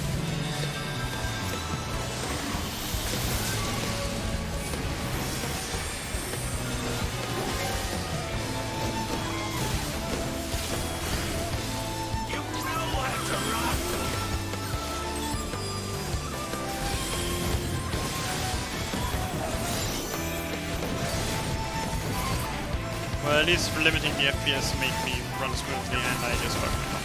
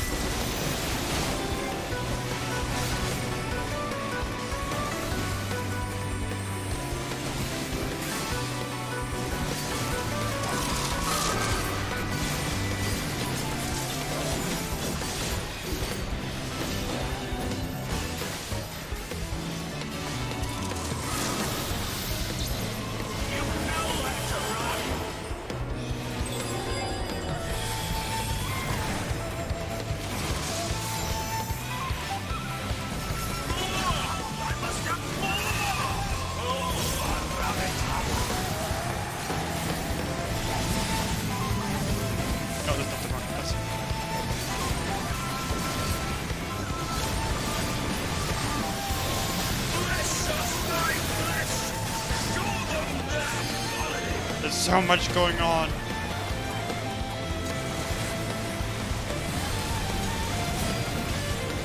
I am dropping a lot of frames. It might be because I'm streaming, but holy frick.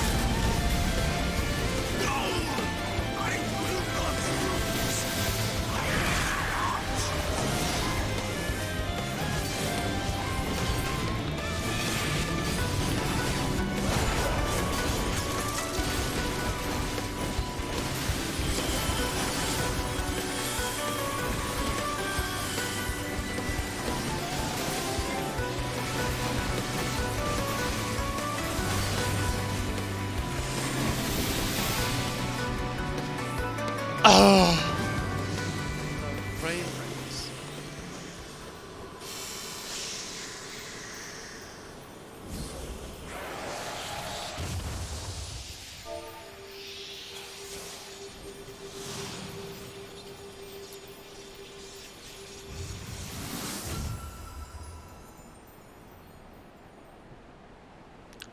God, my frame rates.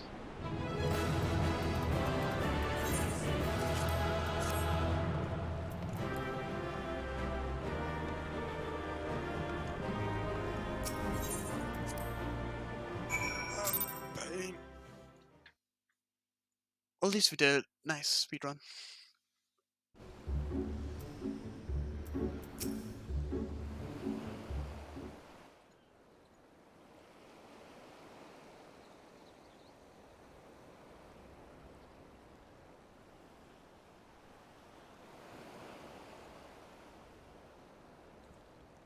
You are every bit Tenzin's successor, warrior, for you are but the second child of man to have bested me in battle.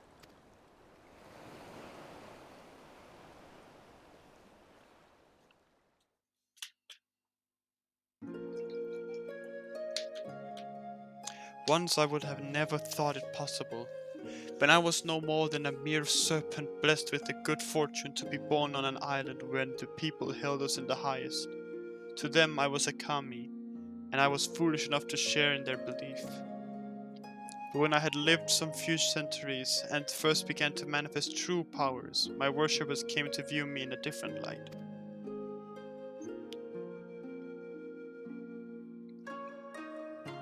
When they were visited by calamity, they mistook me as the curse, as the cause, and so in place of traditional offerings they brought me the flesh of their flesh. Though I had no hand in it, their fortunes improved. To them the answer was clear. Only greater sacrifice would satisfy the guardian serpent. Little did they know I had spared the maiden and spirited her away to another island, to another land, in secret, as I would the others that would follow.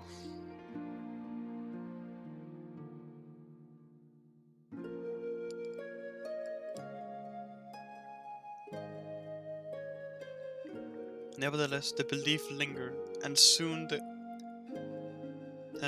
guardian serpent came to be regarded as a malevolent demon, and my worshippers became my decreers.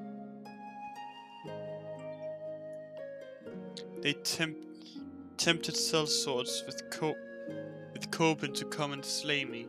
The poor fools. So began my days as a hunted kami.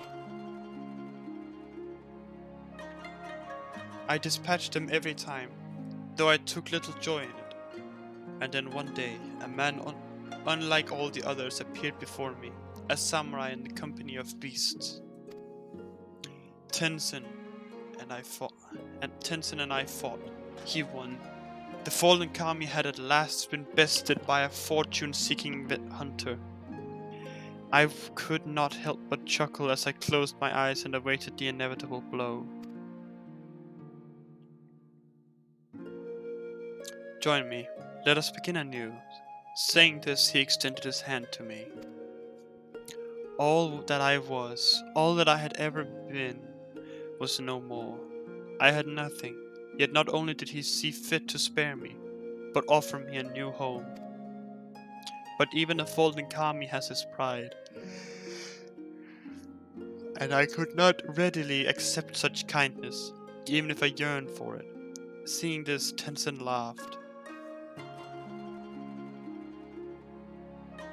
"'Tis then earn it by growing stronger and in turn using that strength to help others, as you have been helped become more than you are, and more than me. Thus did I vow to devote myself to becoming an auspice worthy of man's worship and admiration, to become a magnificent dragon that would safeguard his chosen.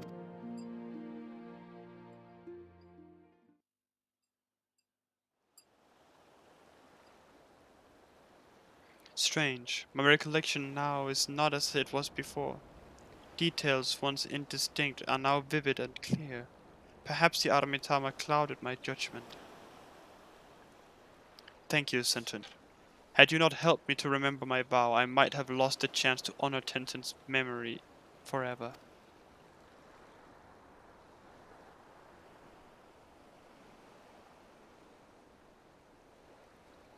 Wait, where is Genbu? Has he returned to the temple without us? This bodes ill.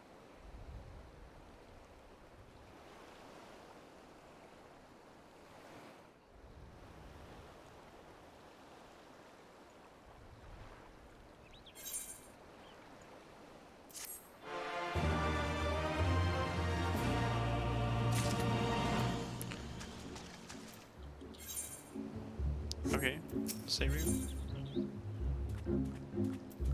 The Fifth Lord. If Genbu left without us, then it can only mean that Kuryu's return is imminent. Come, we must rejoin the others at Raisin Temple. Sneaky snake.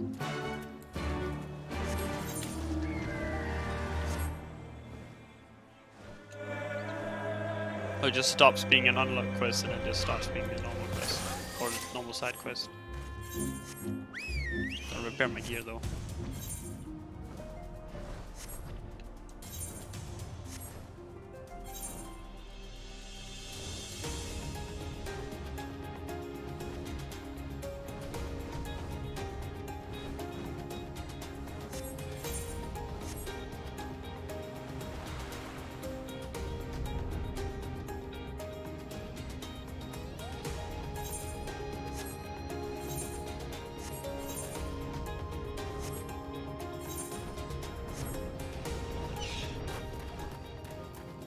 Good evening, my good sir.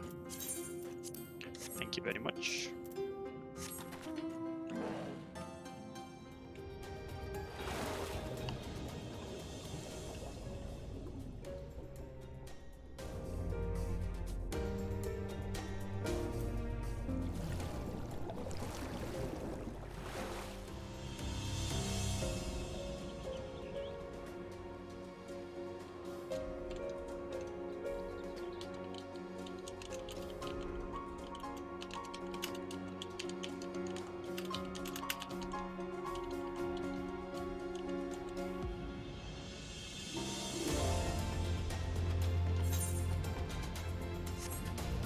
Alright, here we go. Come on. I hope this is gonna be epic.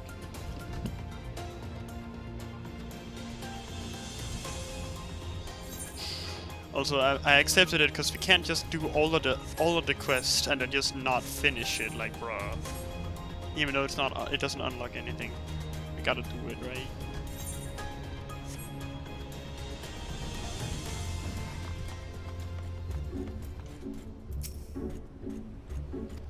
Yes.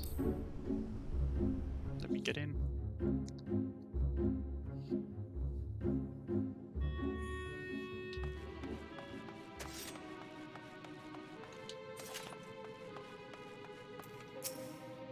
What say ye, Genbu?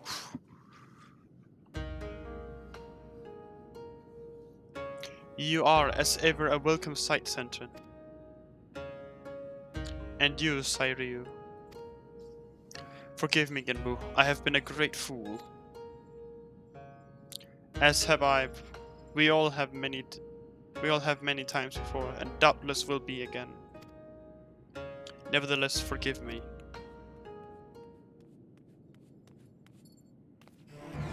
The wards are at their limit. You've got to come right away. Then it is well that Seiryu has returned to the fold. For now we four lords may bring our united powers to bear against our foe. Your part in this is finished, my friends. Now you must go. Should we fail in this final endeavor, then the temple, nay, the whole of the Ruby Sea may be consumed by Kuryu's wrathful fires. Don't be stupid. We came to see this through to the end.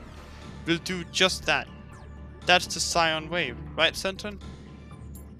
Exactly.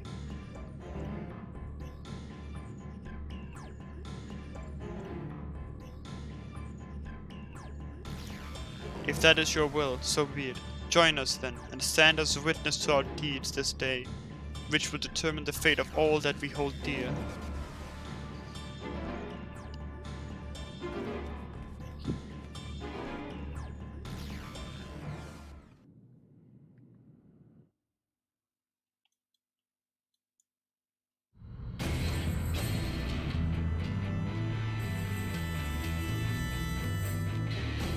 Oh, they did all transform into their spacey form.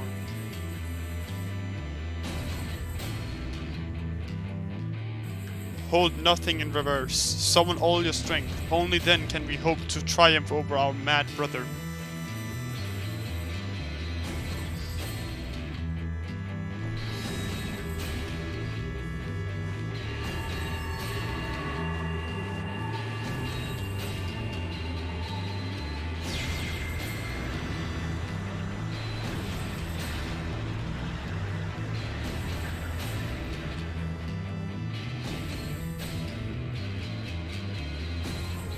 It worked. I can feel it. The walls are mended, strengthened. No.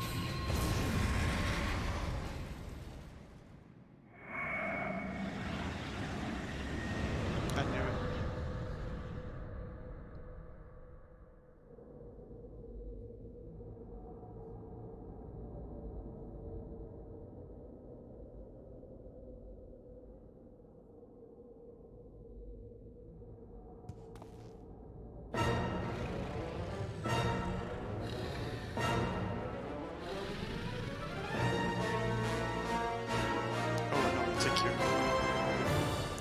No, no, no.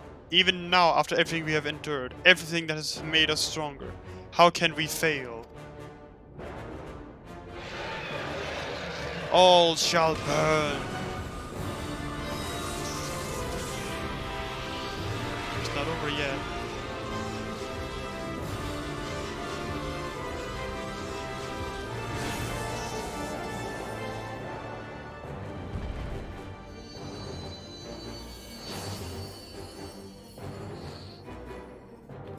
Genbu! Genbu!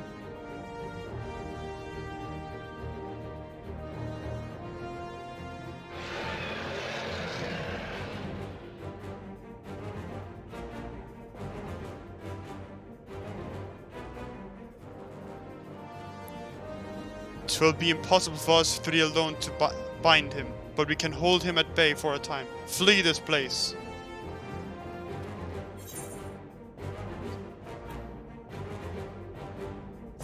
Maybe you cannot bind him, but together we can defeat him.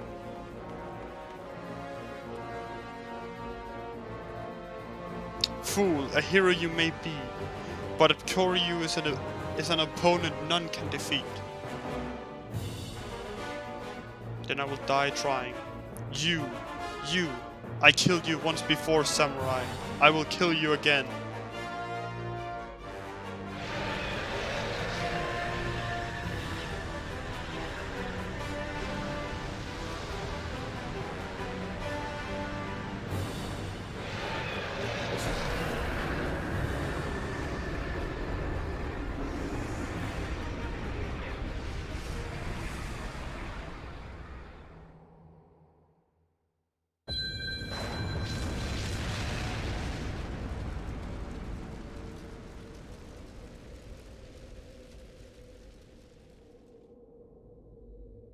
Tenzin? Tenzin.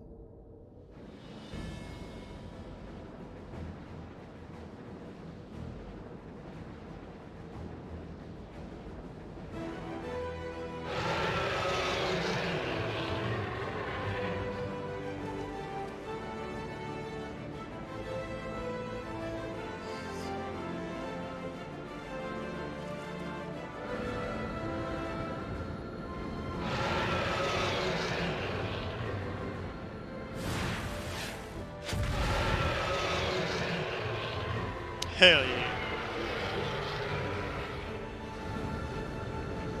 Brother, sister, now is our chance to restore the wards. How? Even in his weakened state, without Genbu we do not stand a chance.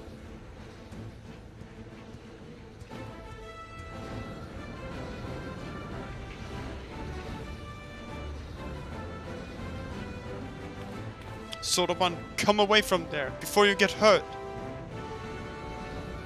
If I do not act, then our lives are forfeit anyway. Ours and everyone else in the Ruby Sea.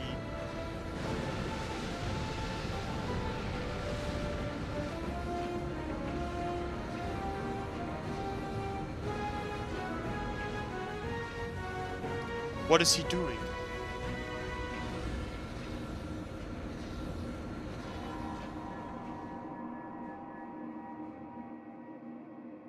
This is the ritual he performed incorrectly before, when he summoned a great tortoise Kami into his body. I see it now. He offers himself to Genbu. I can feel his presence returning. But if Soroban does this, then his own soul will be... I would rather you not say it aloud, otherwise I might have second thoughts. Believe me, I know the consequences and I accept them. Farewell, my friends, and please, look after Tamamizu. Soroban?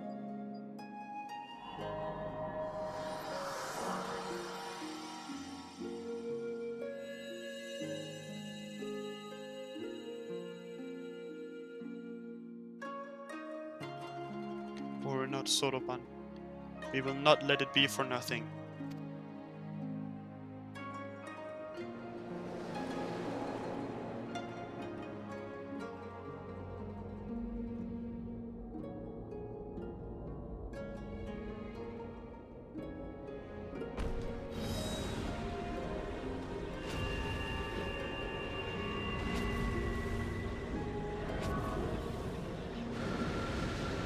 Here we go.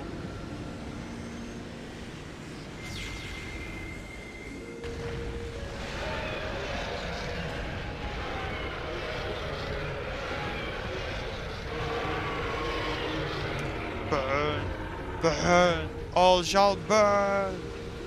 Perhaps one day, many thousands of years from now, but not this day. Be gone!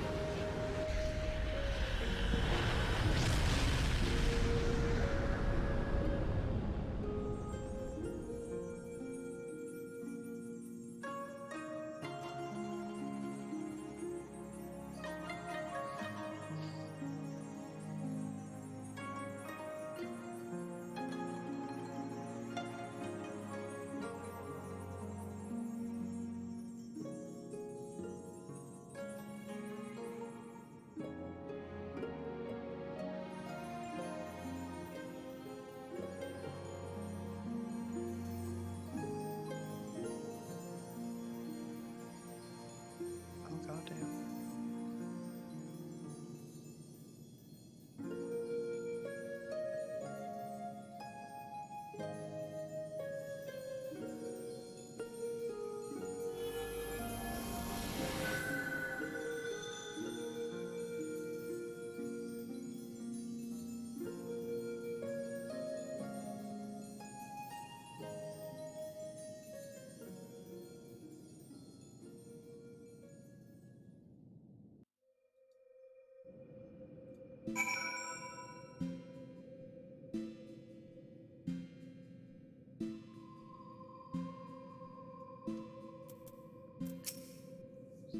Damn.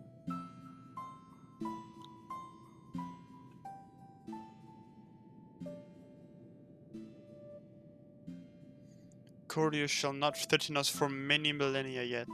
Let us rejoice in this hard-won victory. Nearly lost were it not for your courage and strength, Sentren. But Soroban... Tragic though his sacrifice was, it was not in vain. Let us not mourn his death, but honor his memory. Death? Memory? What in the world are you on about? Soroban yet lives. Let me guess, in our hearts or some such. Honestly, if you're going to try and comfort us, you could at least do better than offer trite cliches. I'm simply making a statement of fact, but I see words alone will not serve to communicate my point.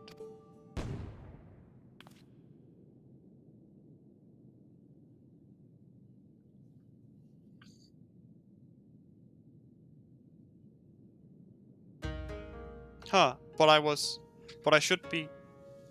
Huh. I do not understand. The ritual the Kojin performed, when one summons the soul of an immensely powerful entity into one's own body, it is understood. Nay, it expected that the summoner's soul is extinguished in the process. That is true when the summoned entity's soul is of surpassing strength relative to one's own.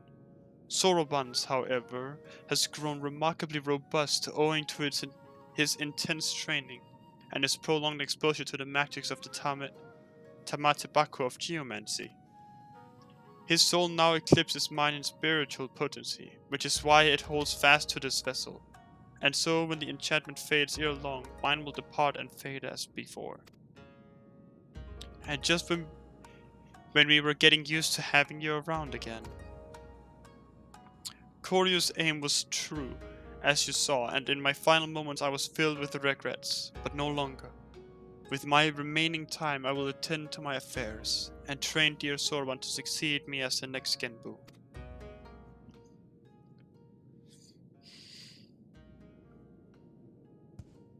Wait, the next Genbu?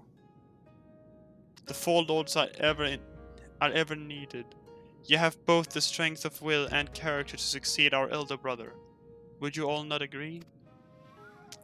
I think he more than proved himself when he stood his ground against Koryu. Still, it should be an unanimous decision. Byakko? As you say, he faced certain death without hesitation and embraced sacrifice for the sake of others. I should be glad to welcome him to our fellowship. If that is how you all feel, then I am certainly in no position to refuse. I will do my best to live up to your expectations. Give an Ilmendale, take a mom, I swear.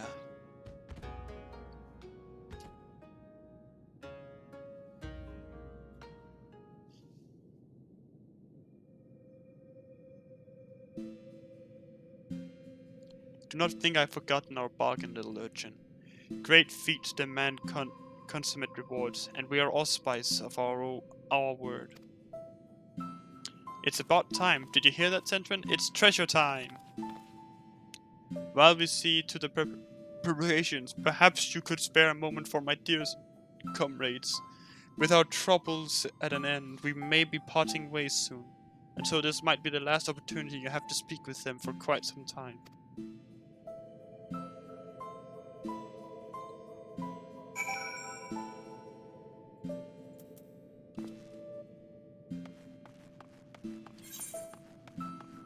Sigurd Byakko, Susako, and Sairyu.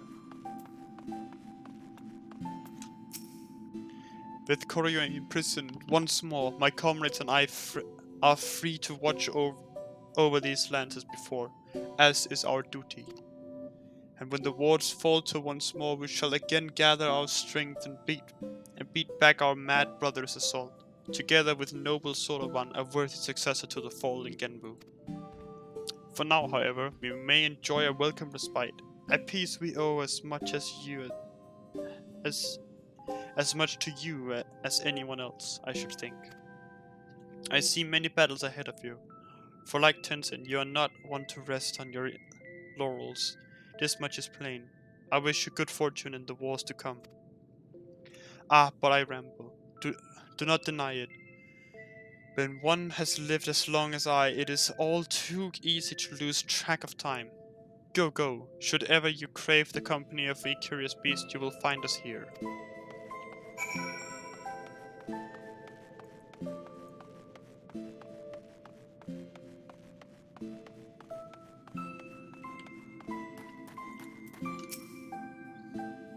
Worry not for Soroban. We will guide him in his journey and help him to reach his true potential, as Tenzin once guided us. I had long since given up on ever seeing him again, and then he was there, shining paragon of strength and virtue, a memory made manifest. But if he had been more than that, I would have told him. This body I once cursed, I have come to cherish. This I owe to him and his love. I think he already knows. Wait, shit! I'm not on chat cover. I thought I was on chat cover, but okay. Oh, well, that would be wonderful if true. For all his virtues, he could be remarkably oblivious at times. But though he taught me to love and accept myself, it was you who helped me to remember, who helped me to smile again. For that, Centrin, you will always hold a special place in my heart. Please come and visit us in the future.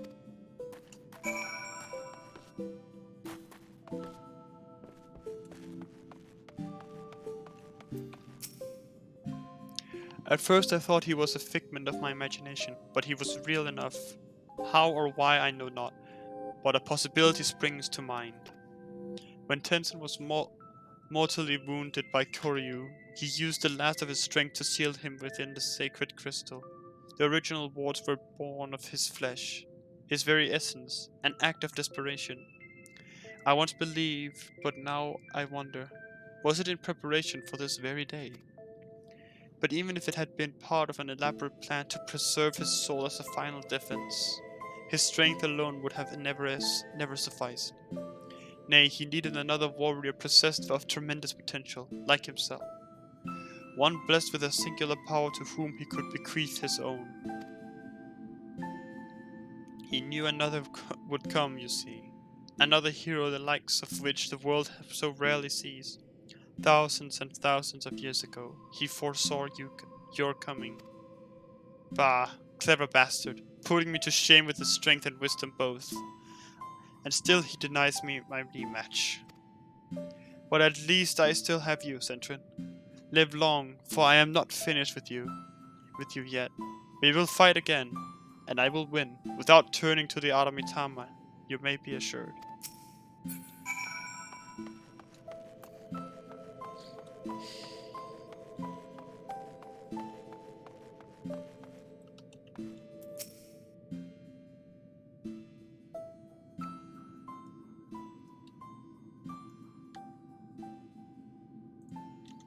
Come and claim your reward, honored friends.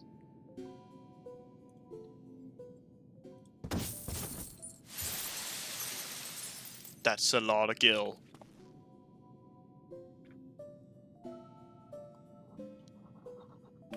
It's beautiful. It's so beautiful. More than enough to make up for a thousand of Alphinaud's reckless purchases. A fitting reward for saviors of the Ruby Sea. To be honest, I was half expecting another terrible joke, but you really followed through. Getting this home is going to be no easy task. If transportation is a concern, we would be happy to deliver it to a destination of your choosing. Really? Just like that? In that case, the Ruby Bazaar in Kugane, if it is no trouble, that is. None whatsoever. Every member of the collective should be glad to lend a hand.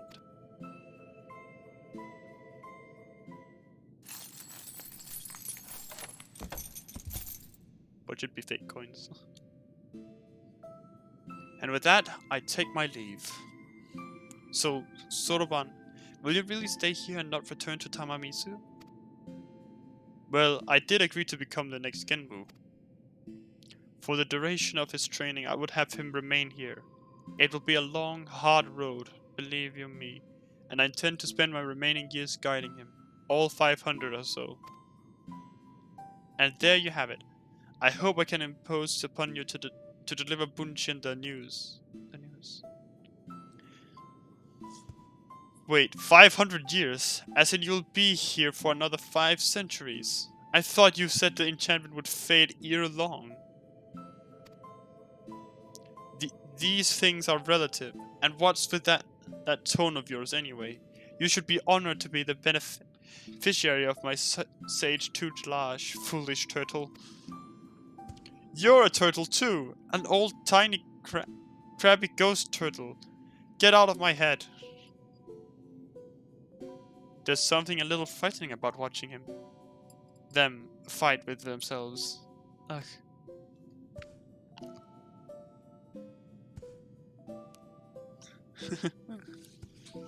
Maybe we should leave them alone for a while. Let's do that, yes. Ahem, thank you for everything, Centrin. Tataru, safe travels.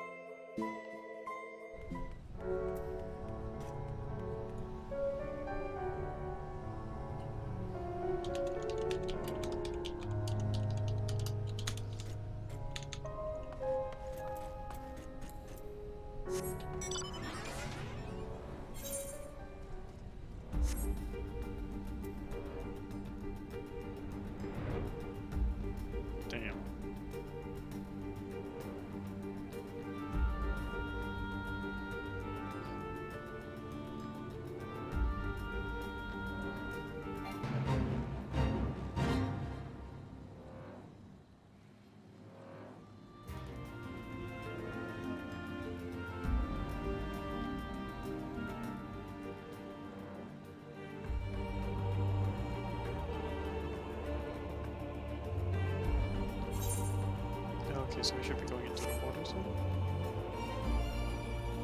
Please keep arms and other things inside the boat. Going down.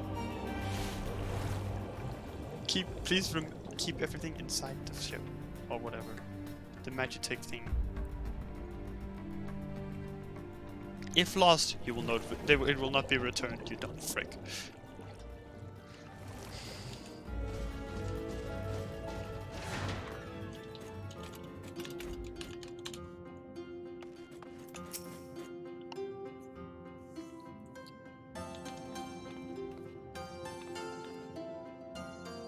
I sense you have reasons other than the usual for this particular visit. Might I have something to do with Soroban? I beg your pardon. Soroban is to become the next Genwu. I will not feign understanding. However, this extraordinary state of affairs came about is utterly beyond my ken. As unbelievably as I yet find it, though, I have no doubt that you speak true. Soroban had an incredible string of bad luck, succumbing to the Aramitama, becoming a giant tortoise, and now this. On the other hand, he could have refused and instead agreed to take on this responsibility. Wait, he could have refused and instead agreed to take on this responsibility. So we may as well support him, don't you think? Indeed. Though it pains me to imagine Tamamisu without our Soroban, it fills me with pride to know that a Kojin of the Blue has been granted this great honor. We shall pray for him, that he may rise to the occasion and serve as a benevolent guardian to all who call the Ruby Sea home. Thank you for helping him to find his true calling, my friends. Oh no, the pleasure was all ours, and the profit. I'm not sure I take your meaning, but I appreciate the sentiment. But if I might ask a final favor, would you be so kind as to look in on him from time to time, just to see that he is getting on alright? Of course! It is not every day you make friends with a secret collective of talking animals, after all. Even if Soroban hadn't decided to remain at Raisin Temple, I wouldn't have wanted to stay away. You can be sure I'll head there from time to time. You're welcome to join me when I do, of course.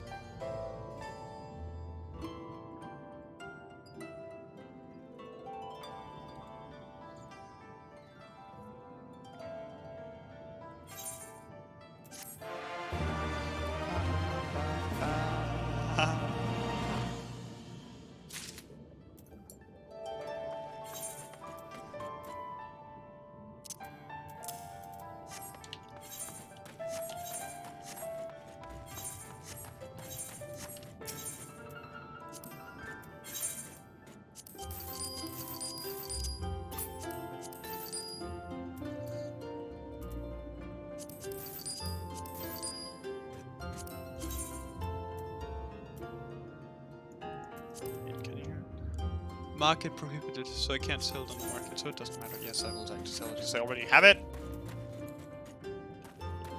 Actually, I should probably check on those two before I do anything. Ah. Oh wait, I bought back the Allegan. No, wait.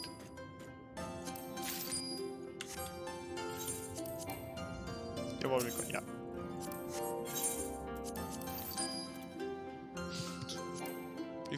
You cannot carry more than one of this untradeable item. Fair. So I already have it.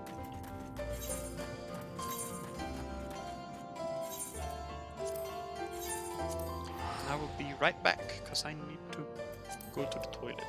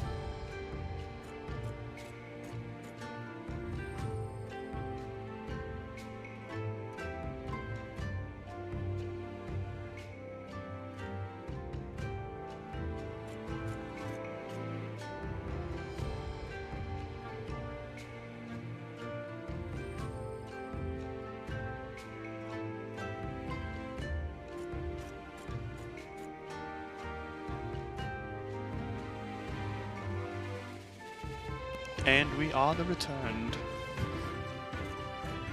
Bada.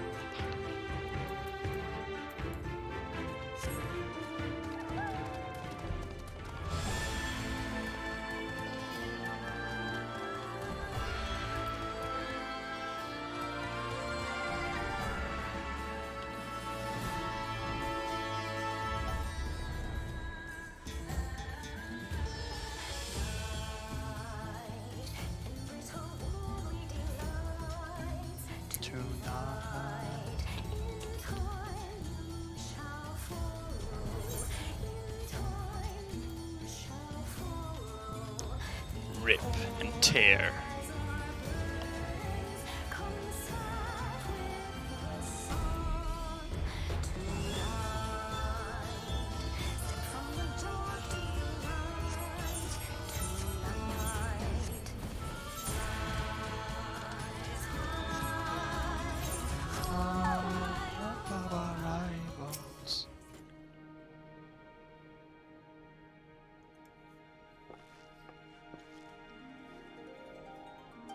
Hien, Sentrin, I'm glad of your visit and the opportunity to welcome a new friend. How may we serve you? There is a matter I would discuss with them all. It concerns not only the people of the steppe, but of every land in the Far East.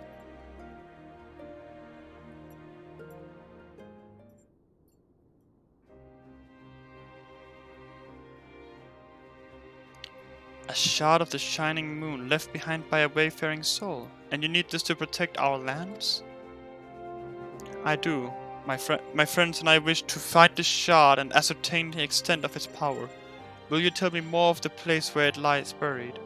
This northern crag. If that is your wish, in the mountains to the north there is a cavern called the House of the Crooked Coin. Inside this cavern are pillars of stone that legend holds to be the source of Nama's power. There I believe you will find what you seek. Ah yes, I know the place. 'Tis a brisk walk from here, and what are your thoughts on an alliance? Should the Empire return, our lands will be engulfed in a storm of conflict, whether we will it or no. If we don't stand together, we will fall apart. This is believe with all my heart. However,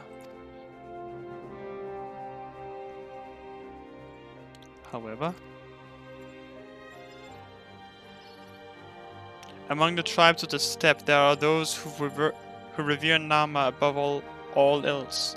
To them the pillars are sacred and not to be disturbed. Should you proceed as you propose, such tribes are like to spurn an alliance, prompting others to follow their example. That is my concern. But it is by no means certain that the pillars will provide the power you seek. Ere you risk the ire of the followers of Nama, might you not first visit the House of the Crooked Coin? If all is as you hope, we may then consider how best to earn their blessing. I thank you for your counsel. We will do as you suggest.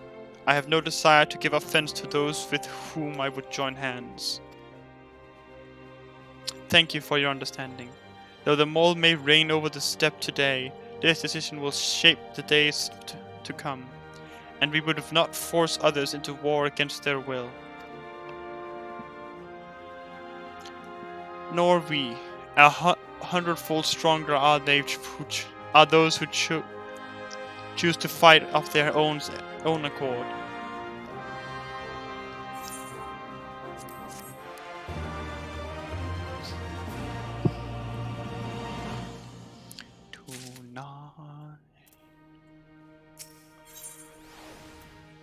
The will of the moon. It seems the time has come to put my skills to use. Pray lead the way to the House of the Crooked Coin.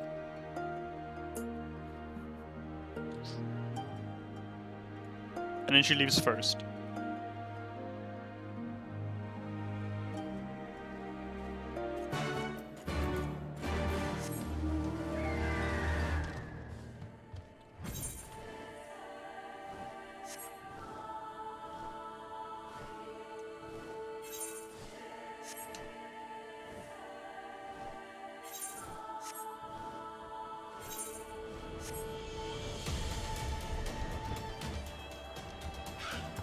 Not what I expected, but I guess this will work.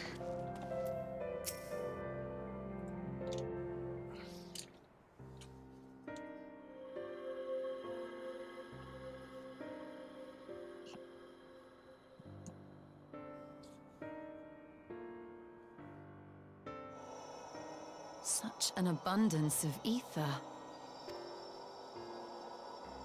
Are we in luck? We are. This is an Allagan artifact, most likely built to regulate the flow of ether. I strongly suspect the ancients used it to stem the flow from here to the burn. That would explain how they were able to untether what became Azys La from its surroundings. But were we to throw open the floodgates, the resultant deluge would surely be sufficient to raise our wall. And in restoring the flow, we may also restore life to the wasteland.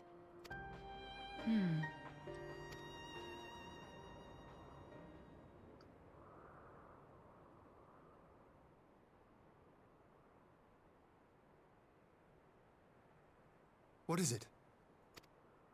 While the device itself harbors a surfeit of ether, the opposite is true of the surrounding area.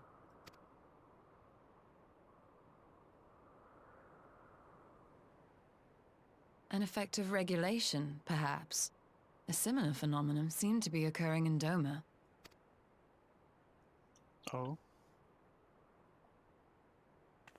Whatever the explanation, the answer will not reveal itself here.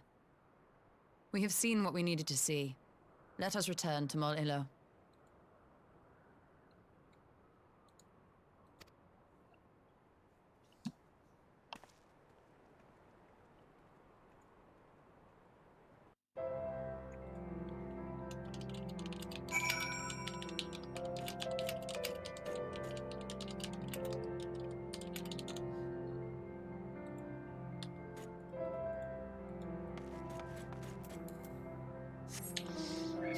Here we go. That's a Pteranodon. Huh.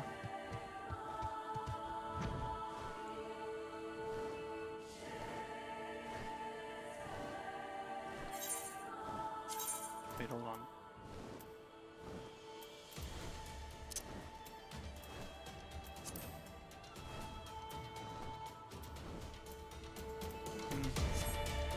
Weird.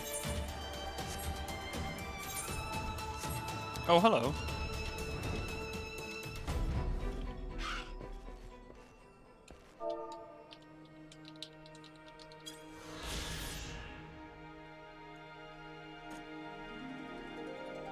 That's a nice step.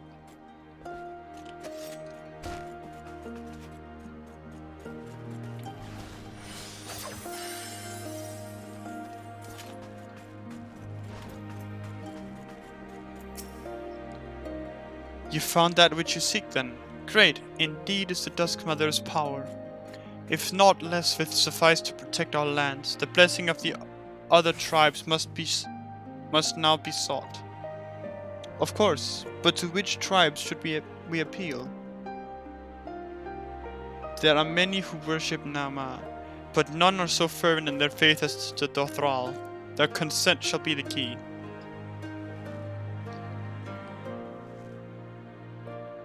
The Dothral, Leaf spoke of them. A warlike tribe possessed of unique customs and beliefs. I sense their cooperation will not be easily won. Nay, but it will be well worth the effort. The Dothral fear nothing, death the least of all, and our alliance should be greatly strengthened by their presence. Let us go to Dothral Ka and treat with their Cthulhu Sadu.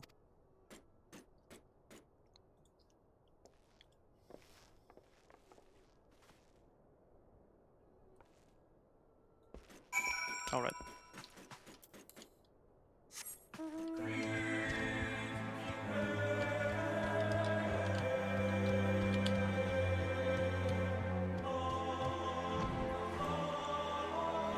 Tee.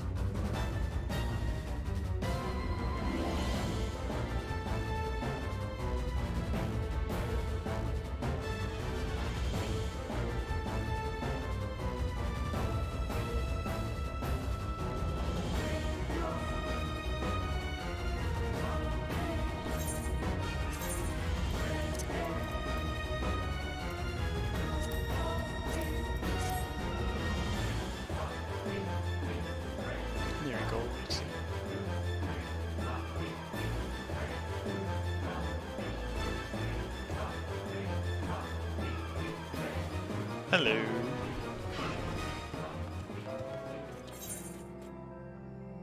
I'd have a 2 to that one, great.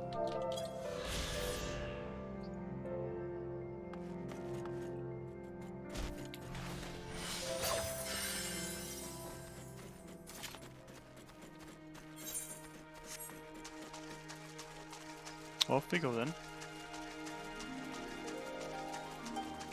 Hello there, Sadu. We are here.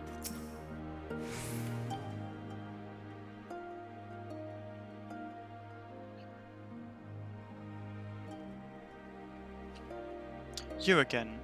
Other matters demand our time. Demand our time, Kargan.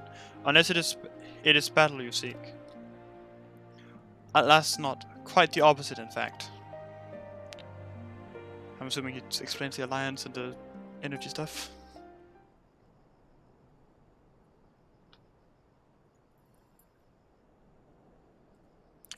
Talking, always talking.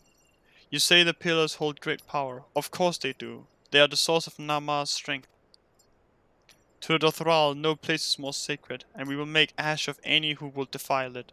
Though I see this is not your wish. You see the wisdom of our proposition, then. You will join hands with us.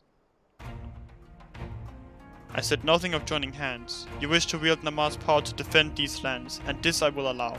But for leaving the step to fight the men in Iron, I would have something in return.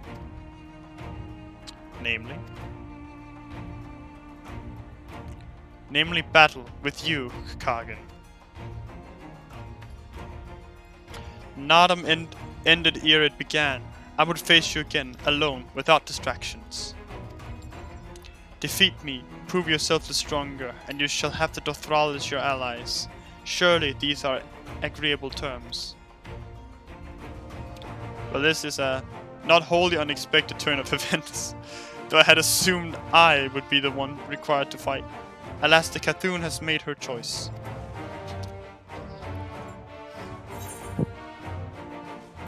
Shall we dance? Ha! It shall be a battle the steppe shall not soon forget. Ha! Already my soul burns brighter. Prepare yourself, Kargan, and await me outside the car. I will gather my witnesses and join you anon.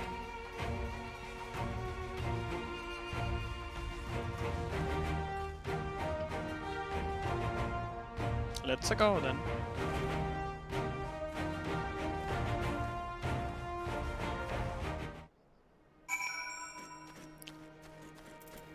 It's gonna be fun.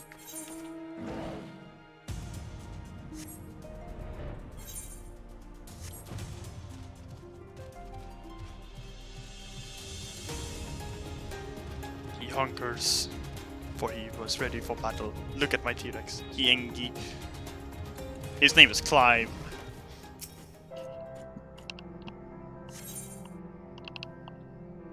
The Will of the Moon. Let's go!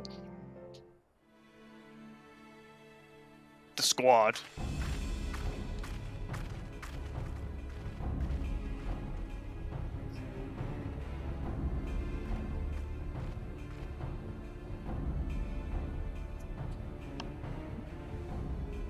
Yes!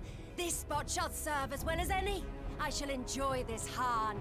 Han, right, that's how it's pronounced. Is this truly necessary? Have you no peaceable way of making decisions? Speak not of peace. You stand before proud warriors of the Dothal. In the heat of battle do our souls burn brightest. We lay low the strong that we may rise higher. That is our way. The way of might. There is no other. Oh, they do not want for conviction.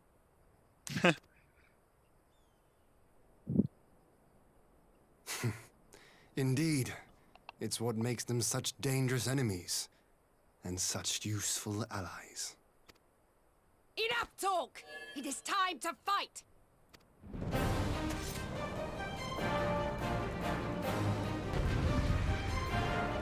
Fucking hell yeah. Let's go! 1v1. 1v1.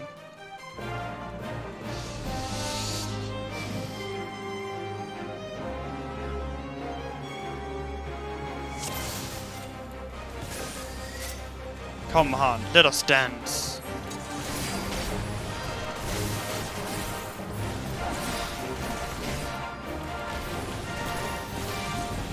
She's dying relatively quick, isn't she? That's not a good sign.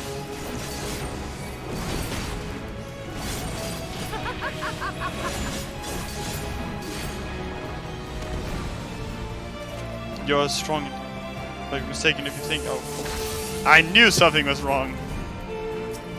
Sadu Heaven's Flame.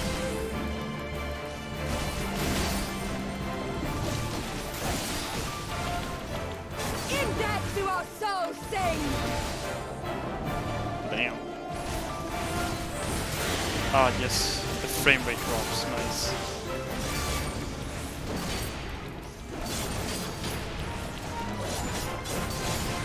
Damage mitigation! In death do our souls sing! Ah, fighting you is pure bliss. Such sweet pleasure I will not suffer to end so soon. Oh, she still Heaven's Flame. I thought she got a title.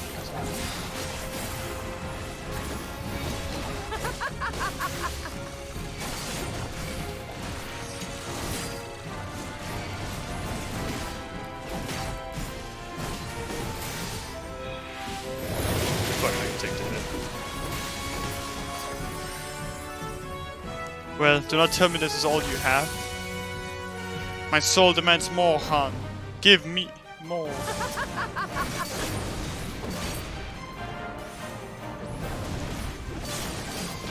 Oh, I have to defeat these, don't I? In death do our souls sing!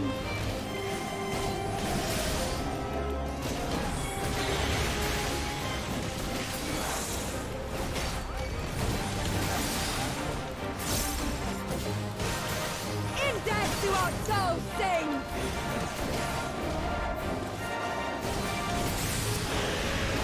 I think that their souls sing in death. I just got this feeling.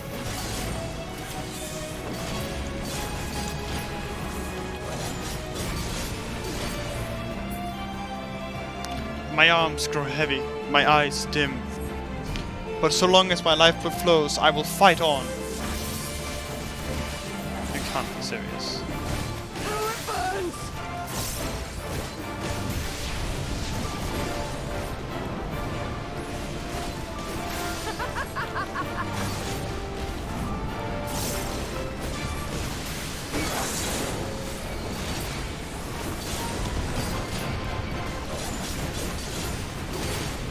How big is that meteor?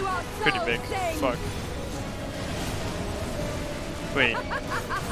If I defeat her first. Oh no, it wasn't the... I thought that one had a health bar for a moment, so that's... Speedrun.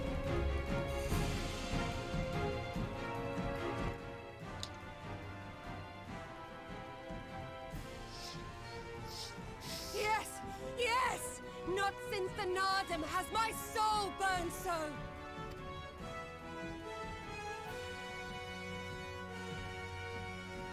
Come!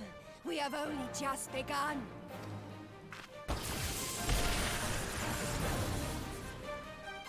Enough! You were not granted leave to set the steppe ablaze. Well, well, the sun has come out to play. Be gone, Moonstruck Oronir! I am busy! Fool of a Dothal! Have you forgotten the face of your master already? The sun will never set! From his seat on high, he reigns over all, now and forever.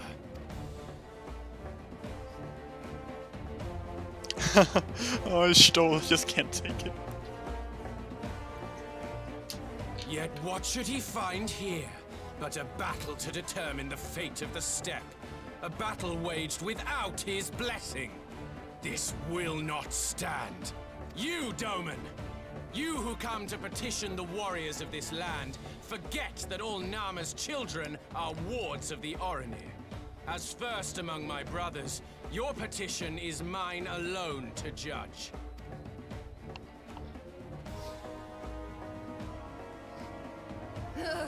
These words are as wind from a horse's backside. Plentiful, but your axe sings more sweetly. Let her speak for you.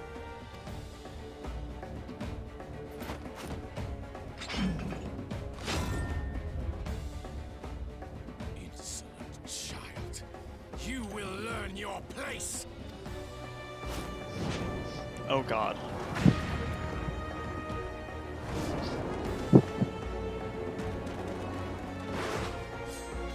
Forgive me, Brother Magnai, but we have an arrangement with the Dothal. We will not abide any interruptions. So be it. The sun will pass judgment on all. Didakul, join me.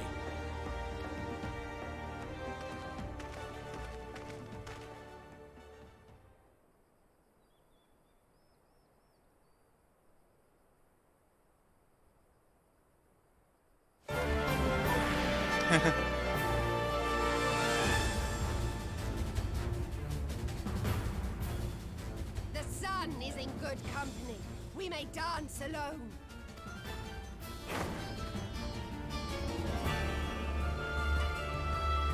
Then we shall dance.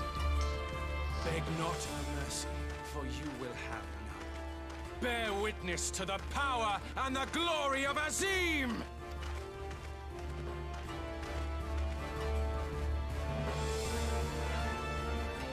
Constantly at each other's throats like rabid dogs. Gods, I'm turning into her. I am not the patience for this, but if we must fight, let us at least be brief. Come.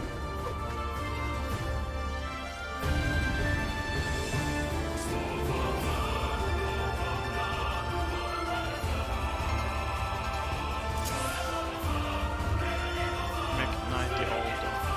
Wait. Stone IV of the 7th.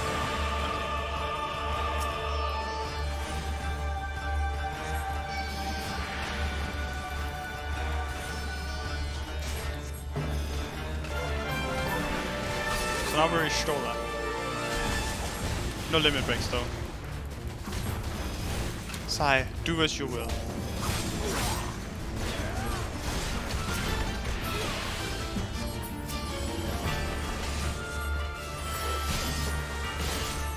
Kneel or die!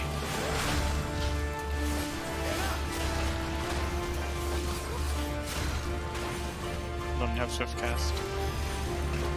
You two must learn your place. The scale of the Bow Father. down before me! Oh fuck, I need to defeat one of these, don't I? Oh, they die pretty fast.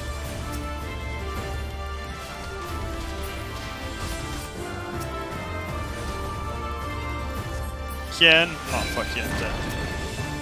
Kneel or die!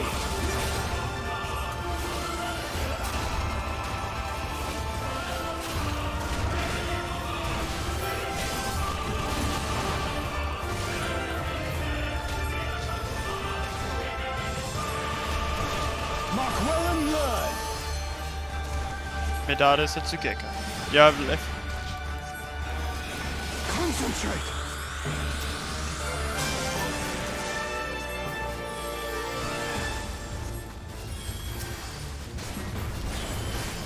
I think I have to stop him in some way. How though? I don't know.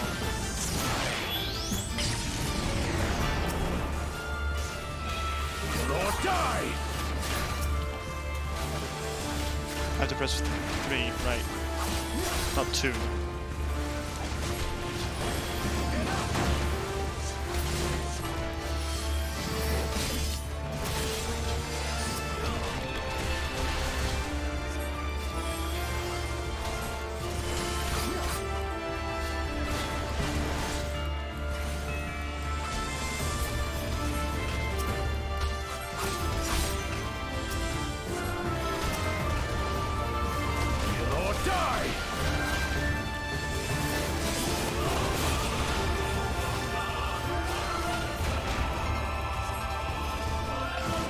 did hit again.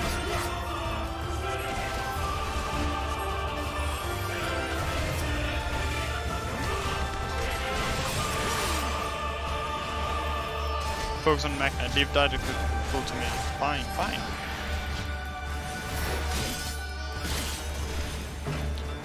But soon you will kneel. Bow down before me! Barno Dweller, Darn Dweller, Titan. Mark well and learn!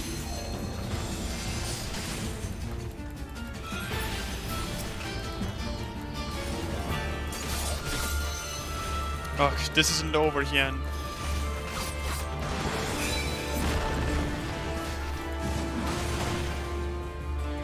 Heal or die! So now we get to play as your Stolas. Bow down before me! Small the fall level posing. Will of us see. Tremble before the sun! That's a level break.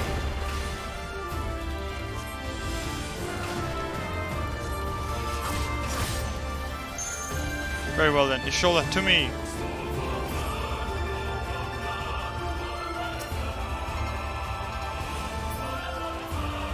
Let us be about it! Alright then.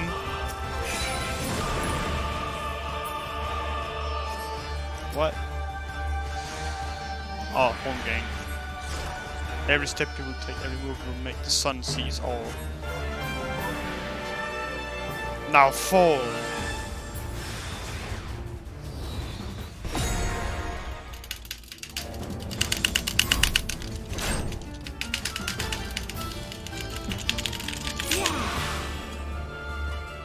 I may have accidentally pressed enter.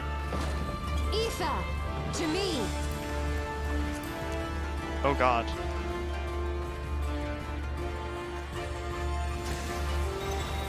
Have at you.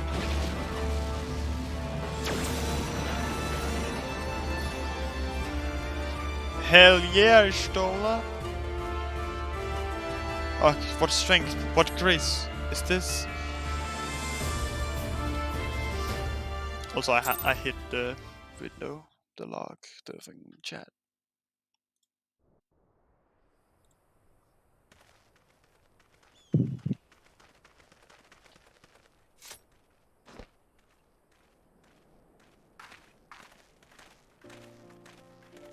Hello guys, I'm back. Never have I felt such bliss in defeat. Masochist. 'Twas a battle to burn soul and flesh to ash. We Dothal will lend you our strength as promised. Narma's power is yours to wield.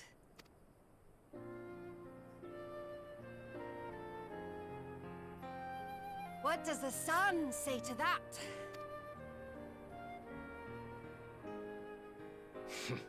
The sun is not driven by base motives such as yours. But they have been judged and found worthy.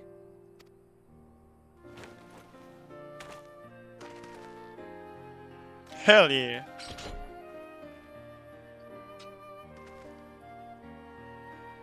It is the way of the Oronir to accord recognition and respect to the strong. You have made sufficient proof of your strength. The sun shall answer your call. You have our thanks. We are glad to call you allies.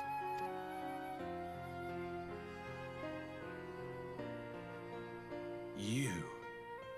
By what are you called?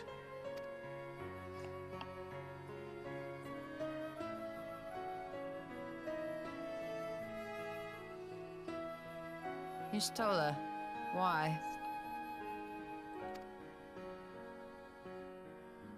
I know what's coming up now. Are you my Nama?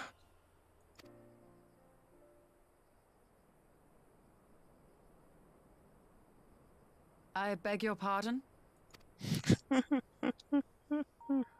In battle, you shone with all the majesty of the full moon's light.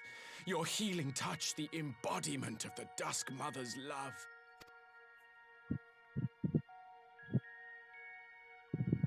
Long had I wondered if my Nama might not be a woman of the steppe. Beholding you, I am all but certain.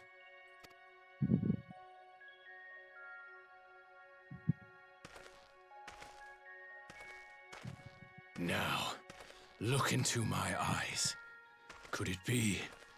Could you be?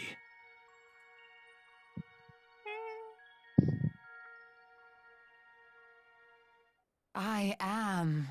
Not interested, little son. Try again when you've become a man. Little? Little?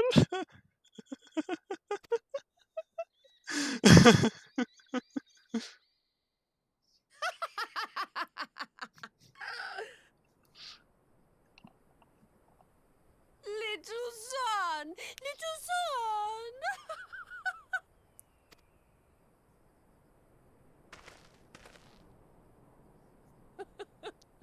Does it pain you, little son?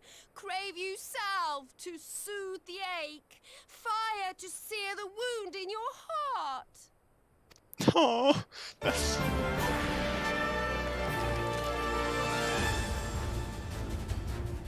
We have wasted enough time here. Cyrano waits for word of our success.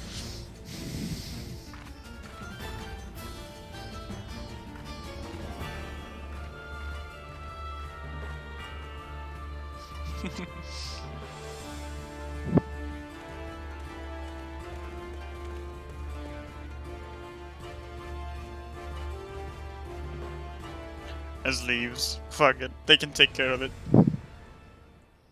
Little son.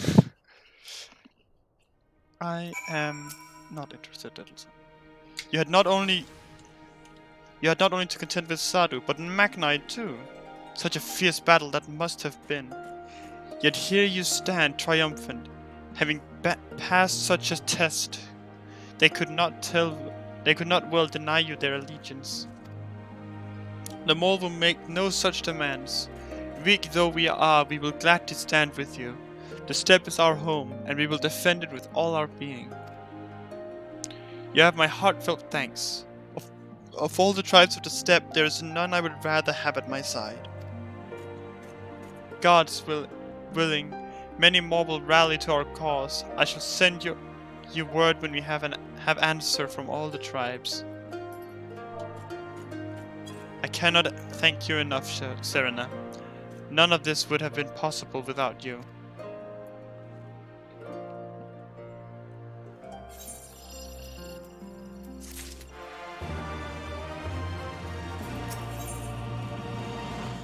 Endure. We have the requisite consent. 'Tis time to put Nama's power to use. If the Aether flows as planned, all that remains is to have the Ironworks engineers do their work at the ruins. Come, let us return to the House of the Crooked Coin.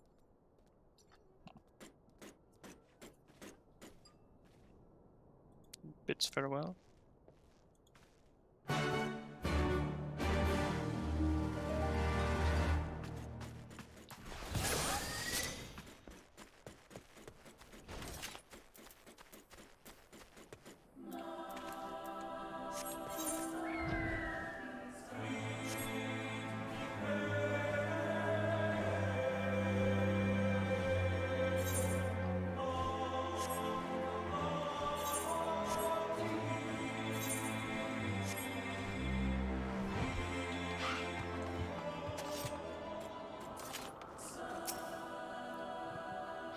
I shall begin at once. You may wish to step back.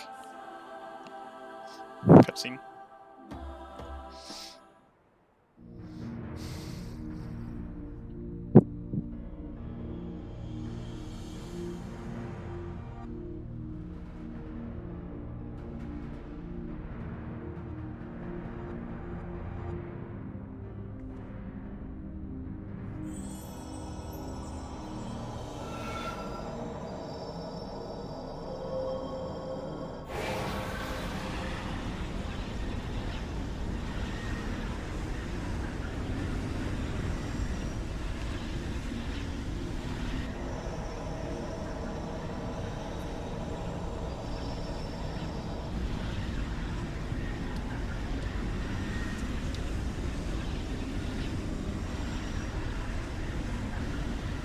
What the fuck?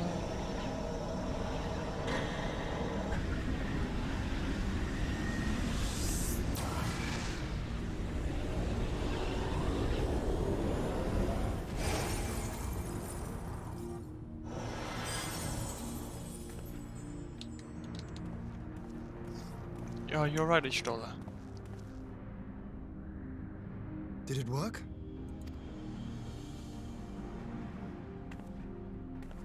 It did. Ether may flow freely to the burn once more.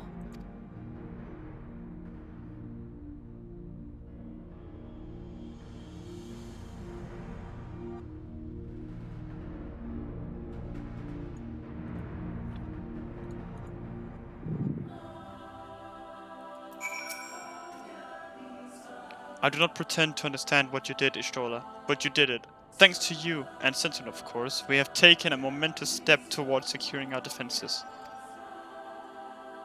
Now, as much as I believe a rest is in order, we should probably make haste back to the Enclave. Agreed. The others may already have returned from their missions, and I wouldn't know how things stand. As would I. Without further ado then.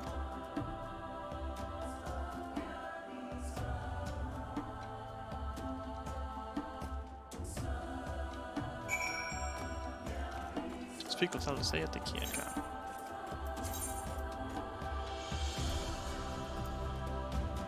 Wait, no. I can teleport directly to the Doman Enclave.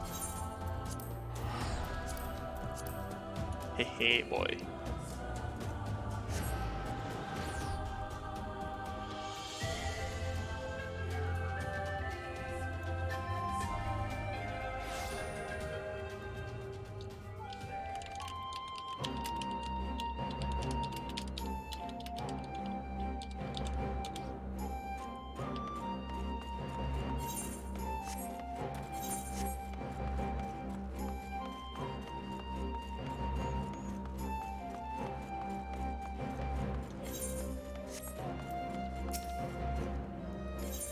Yes, let me get in.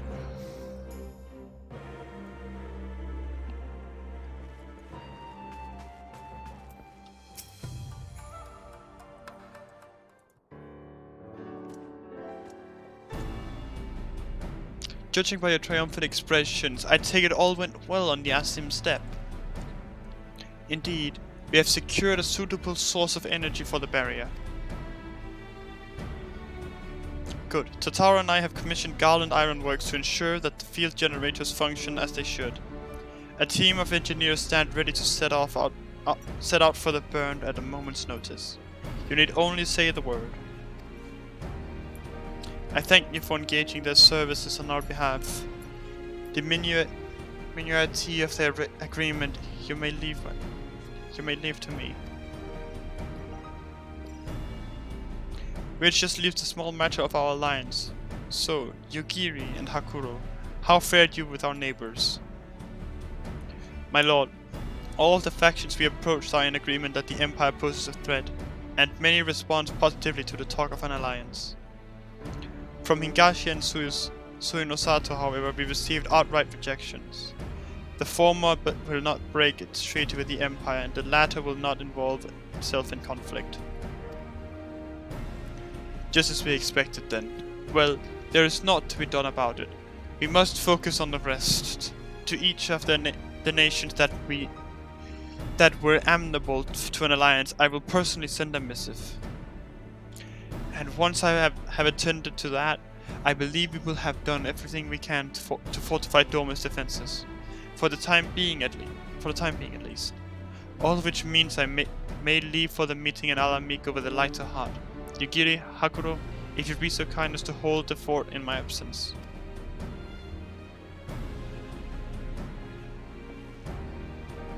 My friends, we could not have achieved so much in so little time without your help. For that I give you my heartfelt thanks. Till the meeting then. I took the liberty of asking Thancred to attend as well. He should have arrived in the Alamigan quarter by now.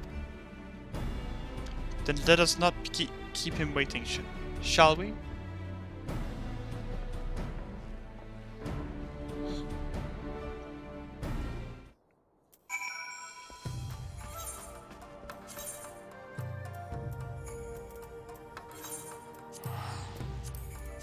Turn to Ralga's Reach.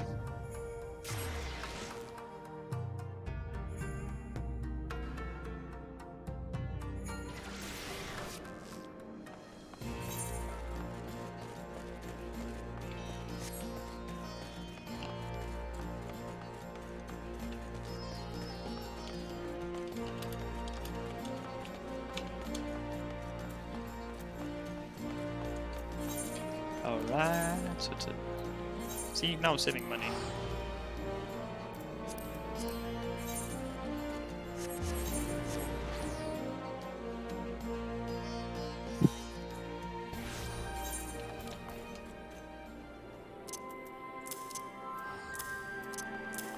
So there we go.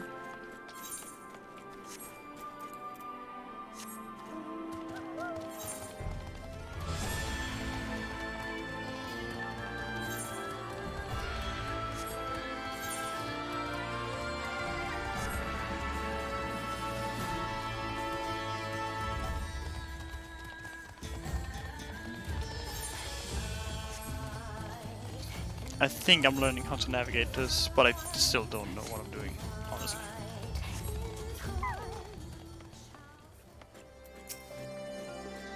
Y'shtola has told me all, and I duly told Orianchi and Krile. Krile in particular was concerned about Alphinaud, but I assured her that everything that can be done is being done. She agreed to continue with her own task for the time being, on the condition that I contact her the moment there is any development. So that leaves 4 of us to attend the council. Arenwald is here to assist with security. Incidentally, though the poor lad seems altogether too distracted for the task. Another one missing Alphinaud, I expect. Ah, but it's almost time. As soon as you're ready, present yourself to the guardsmen at the palace entrance. I shan't be far behind.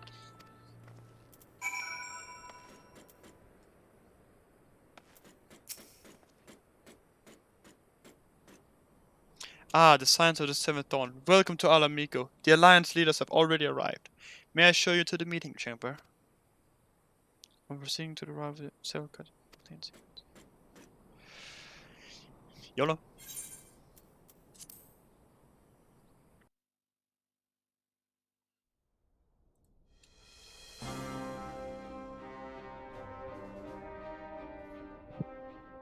Mistress Lyse, Commander Aldin, it gives me great pleasure to formally welcome the city-state of Ala Mhigo to the Eorzean Alliance. The pleasure is ours, Your Grace. I know I speak for all Ala Mhigans when I say that we are glad of this chance to stand with our comrades of the Alliance. And we for our part are glad indeed to be able to welcome friends both old and new. Hell yeah. Lord Hien of Doma, at your service. Pray, accept my heartfelt thanks for your generous invitation. Nay, 'tis we who must thank you for journeying so far. And 'twould be remiss of me not to acknowledge the part the Scions of the Seventh Dawn have played in bringing all of us together.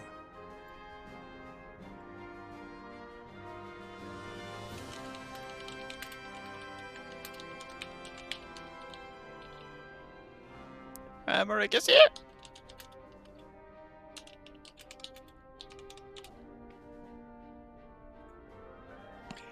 Yeah. In times of great unrest, you and yours have been our constant companions, without whom we would not be here. With apologies to Lord Hien and Mistress Alisaie, it occurs to me that we have not gathered in this way since that fateful day in Ul'dah.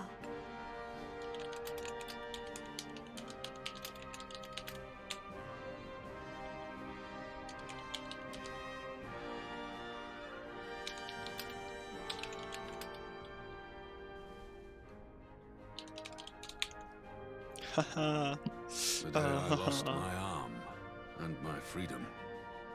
As I lay in my cell, never did I dream that I would one day be given the chance to represent my homeland at this council. I would not even be alive had you not plucked me from the jaws of death You, Yugiri, and Alphino. Would that the lad could be with us.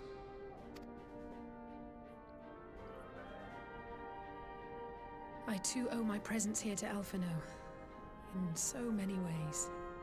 Until such time as he returns, I mean to carry on his good work as best I can.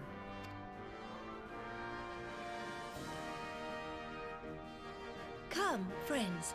Let us leave the past in the past and turn our eyes to the future. My Lord Hien, pray, tell us how things stand in the east. They stand interestingly.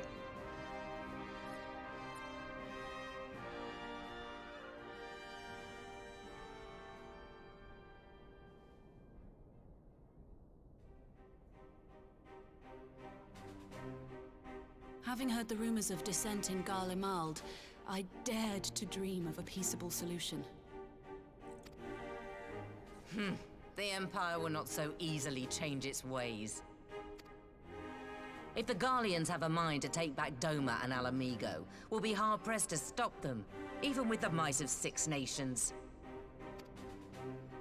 But while we lack the strength to fight the tide, a course may yet present itself, if we read the winds aright. The winds suggest but one course to me. One which leads from the sea unto the river and thence to the source of all our woes. The Ascians. Indeed. All here have felt their blighted touch. It was the bringers of chaos who nurtured the Archbishop's tyrannical ambitions. They who bestowed upon him the secrets of summoning, as they have so many others before and since. And while they remain, we shall know no peace. Our objective is clear. The question is how to achieve it. That our enemy parades about in Xenos' skin poses problems in itself, but ere we get to them, how are we to infiltrate the Empire and get close enough to strike?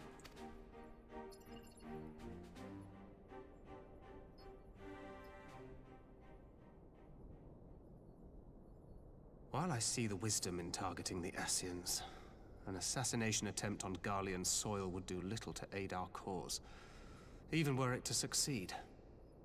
It's time we used our enemy's preferred tactic: subterfuge. You have an idea? Speak your mind, Master Thancred. None here know the enemy better than the Scions, and you mayhap best of all. Whatever it is you propose, we will give it fair hearing. On that you have my word. Very well, Admiral. My proposal is thus. We dispatch the Shinobi to Imperial territory. There, they sow the rumor that the Crown Prince perished in the battle for Alamigo, and that the man parading around is in fact a corpse inhabited by a servant of darkness. Makes sense. Well, it does have the ring of truth about it. And were the Garleans to learn that their future ruler is a puppet, the Empire would be shaken to the core. But at the risk of sounding stupid, would they actually believe such an unlikely story? I didn't. Ordinarily not. But prior to his miraculous recovery, rumors of Xenos' death had already begun to circulate around the Empire. Ultimately, however, what the masses believe is not our chief concern. Our true objective is to create an opening for rival factions within Garlemald to exploit. Just as a war of succession erupted in the wake of Emperor Solus's death. A war which raged until but recently, plunging the Imperial House into disarray as nephew and uncle grappled for the throne. It is no coincidence that one of Varys' first acts as Emperor was to name Xenos heir apparent, family feuds being so tiresome when armies are involved. Not all welcomed his choice of successor, however. There is no shortage of individuals who aspire to the throne, who would jump at any chance to seize power. The news that Xenos is not only dead, but a puppet to diabolical forces would be too enticing to ignore. The Empire would not be quick to recover from a second war of succession. am no stranger to infiltrating Imperial territory. With a team of operatives gathered from among the Alliance's finest, the plan should have a reasonable chance of success.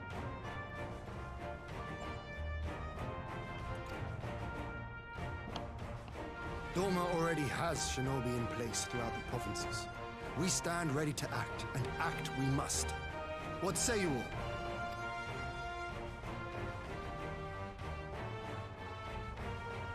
I'm for Master Thancred's proposal. We shine a light upon the Ascian and test the Empire's unity. Yes. 'Twas his plot that scuttled Doma's negotiations, was it not?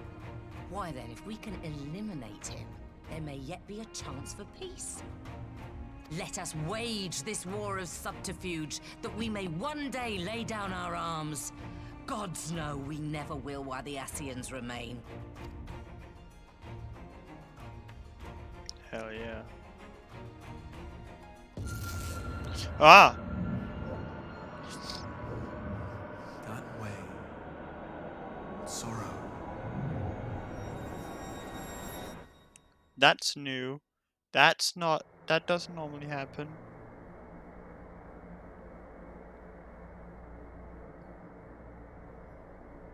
History must be changed.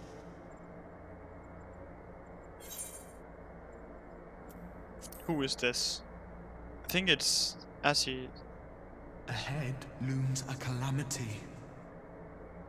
Ahead looms light, expunging all form and life.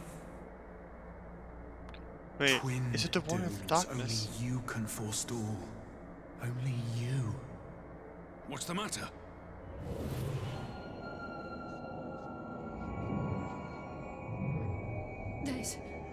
There's a voice. So they can hear it too, because they had the echo. Spies in our midst? Nay, I sense no such presence. Let expanse contract. Eon become instant. Throw wide the gates that we may pass.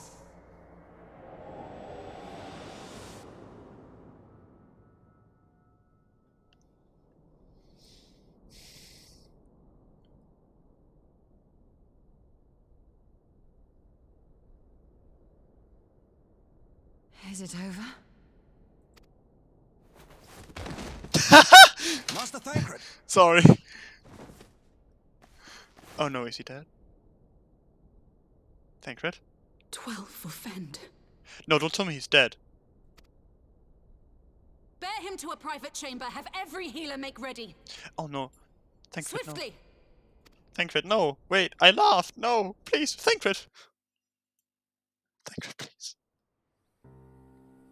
Thancred? Master Thancred remains in slumber. Though his vital signs appear stable, he's unresponsive. What could have done this? And why just him and not the others? I'm afraid we could not identify the cause, my lady. Our examinations revealed no wounds, nor the presence of any poisonous substances. Gods, that only makes it worse. You're to let us know the moment there's any change, all right? Thancred?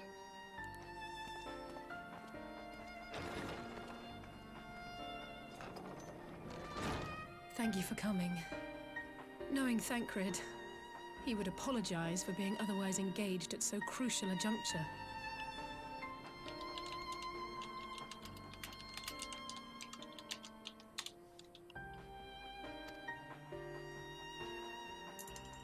In gifting us a course of action, Thancred sowed the seed of all that is to follow. We have but to nurture it as best we can.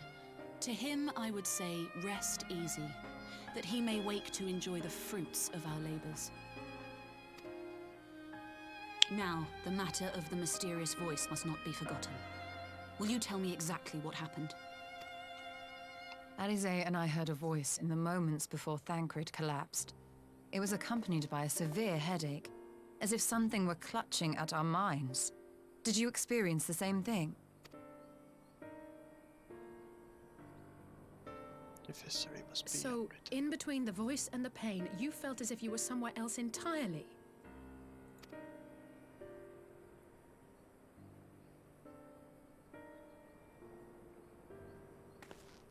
Your testimony confirms my suspicion. That which you experienced was, I believe, your soul being plucked from your flesh. Called.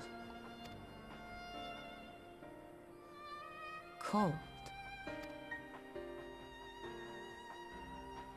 I myself examined Thancred.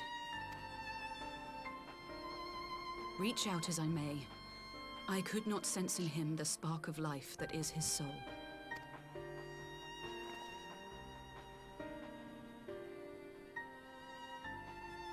That Thancred alone was stricken so is likely due to his heightened sensitivity to the effects of ether, a consequence of his prior possession by the Ascian Lahabrea. The owner of the voice, whoever it may be, reached out to you, called your souls, and in so doing, caused you and yours such pain. But if that's true, where exactly are we being called to? I know not. Yet one thing is plain. Whoever waits for you on the other side is possessed of a power unlike any I have ever known.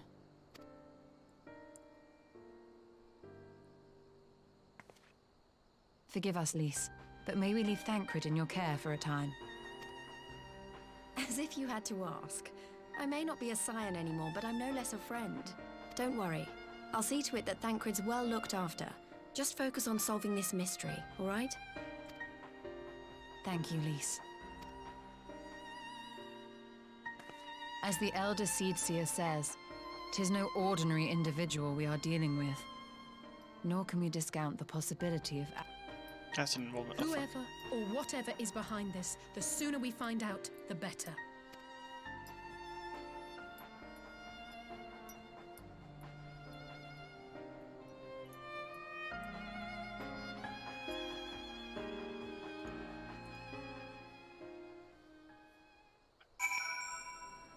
Well, Thancred's dead.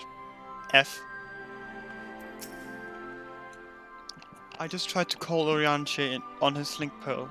He didn't respond, but I dare to hope that he possesses some knowledge we do not. Ah, Orianche. Something happened during the meeting. Thancred collapsed. A disembodied voice suddenly started. What? But that's... We should talk about this in person. Alright. We'll meet you there. That was Orianche. He heard the voice too. In Thanalan? As we alone were afflicted at the meeting, I had my suspicions, but if the voice also spoke to Orianche, there can be little doubt the scions were targeted specifically. By whom and to what end is the question, one to which we must find an answer with all possible haste.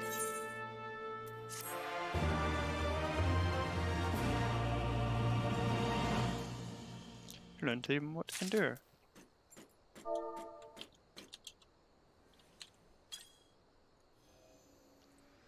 You silently endure. Damn. Prelude in Violet. Orianche agreed to meet us at the Rising Stones. If any of the others heard the voice, we'll find out soon enough.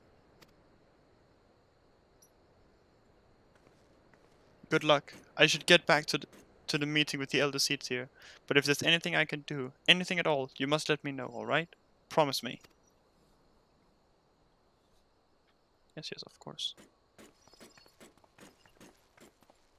Right, let's be on our way.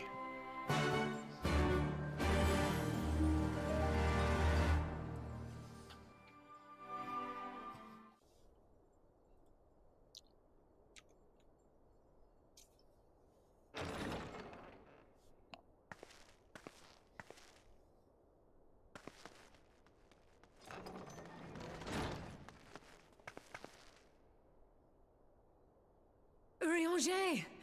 Gods, it's good to see you.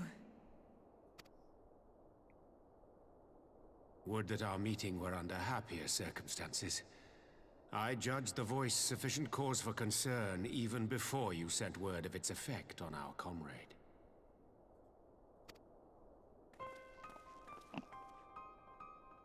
You heard it too, then?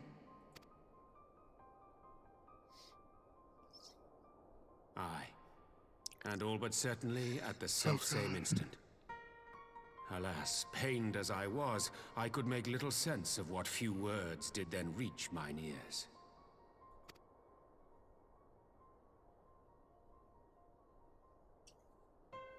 Who do you think is responsible? Could this be the Ascians doing? That I cannot say. Not when so little is known. Ere I indulge in speculation, I would examine Thancred with mine own eyes. To Alamigo, then, without further delay. Damn. So we just went to the Rising Stones to go One back to other thing. Alamigo. During my visit to the Far East, I observed a strange phenomenon. Thou referrest, I presume, to the localized reduction in etheric density. Well, that spares me the trouble of an explanation. Yes, I noted precisely that at two apparently unconnected locations. I take it the phenomenon is not limited to the Far East. Indeed not. Of late, our agents charged with surveilling the beast tribes have spoken of little else.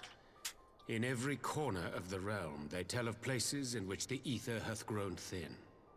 Naturally, my suspicions first turned to primal activity, but the areas thus affected betray no evidence of summoning. I must confess to being quite perplexed. If the same phenomenon is being observed in multiple locations on opposite sides of the world, we may safely discount regional factors. Needless to say, this warrants further investigation. Indeed, I shall make it my task to.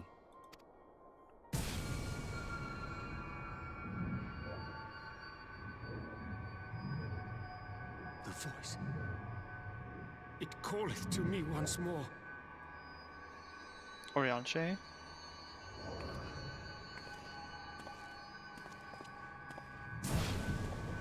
Orianche.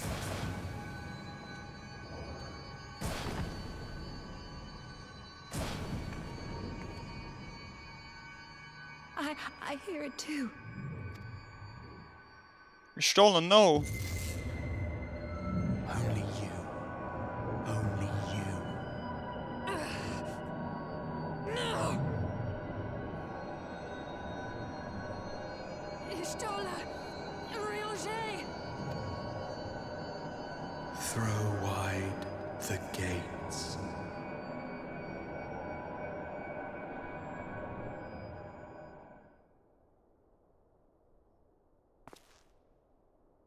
No! No, this can't be happening! No, not them too. Y'shtola! Oriange! Open your eyes! What about Alphinaud as well? Open your eyes, I beg you! Say something! Anything! Not again. Please, not again.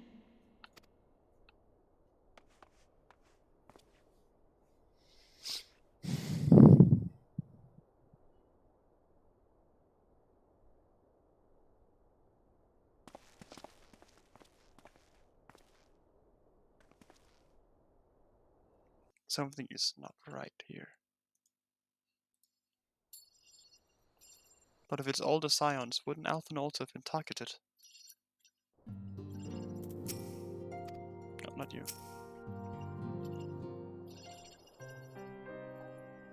Forgive me. That was an unseemly display. It happened before your very eyes, my lady. None here would have behaved any differently. We have borne the two of them to a private chamber, but tell me, is it true that Master Thancred languishes in a like state in Alamigo? I'm afraid so. Though given the circumstances, it would seem best to observe them together. I will send word to Lys that he should be brought here. Take heart, my lady. The world is full of scholars and knowledgeable folk of every persuasion. Someone out there is bound to know what ails our comrades, and how it may be cured. Thus will we bruise them, no matter what. That we will. That we will, Horay. That we will. But first things first, our comrades will have questions. May I ask that you explain the situation to them? I must attend to a private matter.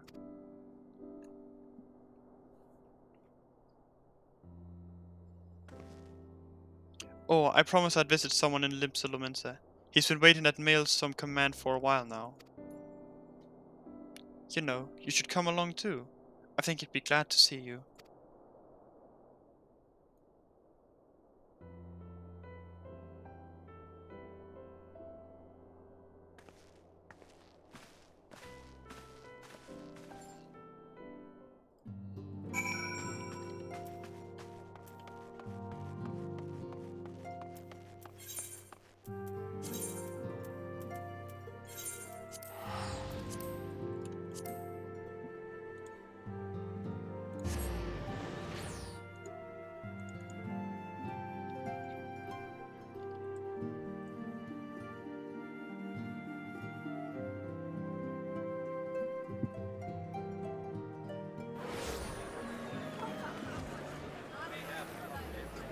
Limsa is just as lively as ever.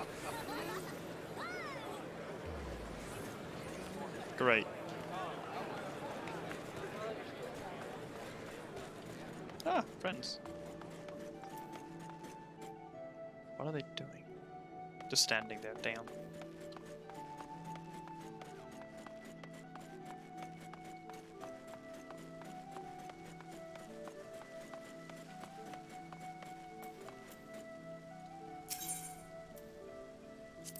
To the drowning wench.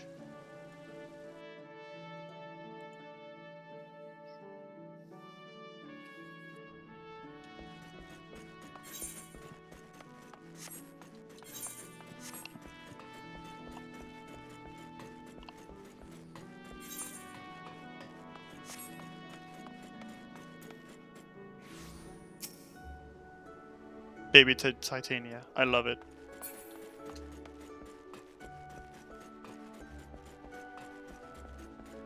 Sup, Alice, eh?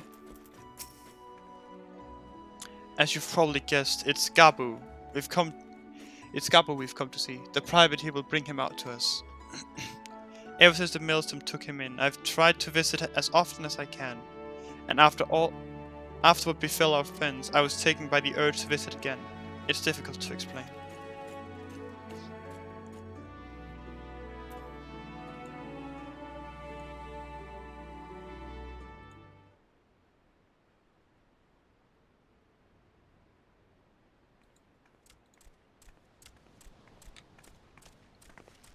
Look at the little baby. Here he is, my lady.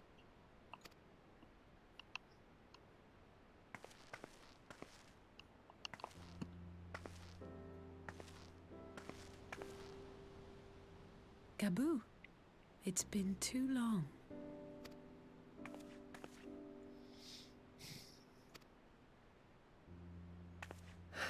I'm afraid there's been no change. If he can see or hear us, he has given no sign. I see. You're still fighting. I'm proud of you.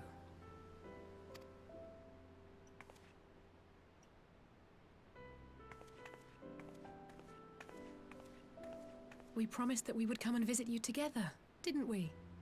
Alphinaud and I. I'm sorry that we haven't managed that yet. You know, with the three of us like this, does it not remind you of that night? Of the stars beyond count twinkling in the heavens? I was feeling pretty low back then. Powerless. But I knew that my brother was close by if I needed him, and that the others would be waiting for me back at the Rising Stones. Not like now.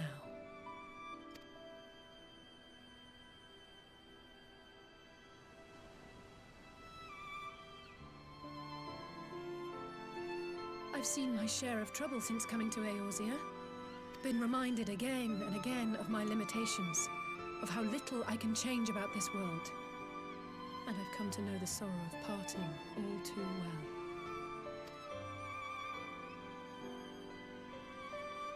But to have the people I hold dear struck down before my eyes, and be powerless to help them, that I cannot bear.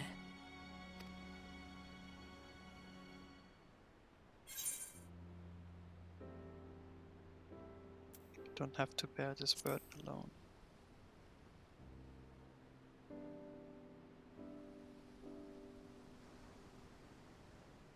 No, I don't. You're right. It's pure arrogance to imagine I can solve everything by myself. You'd think I'd have learned that by now. Thank you. I don't know what I'd do without you.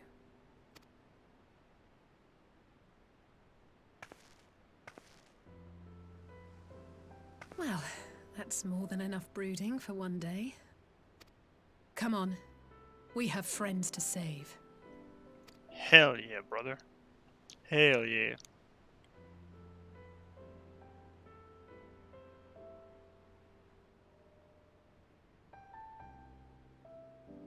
He looked up at her. He looked at her!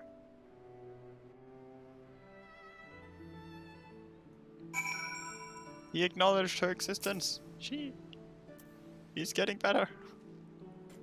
Let us return to the Rising Stones and take it from there. Thanks again for agreeing to come. It meant a lot to me.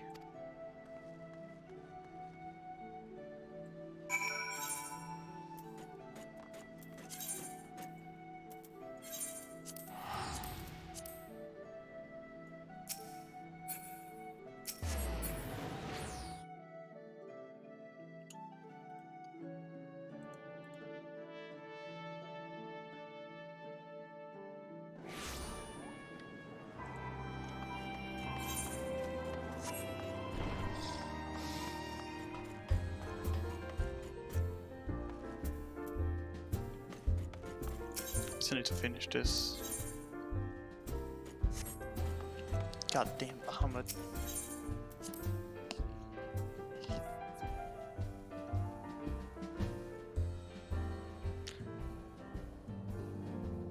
Well, I hope you guys are enjoying watching.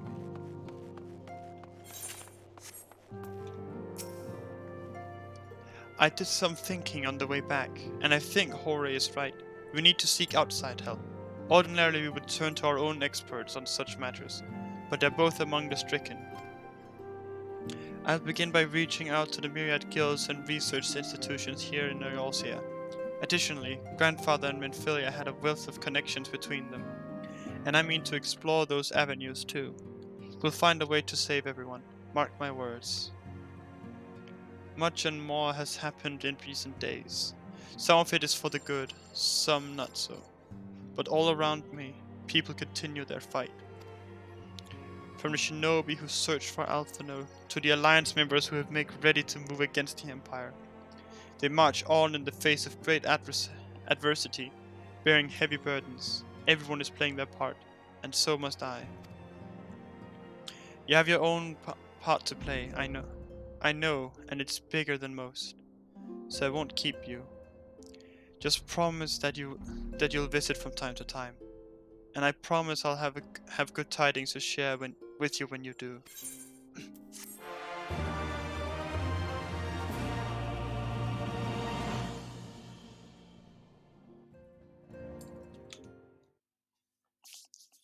Meanwhile, in the Imperial Palace.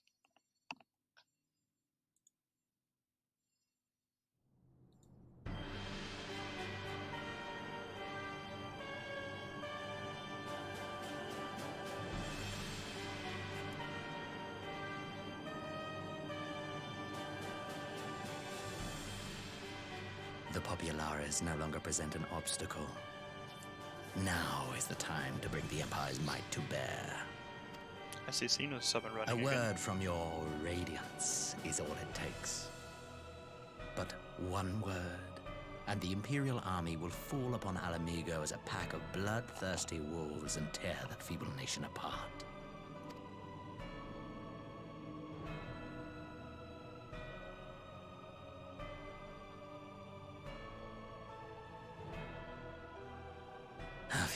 words for me? Despite the lengths I go to, an emissary playing the part of a fool. When first I took this face, I swore to use all of my knowledge, all of my power, to further the cause of the Empire. My deeds stand testament to my commitment. And with this adamant flesh at my disposal, I could destroy the Icon Slayer as easily as one might swat a fly. Why do you hesitate?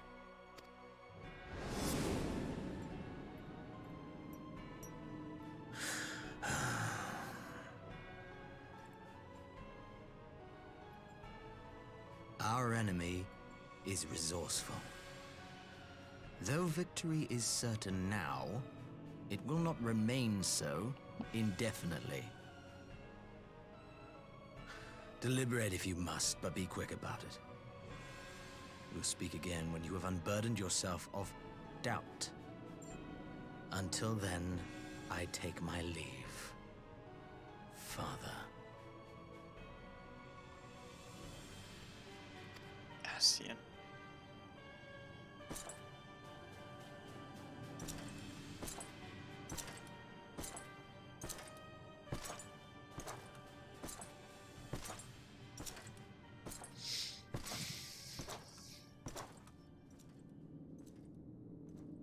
I should be the one to sigh.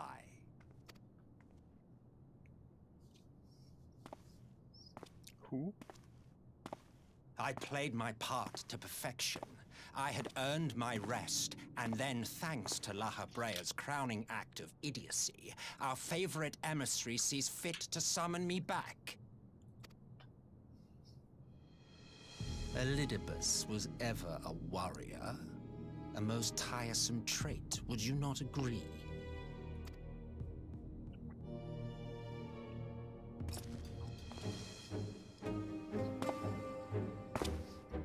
What? Have you no words for me either? No matter. I've long grown weary of this mummery. Now, my dearest grandson, let me remind you of your place in the simplest of terms.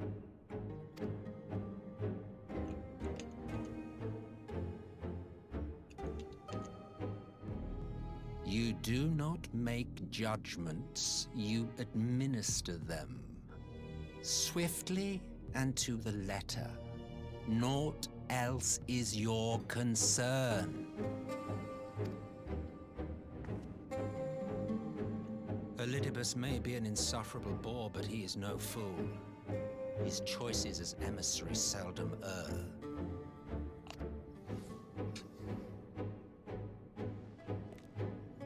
Who are you? If aught threatens the balance twixt light and dark, it falls to you to remove it. Be it by your own hands or by your armies, you have ample means at your disposal.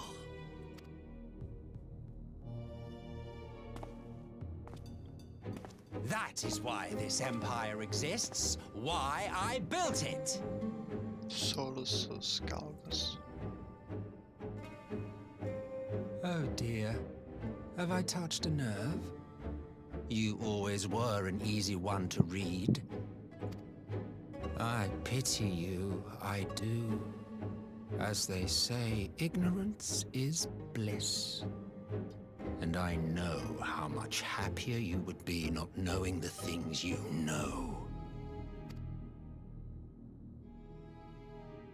The Founding Father was an Ascian, and he created the Empire solely for the purpose of sowing the seeds of chaos. Oh my god. Don't take it personally. I merely do my duty. To bring about a calamity requires no small amount of power. And there is no surer way to obtain such power than by collecting powerful pawns. To that end, I have labored long and hard, and I must say I am quite pleased with my handiwork, paltry though it seems in comparison to Alec.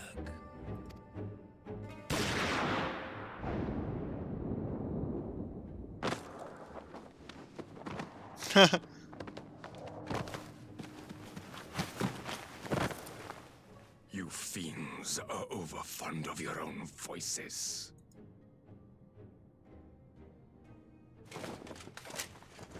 Mark me, Ascian. Man is the master of his own destiny. That right there is not enough to kill an Ascian.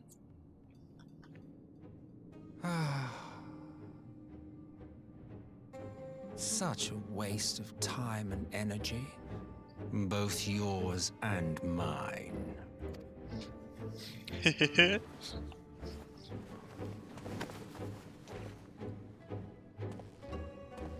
Lest you forget you are Emperor now. If you wish to spout drivel about man's destiny, save it for the masses. It will serve to give them a sense of purpose, and you pliant pieces for the game.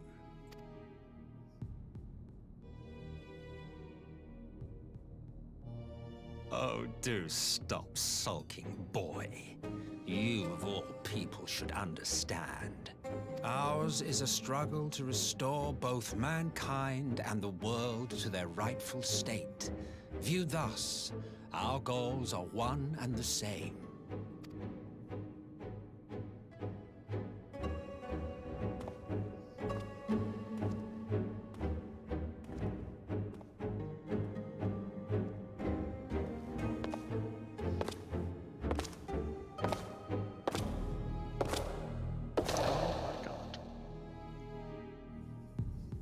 He's evil.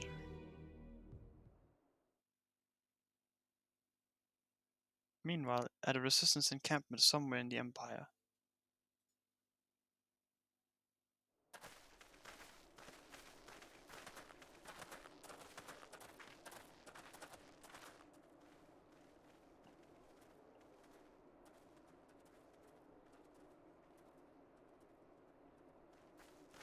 So Alphinaud has not been hit.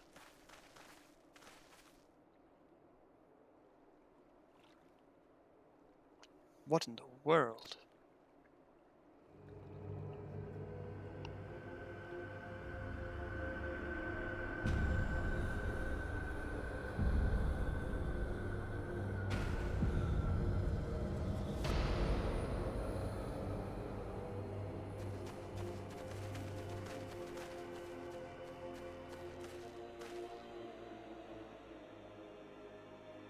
Dead. All dead. Yet I see no wounds, nor any evidence of battle.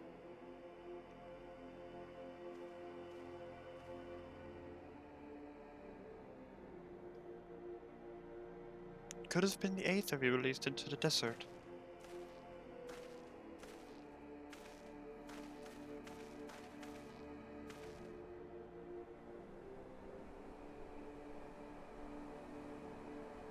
Damn them. They finally used it.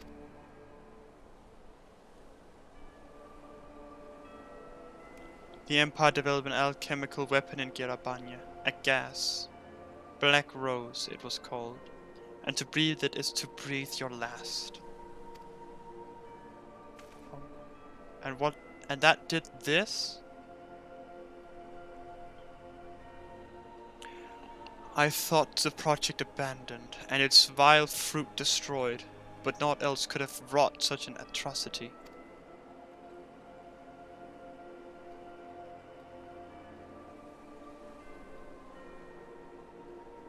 Fools.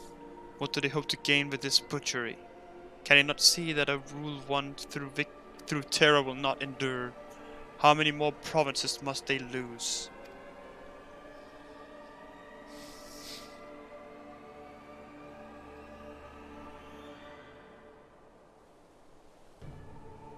Nay, wait. This is not the work of men, but monsters. The Ascians. It cannot be a coincidence that the trail led us here. The objective was never to rule, but to sow strife and discord.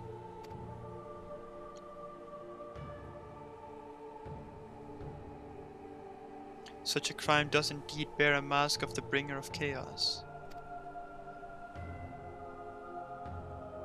Black Rose cannot be allowed to kill again.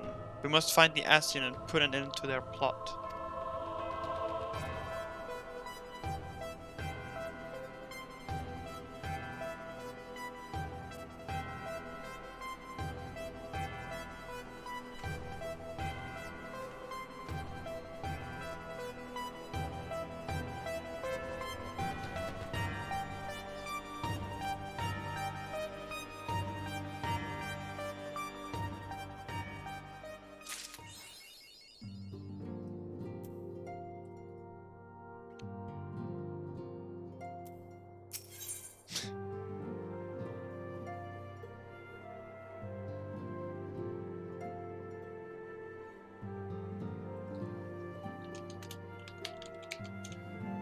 Soul searching.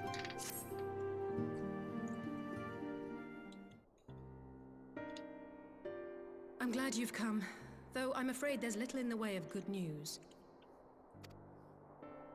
After you left, we reached out to both the Alchemists Guild and Stillglade Fane and attempted all manner of treatments. But the results were always the same. Whatever the answer is, it's not alchemy or conjuring. Why did it have to be Y'shtola and Urianger and not me? Out of all of us, they are the ones who could feasibly have solved this puzzle. And Alphino's still missing. God, it's all going wrong. Where do we even start?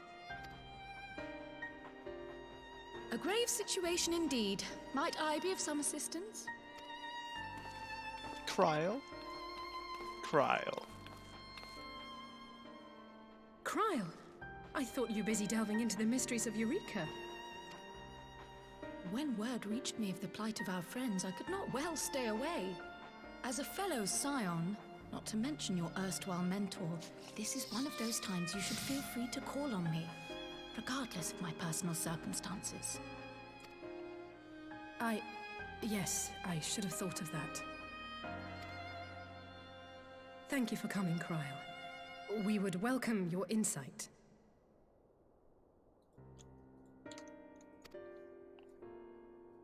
And I should be happy to provide it. Now, what's this I hear about Alphino heading into Imperial territory? That boy always did have some funny ideas. Do you remember the speech he gave when he was accepted to the Studium?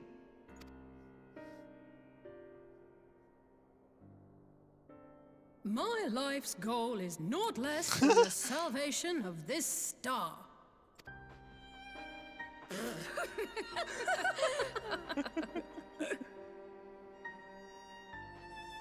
That particular grand pronouncement has been a source of great embarrassment to him, as you know. But the fact of the matter is, he meant every word and has lived his life accordingly. Yes, he remains altruistic to a fault, but I'm worried he was too fixated on his goals to see the dangers, as has happened before. You needn't be so concerned. Though his values remain the same, Alphino is not the blinkered boy he once was. Slowly but surely his eyes have been opened, thanks to a certain someone. A certain someone whom he'd be mortified to learn had heard about his little speech. Mum's the word, eh? Right, I'd better have a look at our patients. They're in the infirmary, I assume. I'll need absolute quiet, so it would be best if I did this alone. If you'll excuse me.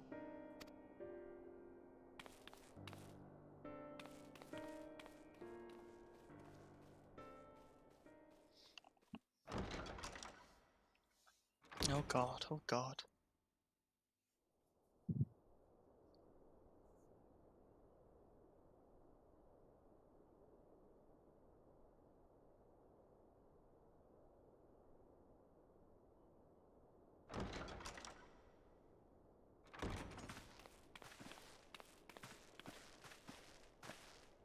All three are in fine physical health. At a glance, I would say they were merely sound asleep. Except for the fact that I couldn't sense the slightest trace of them in their bodies. It's as if their souls have taken leave of their physical forms. Ah, yes. The Elder Seedseer made a similar observation. Great. I've read the report. When you heard this mysterious voice, you described feeling as if you were somewhere else, yes?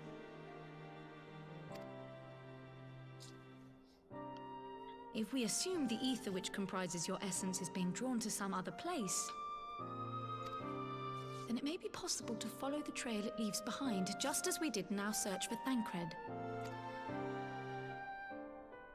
I wasn't around for that, but I can't imagine it was easy. Oh, it wasn't. But that's no reason not to try.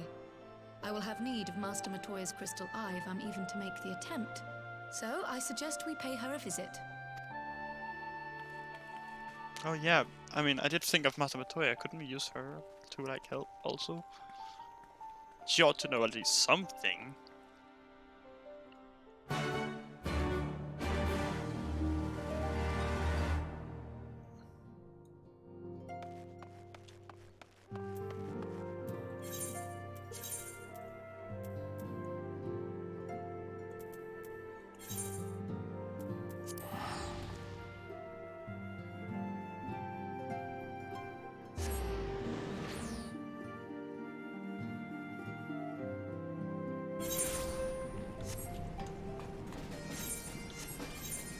To Master Matoya.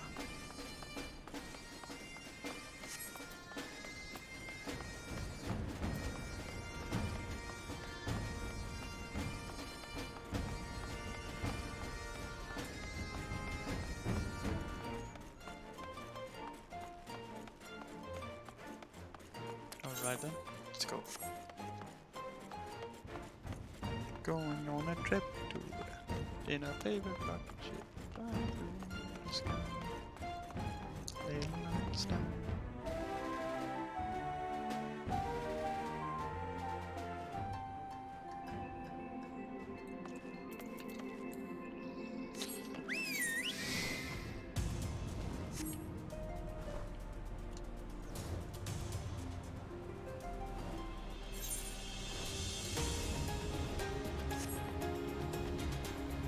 There's Alexander. He's a big boy. I wish I could have fought it on Savage though. So I have yet to do that.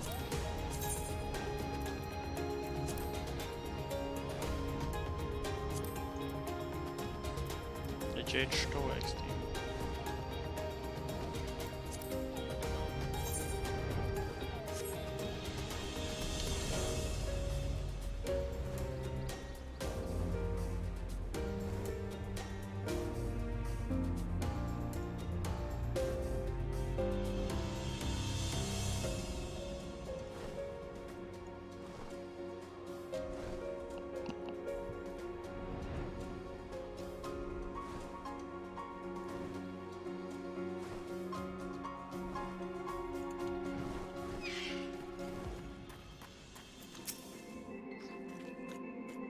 I'd heard Master Matoya was something of a recluse, but this seems extreme. Still, I'll happily overlook her eccentricities if she agrees to help us.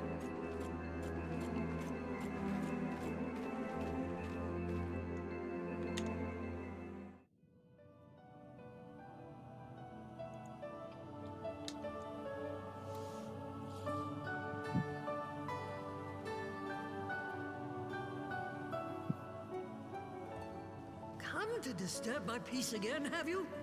I hide myself away in a cave, and still you people insist on pestering me with your problems.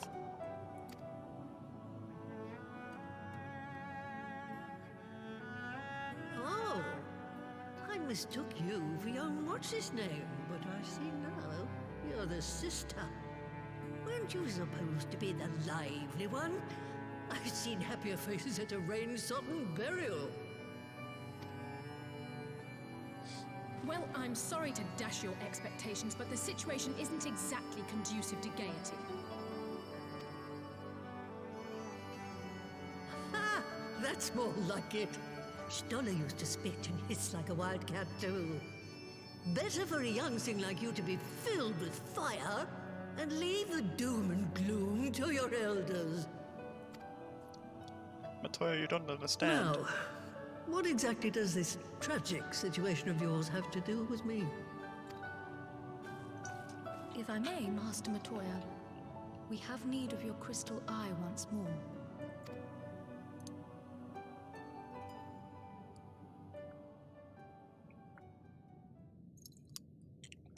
Wampter. And Stoller is one of the afflicted, is she? Very well. She may be an ungrateful stray, but she's my ungrateful stray, and I'll not see her buried before I am.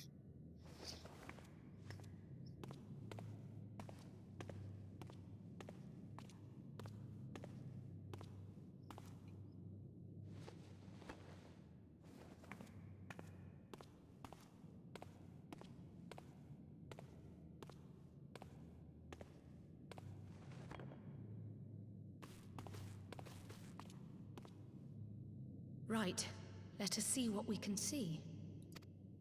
I'll begin from where our friends first fell, and cast my senses out from there.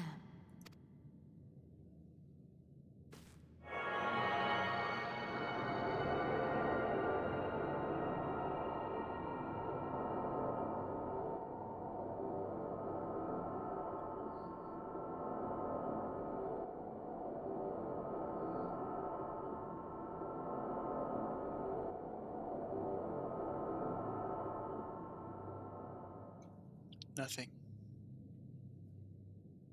What is it? Did you find them?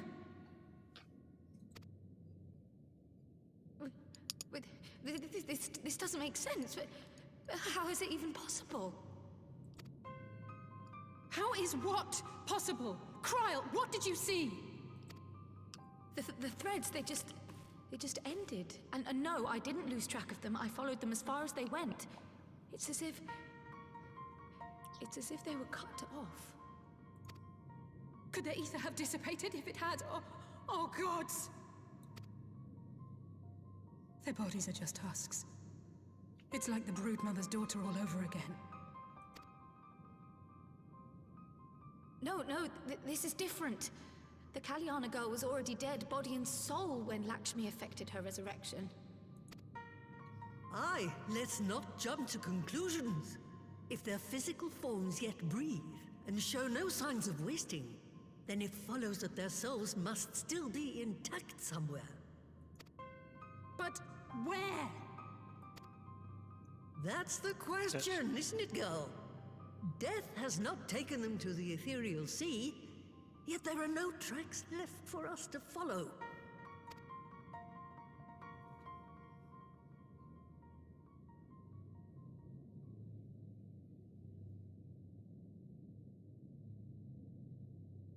We're no closer to an answer than when we started. But knowing their souls are still out there is progress of a sort. We just have to keep looking. Pray, excuse me a moment. Yes? I remember, but... What, to Alamigo? We're on our way. That was Lise. Apparently, a group of Populares have defected to Alamigo, and Maxima, the envoy Alphinaud left with, is one of them. I'm sorry. Oh no. I realize we've barely begun here, but... Go, child, go! You've made up your mind, and life's too short for dithering. I'll do some digging in the meantime and see if there isn't some other method we could use to continue the search. Let's be off then. Let us.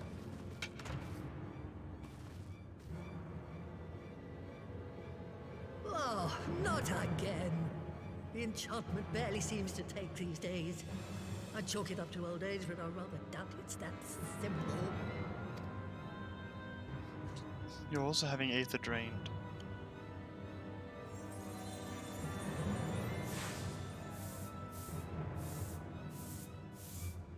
Before they took ill, Y'shtola and Urianger were sharing notes on a thinning of the ether.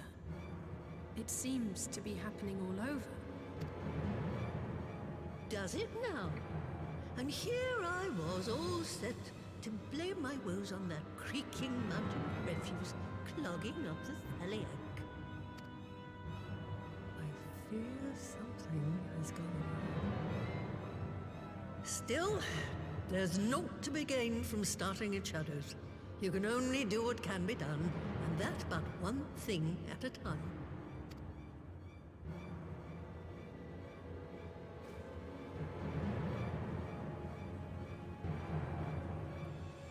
Something is very, very, very wrong.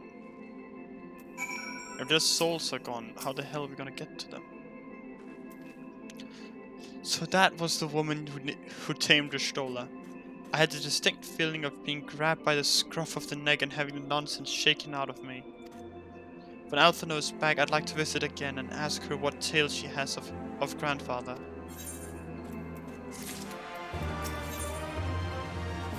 A defector's tidings.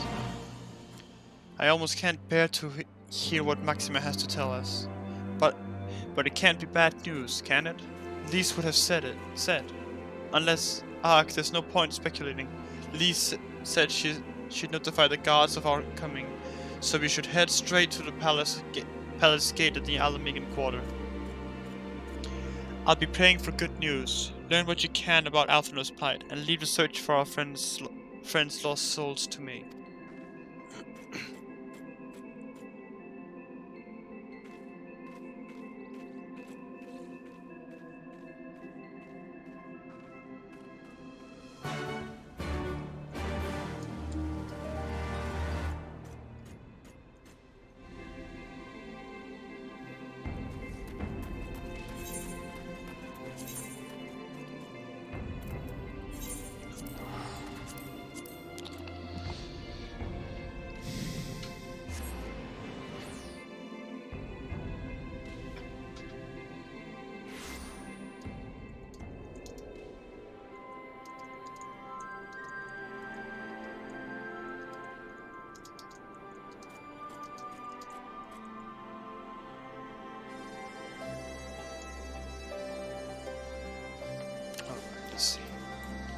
We have to go.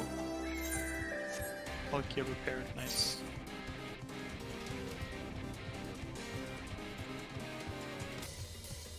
Oh right, it's an outside.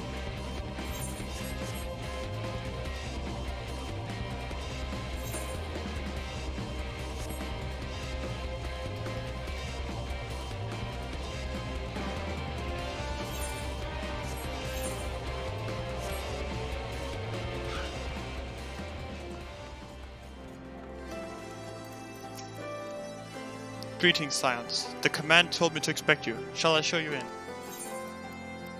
Yes, please. Please show us in. Please, fast.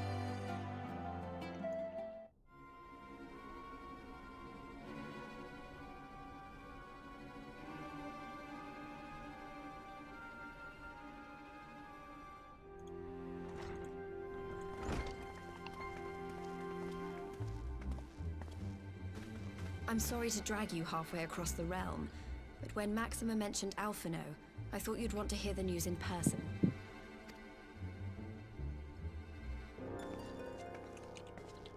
Ah, we meet again. Though I was hoping our reunion would be under more auspicious circumstances. What happened to my brother? Where is Alphinaud?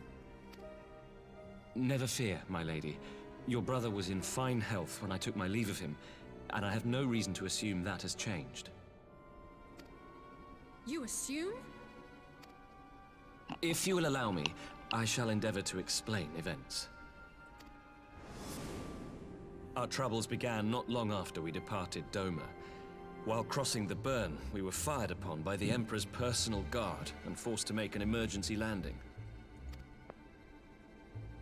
As we stumbled from the wreckage, our attackers fell upon us again, and we would have perished there and then were it not for the intercession of a third party, a band of mercenaries whose leader claimed to pursue a vendetta against the Ascians. This Shadow Hunter, as he styled himself, then escorted us out of the wastes to relative safety. Upon arriving back in civilization, I gathered my Populares colleagues and prepared to flee the Empire. Master Alphino, however, declined the invitation to join us, preferring to continue his investigation into the Ascian threat. Well, at least he's not lying in a heap in the burn. Tell us more about these Ascian hunters. Who are they? And is Alphino still with them? He is. As to who they are, I'm afraid I have nothing to tell you. Beyond the fact that they root out and destroy Ascians, they were unwilling to divulge anything which might serve to identify them. They would not even reveal their next destination. But Master Alphino asked to accompany them all the same. Since parting company with your brother, we've been engaged in a game of cat and mouse with the Emperor's Guard. We made our way through province after province, finding the army busy restoring order wherever we went, until we finally arrived here in Alamigo. I cannot thank Commander Aldin enough for giving us such an unexpectedly warm welcome. I'm not inclined to turn away refugees, no matter which land they call home. And if they can tell me how things lie in Garlemald, all the better. On that subject, there is much I would tell you. During the course of our journey, we heard tales that an entire rebel army had been slaughtered in the space of a single night. It would seem my former comrades grew tired of putting down uprisings in the conventional manner, and chose instead to bring a formidable new weapon to bear. Details were sparse, but the rumor alone was enough to dampen the flames of rebellion. I have also heard reports that several companies have withdrawn from their designated provinces and begun marching westward. It is my assessment that the Empire's forces are mobilizing for a large-scale military engagement. Westward? You mean they're getting ready to invade Alamigo? We knew this was coming, but not that it would be so soon. We've barely even begun to shore up our defenses. They won't stop an invading army. No, they won't. Dispatch messengers to the Alliance leadership requesting reinforcements, and send word to our officers in the field to hasten completion of those border fortifications. Prepare to meet the Imperials head on! No matter how quickly we act, we still want for time. When the enemy comes into view, our best recourse will be to open negotiations with their commander, and see that the ensuing proceedings take as long as possible. Would you and Alisaie head to Doma and let Lord Hien know about this? I'm sure he'll want to hear about Alphino too. Consider it done. We'll send word when... Oh no, not again. Untold sorrow must be changed. Ahead looms a calamity. Eon become instant. Throw wide the gates.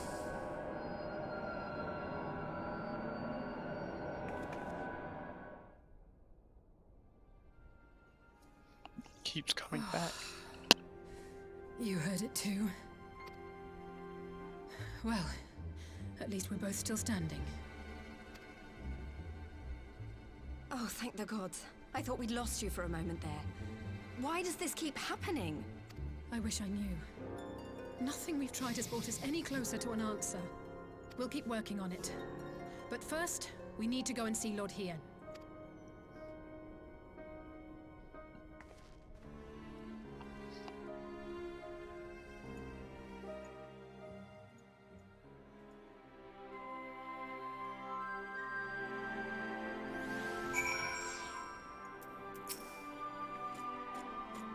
So Alphino is safe, for the present at least. Now all we need to worry about is a full-scale Imperial invasion. I'm actually glad he's tasked us with visiting Lord Yen. Better to be dashing from place to place than sitting around stewing over things we can't change. To the Enclave.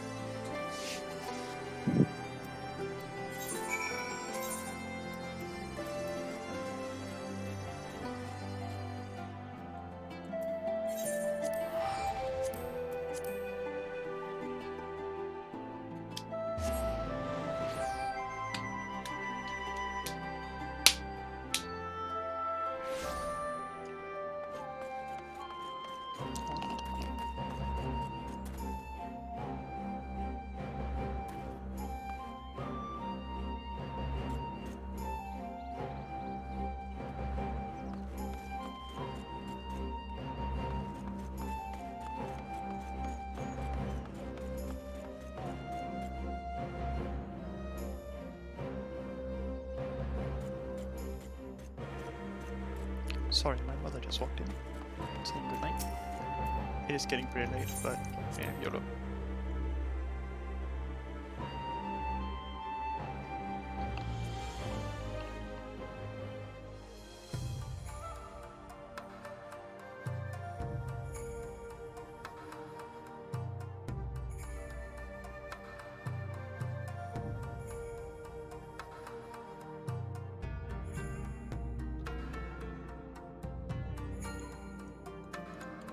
Just do this first.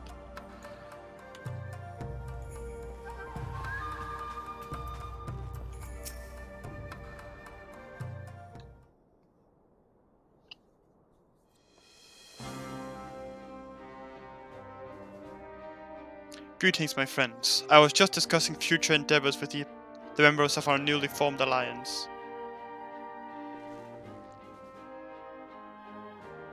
The Kojin and the Confederacy you already know, and it was your own strength of arms that won us the cooperation of the Steppe tribes.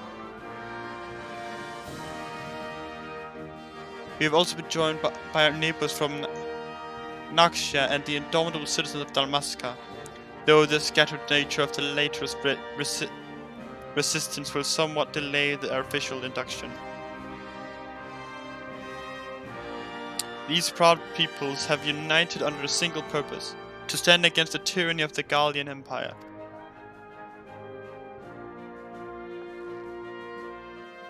I am glad to see your alliance is coming together so swiftly. As things stand, I fear we shall soon have need of your strength.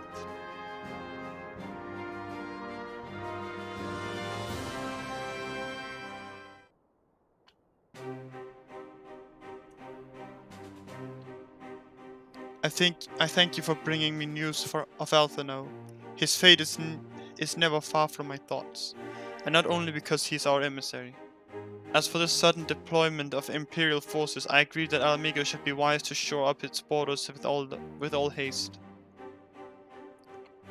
Every report we receive from our shinobi indicates a massing of troops in the western provinces. It seems all but certain that the Empire is poised to bring its fist down upon Eorzea. And I would help deflect that blow, but I cannot risk sending reinforcements just yet. We will remain vulnerable to airborne assault until our wall in the burn is in place. Then the all-important Allagan energy barrier. The energy barrier, yes. I thought to call it something more auspicious, a name drawn from the four lords of legend, perhaps. Serious Aegis or some such. Well, just a thought. The Ironworks engineers report that they finished calibrating the generators and are ready to proceed to the testing stage. Have you time to attend the first test? You've seen the field which protected Azizla firsthand, and I would be interested to hear how you think of ours compares. Makes sense. I will come too, if you don't mind. Though I'm no Stola, I may be able to offer some insight.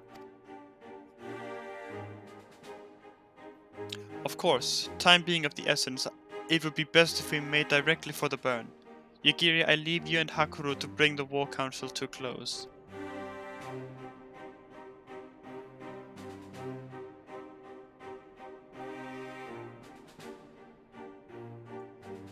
Understood. Your mounts are saddled and ready, my lord. Where are the storms?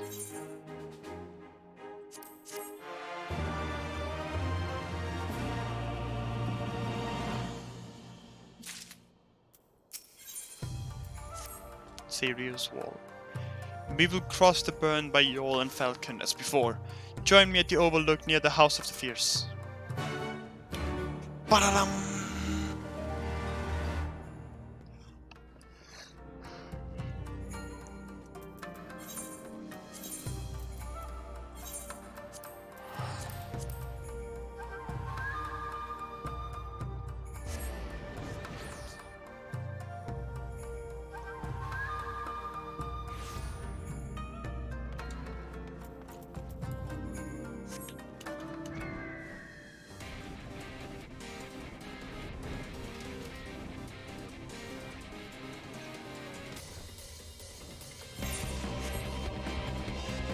Down here, just a hole, just a hole. Damn, just a hole.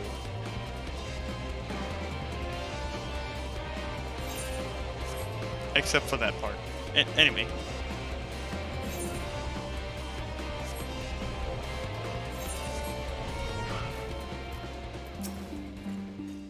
Give the word when you're ready to take wing.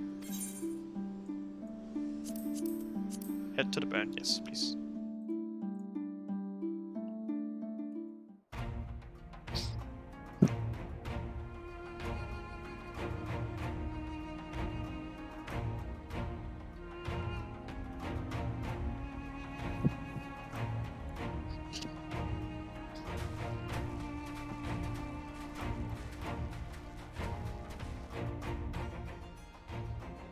It seems the engineers have matters well in hand. Indeed it does. Should the barrier work as we intend, Doma will be free to reinforce her allies in Alamigo without fear of weakening her own borders. Honored friends, the time has come to put your hard work to the test. Start the generator.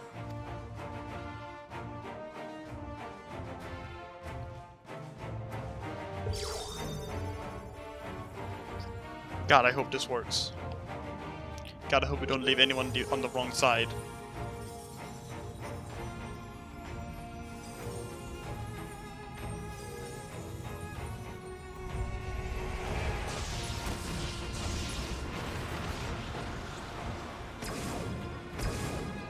Node 1 is operational. Nodes 2 to 8 are reporting similar energy levels. The barrier is forming.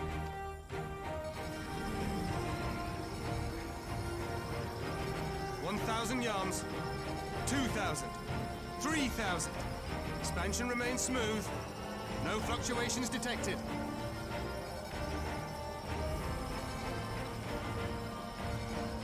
Please work. 4,000, 5,000. Target altitude reached. The barrier is holding steady at 5,000 yards. We've done it.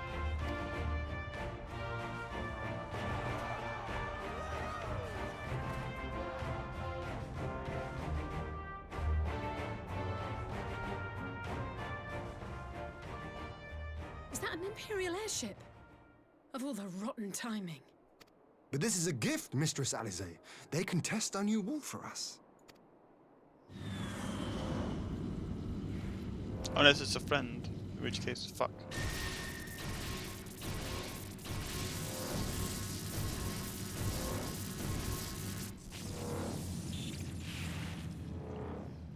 Seems solid enough, though I was hoping for a fireball.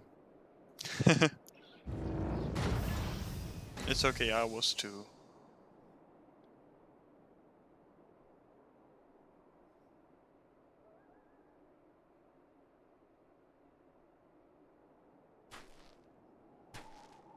Oh no.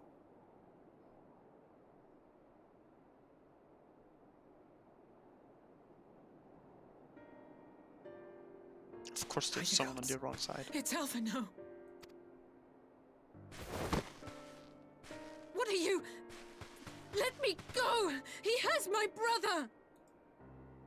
Lower the barrier!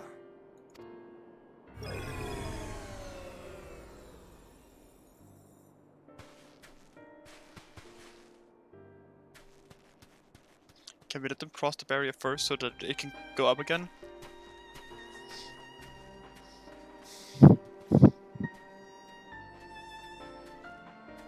Be at ease, girl. The lad is not dead, merely locked in slumber. No. Is that Nero's fucking voice?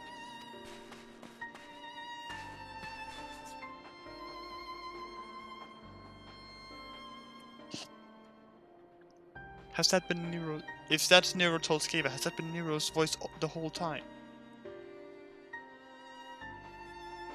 We could identify no cause and found no remedy. Thus I sought to return him to Doma, and into the arms of Lord Hien himself, it would seem. It's fucking... It is a day for fated reunions.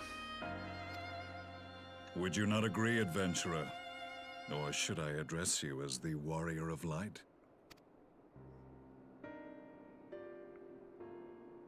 I fucking knew.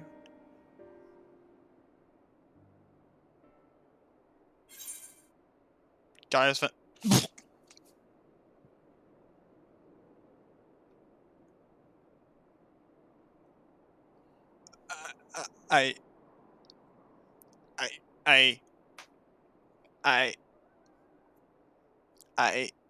I straight up don't know what to say here. So I was very certain it was someone else. I was very certain it was Nero Tolskeva. That is a surprise. Aye, Gaius van Baelsar, the Black Wolf. That was the title I was given, one I have long since relinquished.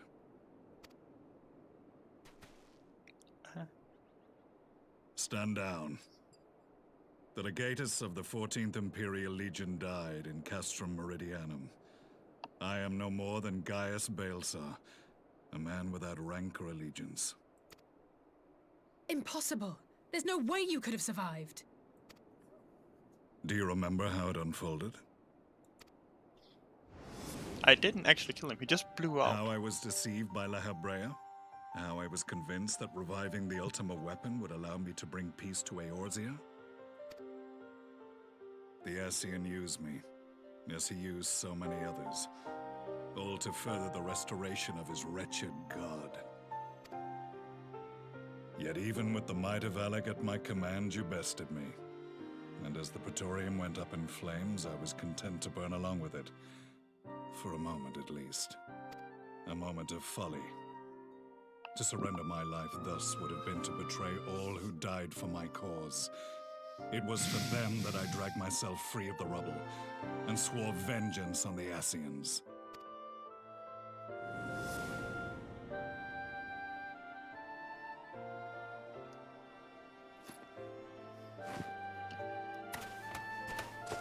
The Black Wolf has shed his pelt, never to return to Garlemald or her legions. I live now only to exact revenge.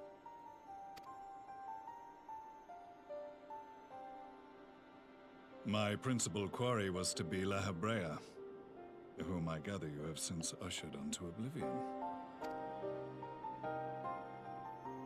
But so many more remain. Long as their kind lurked in the shadows, laboring to sow chaos throughout our world, I would see each and every one dragged into the light and put to the sword. Are the Scions not of like mind? In this single respect, perhaps.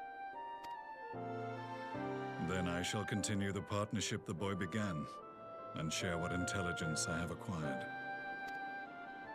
Among the Ascians, the Black-Masked Ilk are subordinate to those who wear red.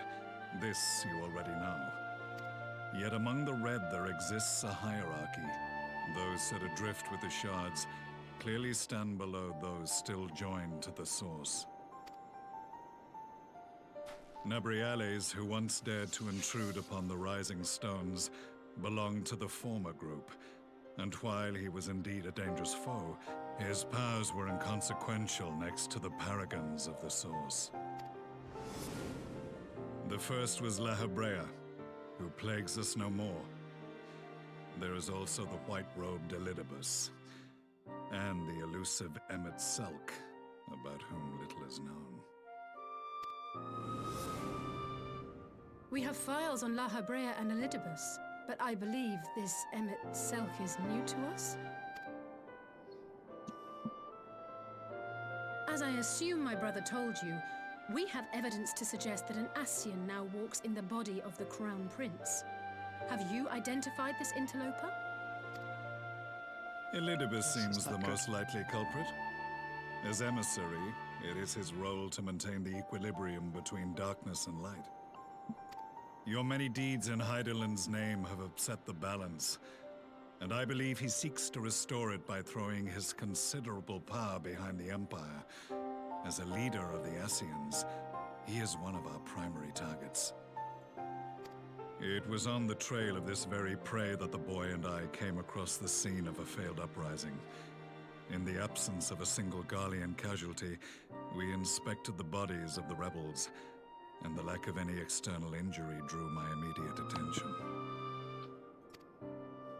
They had been slain by Black Rose, an alchemical invention of the Imperial Army. When I yet served as legatus, I ordered its production halted and all stockpiles destroyed. Toxic gas is not a tool of conquest, but of extermination. Toxic gas? This must be the new weapon Maxima warned us about. Something deadly enough to sweep away all resistance in a matter of hours. Gods. You don't think they're planning to use this in Alamigo, do you? Put your fears to rest. We infiltrated the production facility and destroyed all existing stores of the chemical along with the plant itself. Even should they rebuild the operation, they will not soon manufacture another batch. Unless they have them stored somewhere else. They can have them stored somewhere else. Regardless, I would draw your attention to a directive we discovered in the plant's records. The document was marked with a recent date and authorized with the signature of one Zeno Ciegalvus.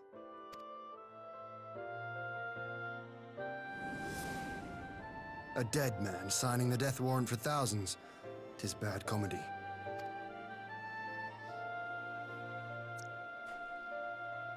But the tale does not end there. Within that same facility was a chamber filled with devices of elegant design. Cloning technology, we realized. And what should we find in each and every incubator? But a young Emperor Solus.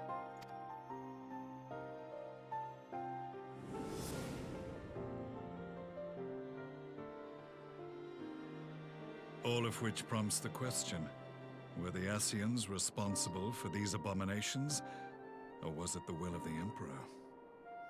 Oh, well, this is just turning out fan-fucking-tastic.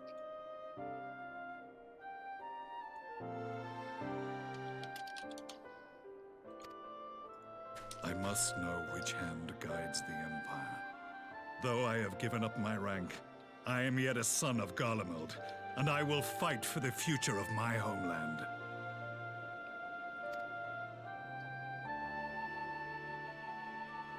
It is time I return to the hunting of shadows. We should focus on our common foe. To reopen old quarrels now would serve no purpose. You saved my brother's life, so I'm willing to let sleeping dogs lie. But in truth, it's not my decision to make.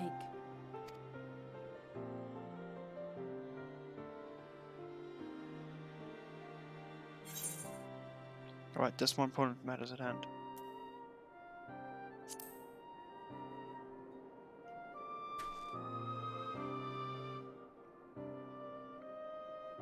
There was a time when I scorned those who placed their faith in false gods, even as I, in my blinkered conviction, place mine in Ascian promises. Unlike yours, my strength of will and my restraint was found wanting. We shall meet again, warrior of light.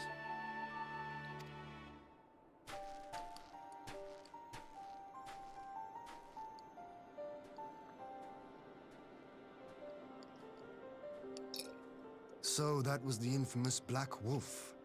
An unexpected ally, to say the least.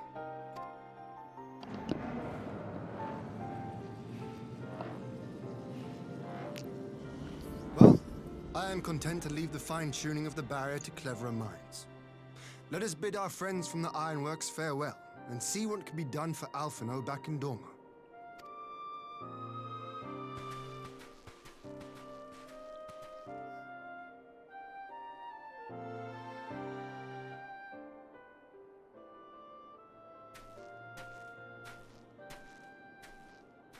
As I said, it was a friend.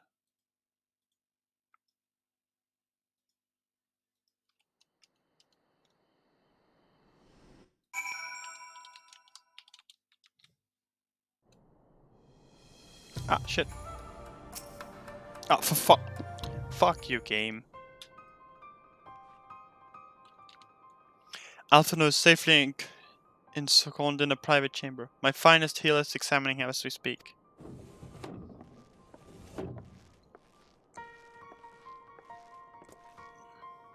I've spoken with the physician, and there's no outward signs of illness. Alphinaud is lost in a sleep from which he cannot be awoken, just like the others.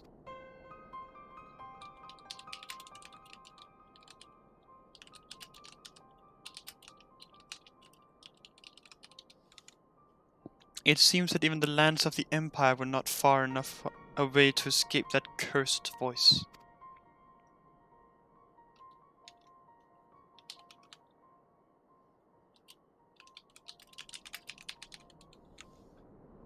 Sorry, a friend of mine is texting me about how I need to go eat and that I need to chill with the stream, but because of the length, but it's fine.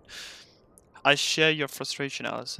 I do, but Alphinaud's returned to us alive and otherwise unharmed. All that remains is to find the means to wake him.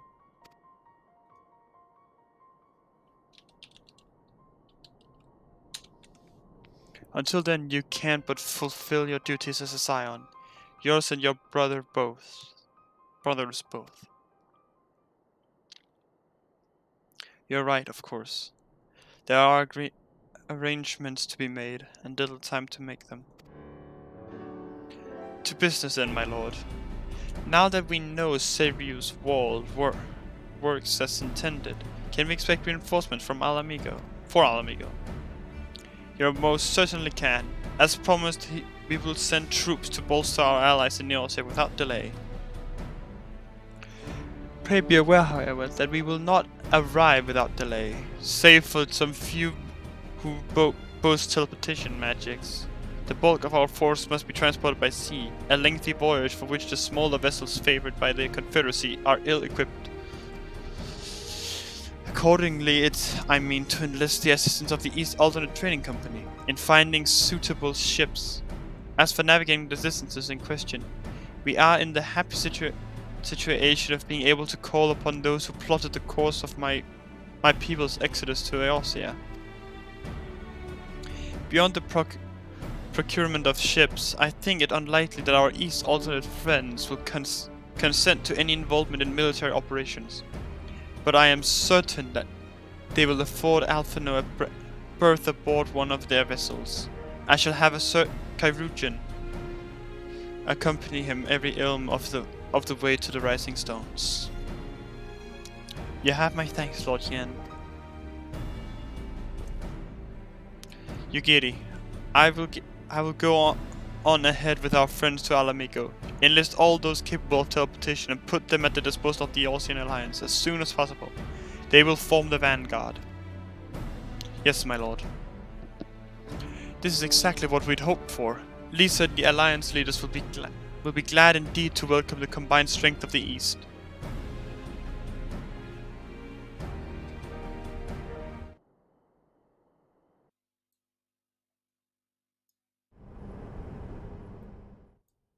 Meanwhile, at the Black Rose chemical plant.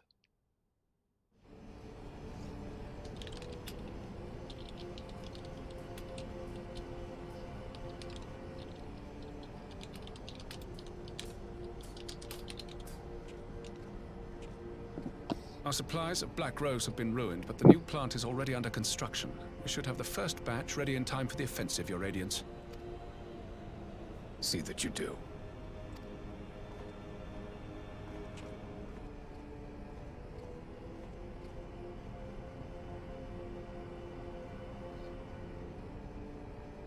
Ah, yes, the infamous Black Rose. If I recall correctly, Gaius did not much care for the invention.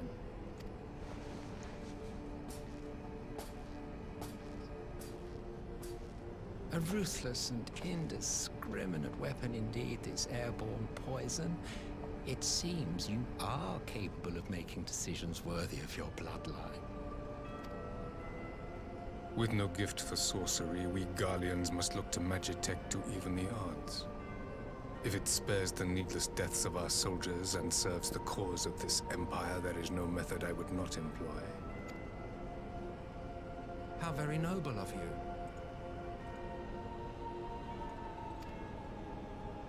Truly, though, I must commend you for embracing your role as Emperor. You play the part of the determined ruler well. Sometimes even I catch myself believing.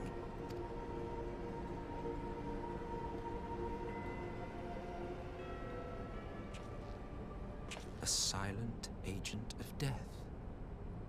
Now that I think on it, Black Rose may well possess the perfect aspect. Slowly but surely, the deluge of light has worked upon the ether here in the source, and the gas should be most susceptible to its influence. Well, I shall leave you to your own devices. Go forth and bloody the land with your grand and glorious war. I like him as a character. I know he's evil, but I kind of like him.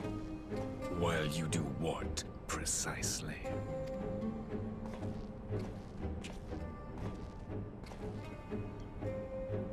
Need you ask? I will be doing what all Ascians do. I am well aware that your kind exists only to usher in the next calamity. But you seem oblivious to the harm your singular agenda causes to the Empire. You cannot have forgotten the events which followed your mortal demise.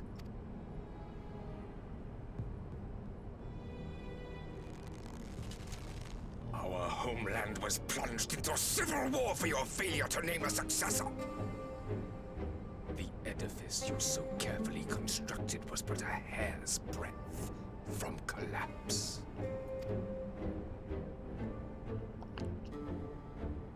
Are you truly so naive? You thought me oblivious to the consequences of a departure so painstakingly timed?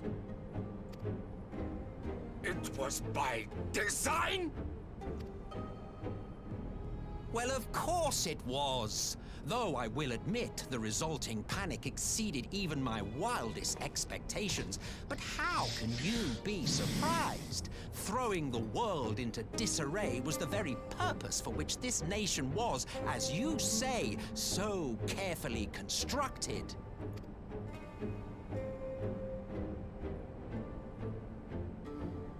Now, if you have no further questions, I must be on my way. Since we may not meet again in this lifetime, it would be remiss of me not to offer a word or two of gratitude. I really must thank you for this surplus of vessels. I can mold any host into my own image, but having bodies tailor-made for me in this fashion is so much less tiresome. You dabbled in Allagan cloning techniques, yes? It certainly is a compelling, not to mention entertaining, field of research. And of all the options available, you chose the Founding Father on whom to experiment. You have a twisted streak to you, Varus. Like grandsire, like grandson, hey? If events play out as planned, this will become something of a family enterprise. You will be the capstone of this world, I the anchor in the shard, and together we will give the lie to this star's fraudulent existence.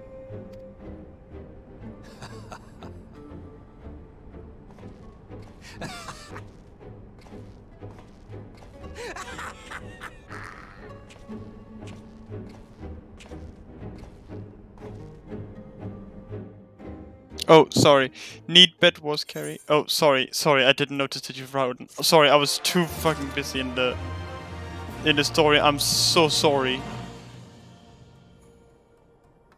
No, I don't need Bed Wars carry since we're not playing Bed Wars right now.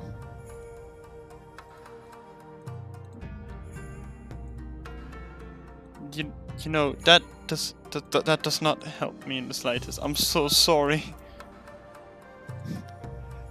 I'm so sorry. I was too busy looking at the fucking story, dude. I'm so sorry. But to answer your question, no, I don't need a Bed Wars carry. At least not right now. I'm so sorry. So much shit just went down. I was too busy. I'm so sorry.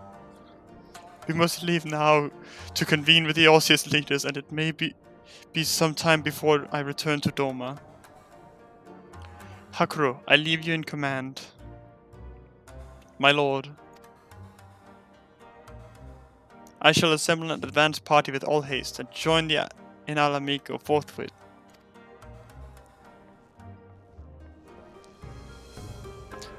I have just received word from Lys. The Alliance has established a base camp near Ala Mhigo's northeastern border.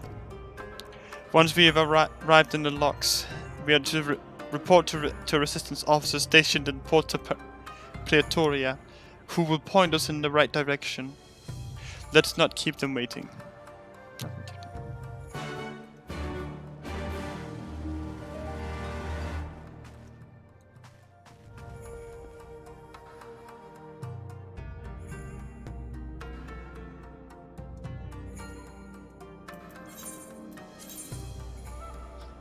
But yes, hi, hello, sorry. I can't wait for this dude to be a fucking bitch. And they're making more of that Black Rose shit, so we're gonna have to deal with that, and we're gonna have to, they're gonna clone the dude, and they're gonna... Wait, does that mean there's multiple Ascians? Multiple of the same Ascian keep in mind. Did they... So if the founding father was an Ascian, then they must have cloned an actual Ascian.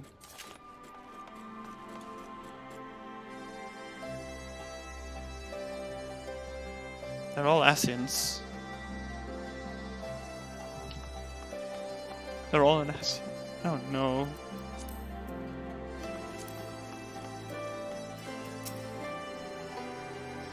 Ah, you must be the Scion party I was told to look out for. If you'll follow me, I'll take you directly to Alliance headquarters. Yes, please, let's go.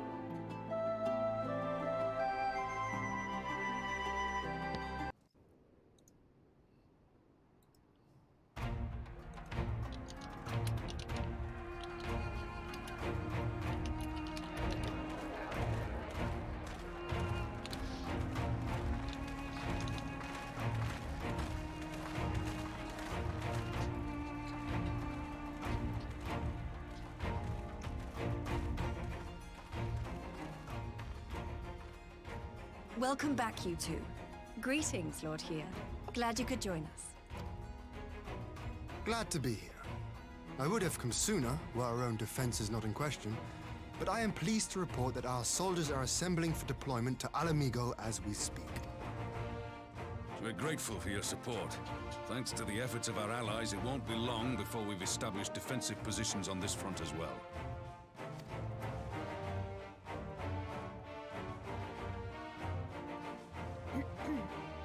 We have some good news too. Alphinaud has come back to us. As for the bad news... Same state as all the others. Unfortunately. So, Alphino won't wake up, Gaius van Baelsar is alive and hunting Ascians, and the Empire is planning to poison us all with toxic gas. Does that sound about right? Ordinarily, any one of those things would have left me in shock. But the way things have been lately, it's all starting to seem pretty normal. Getting back to your report, are we sure this Black Rose is the weapon Maxima was talking about? It fits the description. And it seems we have Alphino to thank for sparing us an early demonstration of its effectiveness. I have a feeling this won't be the last time his bravery in the Empire will serve us here in Eorzea. The threat of an unknown weapon has had us all on edge. But now that we know what we're dealing with, we can take steps to defend against it. As for Gaius, I'm not sure what to think. Am I happy he's alive? Not in the slightest. Am I happy he's hunting Ascians? Aye, I'd have to say I am.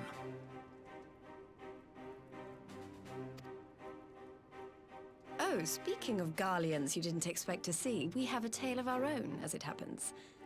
When we sent envoys to the Imperial Army to request talks, they returned with the message that Varys Zos Galvus would be attending.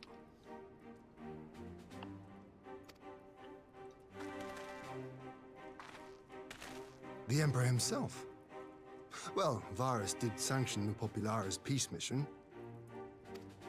But knowing that an Ascian walks in his son's skin, I do not see how we can trust him or anyone from that nest of vipers. The Alliance would proceed with negotiations regardless, if only to give ourselves more time to prepare. We do, however, require your cooperation. Right. Yes. So, as a condition for the talks to go forward, the Empire has requested that a member of the Scions be present. There'll be a representative from each Alliance nation, of course, but I'm afraid we have to ask that you come along too. Which one of us? God, Lise, you know how much I hate politics. But then, what choice do I have? Alphino and the others aren't going to do it. Very well. I shall attend as the Scion's representative. Oh no. In case you're wondering why I didn't ask you, the Empire also requested the presence of Eorzea's champion.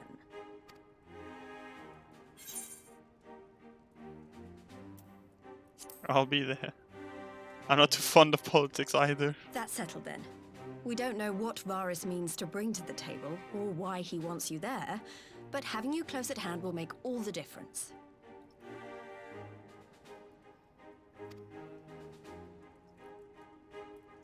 The meeting will take place on the border. Anticipating an early assault, we mean to position the bulk of our forces nearby. The Alliance leaders should already be on their way. Once you're ready, we can head out and join them.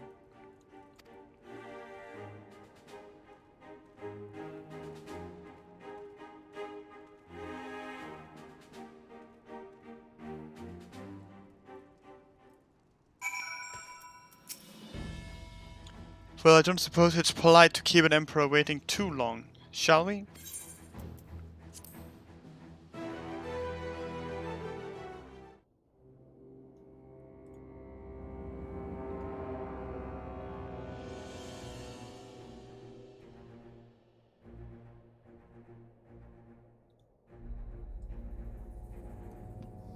Okay, so we just took all the Alliance leaders. Smart.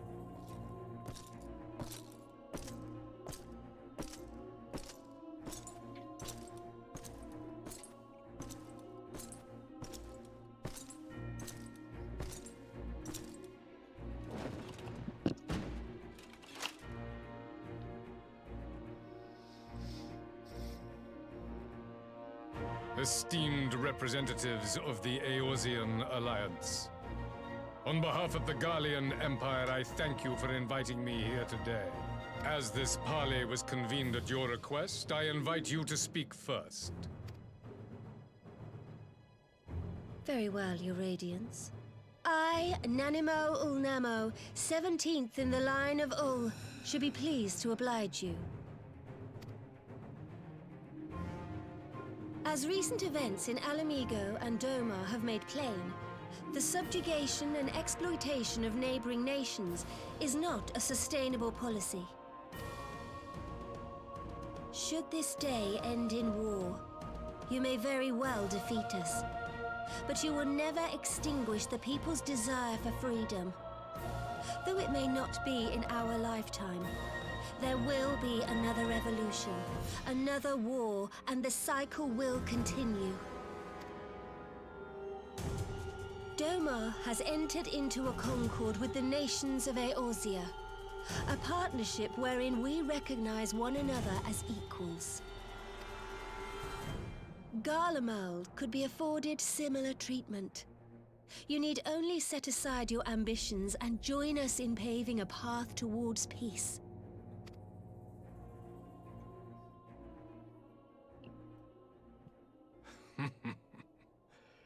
You will not win me over with sophistry, Your Grace.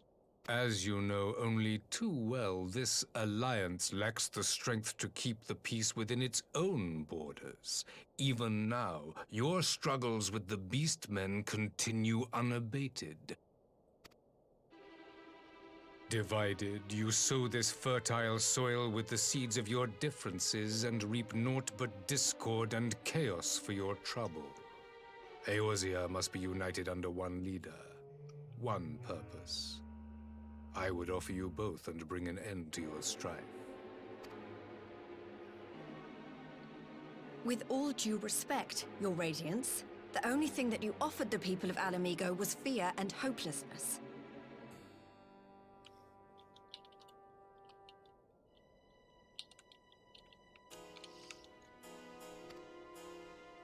The citizens of Doma can also attest to the meager arms of Imperial rule.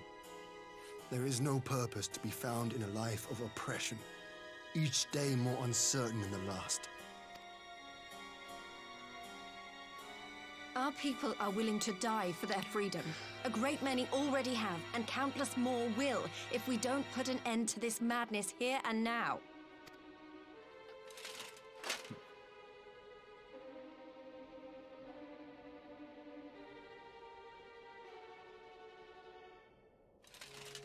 We brought order and stability to your lives. This madness and bloodshed is of your own making. You broke the peace, not Garlemald. I guess. Peace. Order. You kill our peoples, despoil our lands, take everything that is ours. And what? You expect us to lick the boot that grinds our faces into the dirt?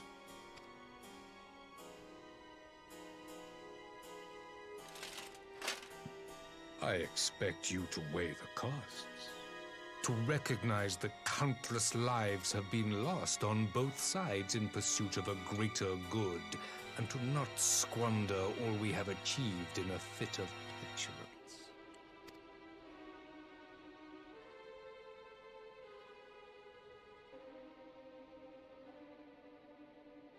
Your Radiance. I fear I can personally attest to the dangers of pursuing one's vision with such righteous fervor.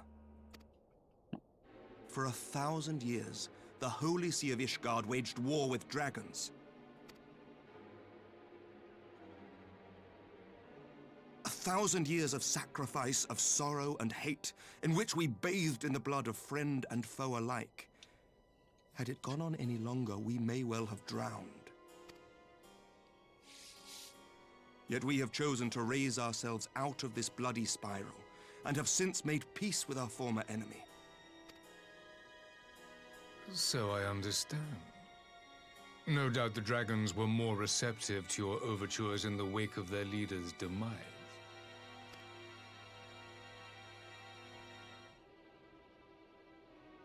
You speak of peace, yet use war to achieve it. Your father would not have bothered to obscure his intent with honeyed words.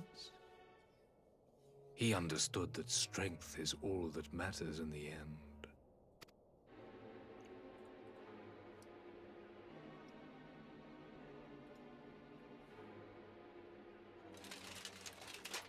Without his clarity of vision, I can but wonder what will become of Ishgard and her people.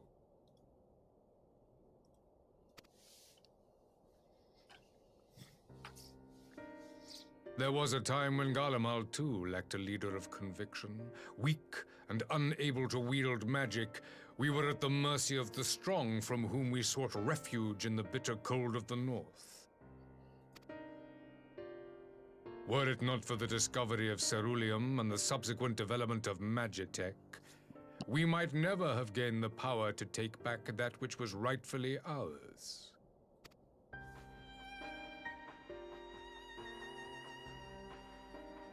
You speak as if your people were the first to have been driven from their homes. Limsa Lominsa was built by wayward souls in search of a place to call their own. On the shores of Vilbrand we found it, and from those humble beginnings did we grow and flourish. And all without robbing our neighbors of their liberty.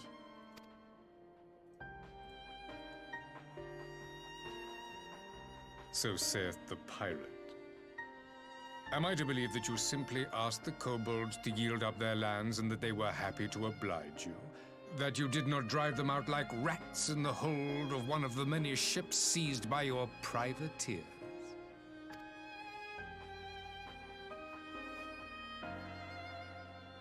I will concede that after centuries of exile, reclamation may be mistaken for invasion. Nevertheless, it is not. And those who till stolen soil have no right to object when cast out in turn. He has a point, sadly. Your uncompromising nature rivals that of the Ixal. They too lament circumstances which they themselves perpetuate.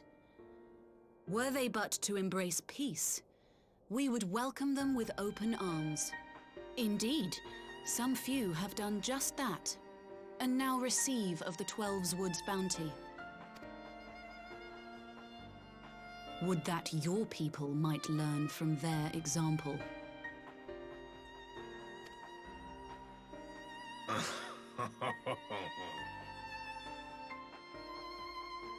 You dare compare us to the Birdmen? You who thought to invoke the 12 and threaten all of creation?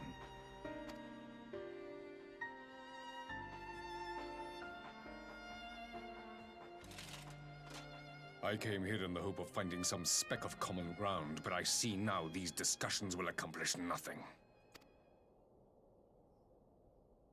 Despite what you people may believe, I am not wont to choose the sword over the olive branch. 'Tis but a pity men are loath to accept one without first being shown the other.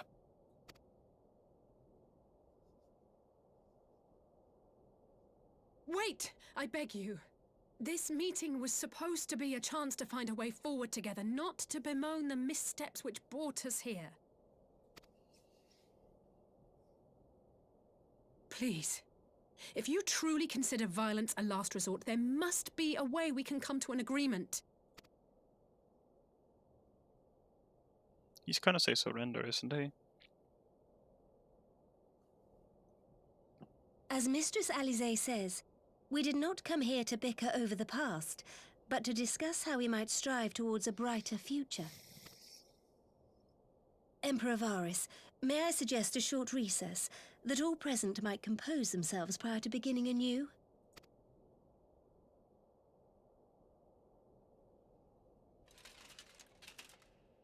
Very well. I pray this intermission will suffice to move these talks in a more constructive direction.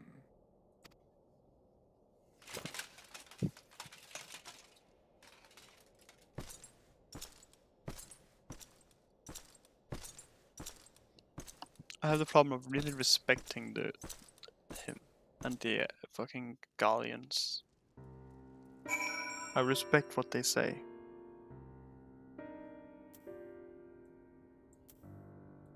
But I am want to talk, can't I? Phew, this is really not my forte. After Radiant's little performance, it was all I could do not to swear at him. I honestly don't know how I ended up playing the mediator. I just asked myself what Alphinaud would have done, tried my best to do the same, and by some miracle, it worked. But there really is no common ground to be found with that man, nor do I think he looked for any. So the question becomes, what did he come here to do? Because you may be certain it wasn't to make peace. Whatever it is, I can't make it out. Not yet, at least. We do have a little time before the parley, for the parley is due to reconvene. So why not try consulting our illustrious leaders? Mayhap they have some insights to share.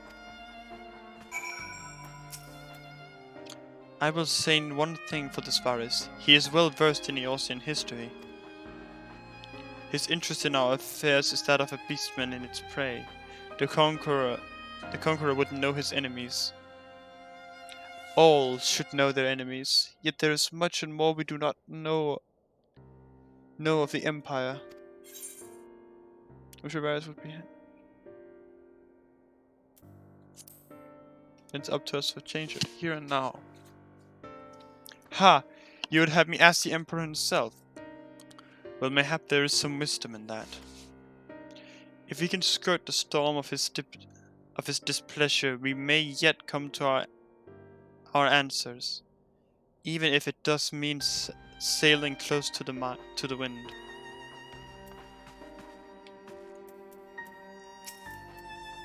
"12 have mercy, but for Lady Alysae's timely interjection, we might well have come to blows at the negotiating table. Not that Emperor Varys left us a great many options. Is unconditional surrender all he will accept, do you think? Ere he arrived, I'd have said yes, but having heard him speak, I cannot help but think he came with some other end in mind. Exactly, he's building up to something, I know it. How then should we approach the rest of the parley? Have you anything to say, Warrior of Light?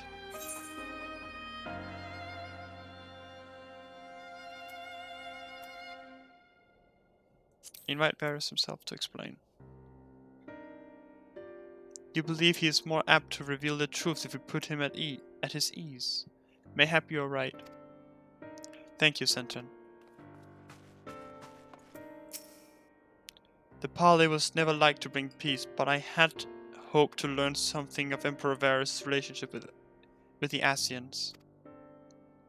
As had we all, yet if he is in league with them, he is not like to volunteer the fact, and if he is not, how much weaker would his position seem for their presence?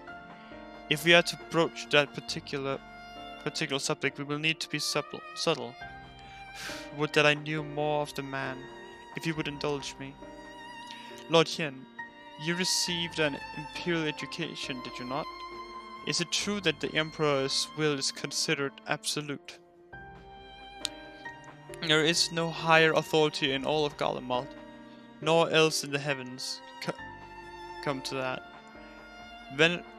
Veneration of the gods is forbidden, the only worship permitted being that of His Radiance's own person.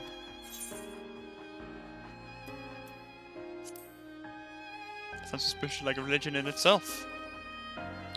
I share your disdain for their hypocrisy, even as they denigrate the idea of faith. They revere their leader with a fervor others reserve for the divine. 'Tis a flaw common to much of the doctrine they fed us. Logical on the surface perhaps, but contradictory upon close examination. I wonder if a discussion of the various discrepancies might prompt Varys to reveal something. You've spoken with everyone then? Good. Now all that remains is to await the pleasure of the Emperor and hope we fare better at the second attempt.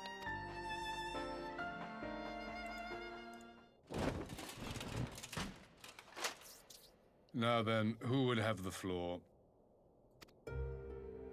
Before we resume, I wish to offer you an apology. After you graciously accepted our invitation to discuss an armistice, we have done naught but rebuke you at every opportunity. I believe I speak for all of us when I say we are deeply sorry for our discourtesy.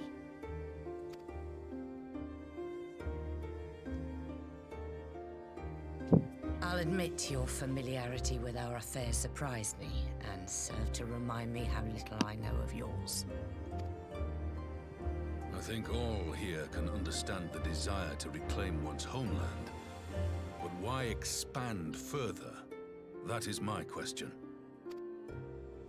If I may, the answer can be found in the Imperial doctrine they took great pains to impart to my people. Recognizing the threat Icons posed to the world, Solus Zos Galvus decreed that they were to be eradicated. To this end, he began a campaign to unite all lands under the Garlean banner. Or so we were taught. Yet the Emperor only reached the burn, the Baron said to have been laid waste by Icons, after conquering all the lands that lay between. What is more, I am quite certain the practice of summoning was not nearly so widespread in the days before the Empire's founding. When you put it like that, it all starts to sound like an excuse, doesn't it? But to distract from what? Why are you really waging this war?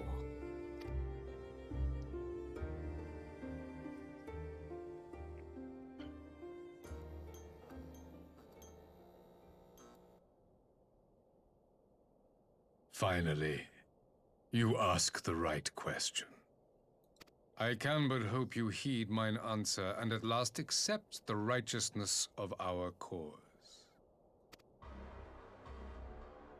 My goal is this: to return the world to the way it once was, the way it was always meant to be.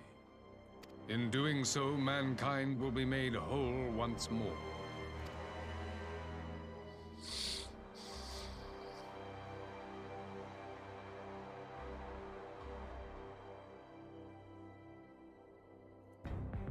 No longer will we suffer from the dissension born of our differences. There will be but one race, a perfect race, as we were when time began. Oh no. What in Rhalgr's name are you talking about? I am talking about the origins of the star, of the source and its 13 reflections. At the instant of the great sundering, 'twas not only the world that was shattered, but mankind itself. Thus were we divided into myriad races, each with its own unique imperfections. That is why man looks upon his neighbor and feels fear and hatred, why he wages war, why he kills his brother. You all in your own way have proven as much today. The peace you seek is but a fleeting solution to a fundamental problem. One which calls for more drastic measures. To bring about everlasting peace, our worlds must be rejoined. That is the goal the Empire would see realized. The glorious future unto which we shall one day shepherd mankind. A rejoining of worlds. I have heard this tale of the Source and its reflections before. Are these not the self-same desires as the Ascians? Emperor Varys, do not trust in their words. They will lead you to your doom. My father thought to use them, but in the end he succumbed to their temptations. He embraced summoning like so many other pawns before him. Do not tell us you mean to do the same.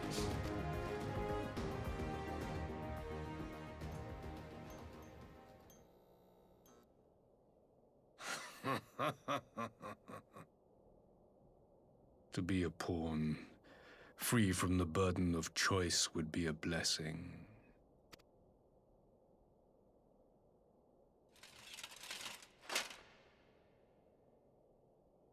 But I forswore that privilege the day I learned that the Garlean Empire was built by the hand of an Ascian. What? Oh, fuck. Yes. My grandsire, the former Emperor, is of their number. And who better to build an empire capable of bringing about the calamitous change we desire? Would you condemn me for this alliance? For bowing to the will of these shadowy masters, when the prize is true and lasting peace?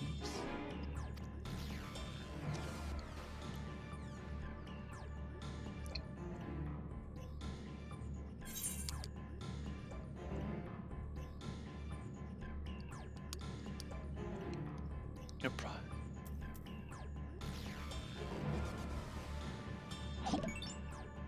Thank you, Wrath, for the follow. Welcome. I'll stop you. I come not to conquer, but to liberate. To free man from the prison of divergence. Thank you for the follow, I really appreciate it.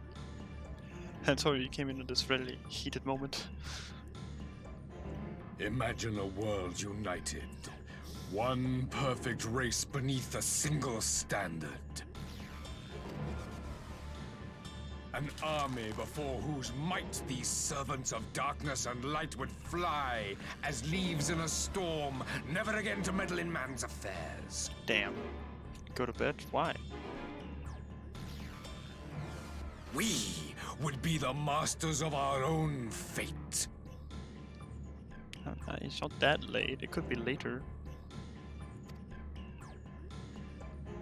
I bid you Actually, it's been join 8 me. hours. Not as subjects of Garlemald, but of a new nation. And together we shall win freedom for ourselves and generations yet unborn. You want to trigger another half-dozen calamities? You can't be serious! Yeah, yes, I will go to sleep. Just I'm doing something.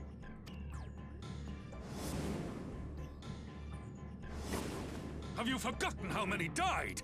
There will be no one left. Do you truly imagine we would aid you in your bloodletting? It is unthinkable! Unconscionable!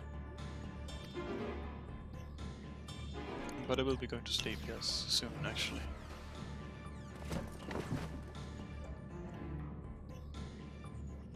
And what is the alternative?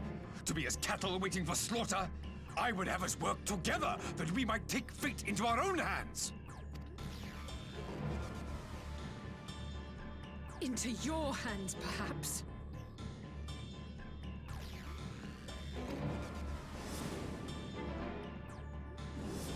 But what of the other worlds, your radiance? With every calamity, you obliterate a star and every soul that dwells on it. Yes, yes, I know it ain't. It might not be the healthiest for me to stay up so late, but it's fine, I promise.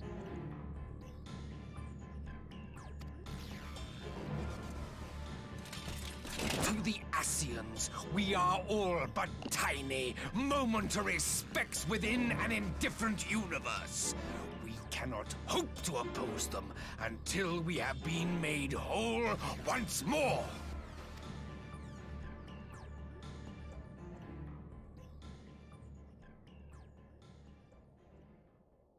Are these truly the words of Garlemald's ruler? The flaws and foibles which you so abhor are what make us who we are. Every nation, even yours, Emperor Varys, is made whole through the combination of these imperfections, the strengths of one compensating for the weaknesses of another. While it is true that man succumbs all too often to anger and avarice, he may yet overcome his baser instincts through the forming of bonds with others, fostering community and cooperation. That the protector of an empire should not only reject these fundamental truths, but seek to change them at so dear a cost to life is indefensible. Such a man is not fit to govern.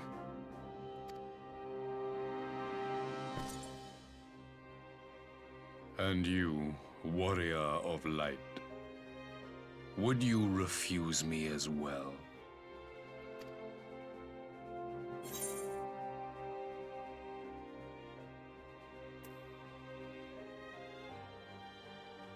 I cannot condone such a loss of life.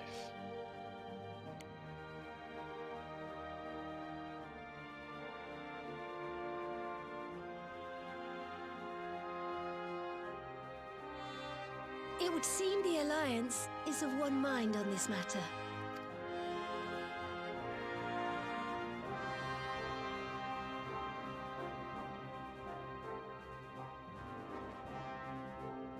You Eorzeans never cease to disappoint me. Though I suppose I have only myself to blame for expecting more from savages. This discussion is at an end. I bid you make ready for our next meeting. It will not be at the negotiating table.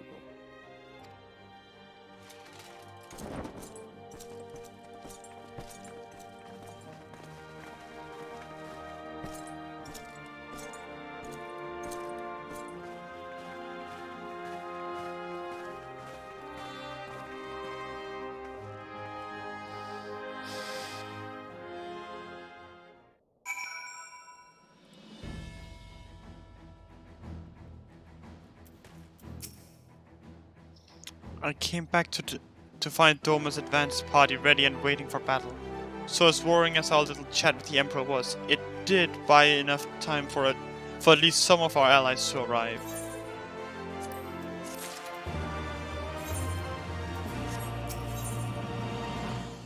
The face of war.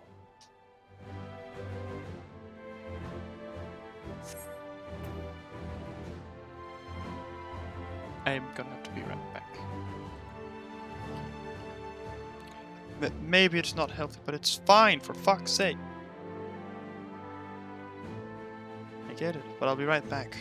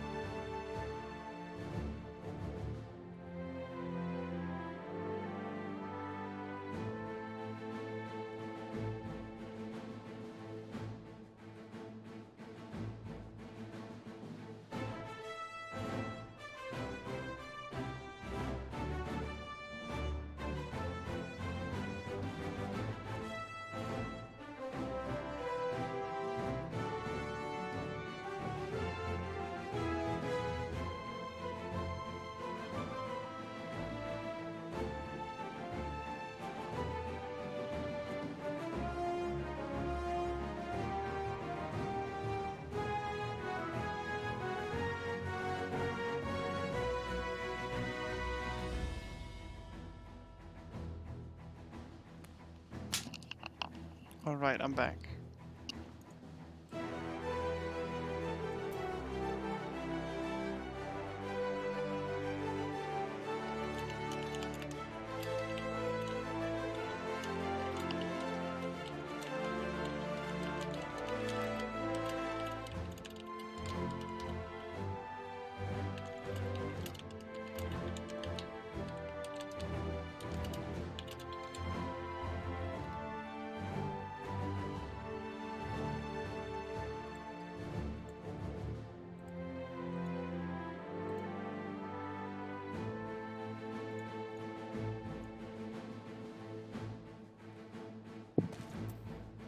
Let's see.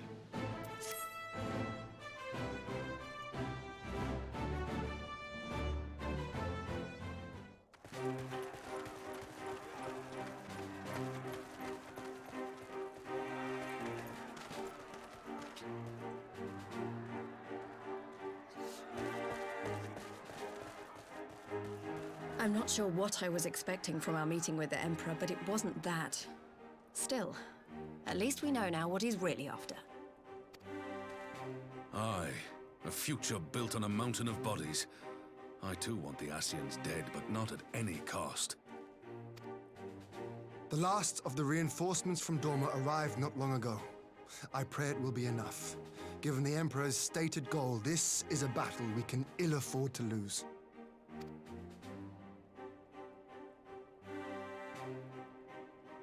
If the Garleans come in force, we may not have much say in the matter, even with our combined strength. We knew from the first that the odds would be against us. But if there is even the slightest chance of victory, we must do everything in our power to seize it.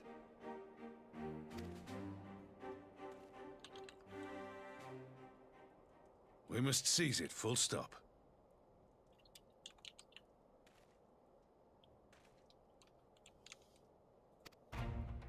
Here!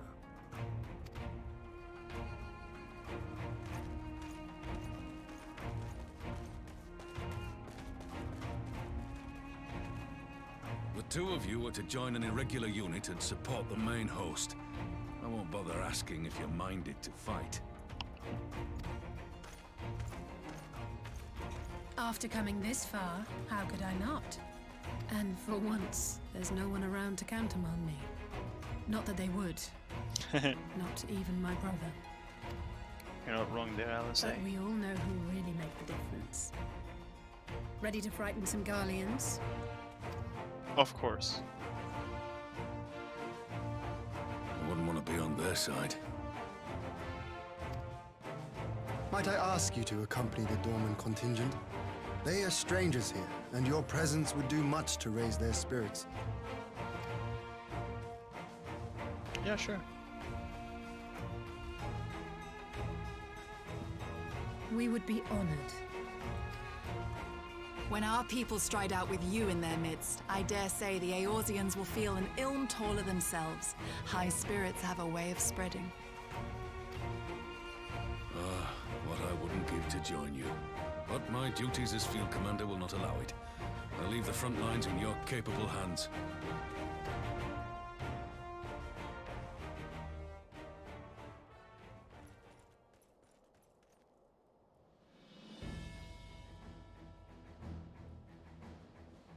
Comrades, ready your arms.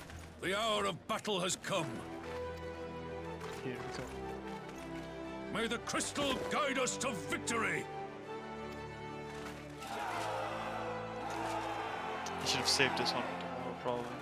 So that I could actually do it today.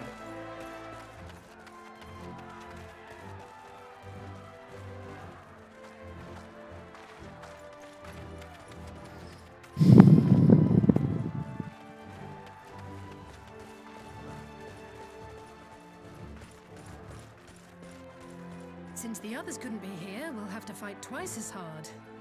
If Alphinaud wakes to find the Imperials have won, I shall never hear the end of it. It's strange. I thought I would be terrified when the fighting started. I should be terrified. But with you at our side, I can't help feeling everything is going to be all right. So please, don't you dare leave me alone.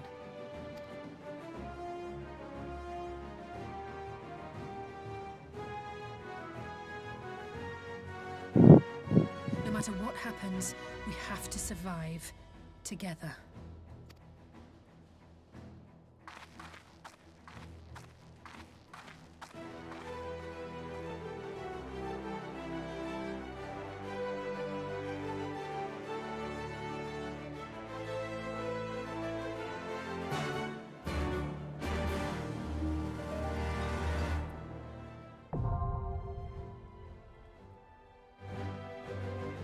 Okay, so if you have to do a duty, then I'm going to bed. Fuck it.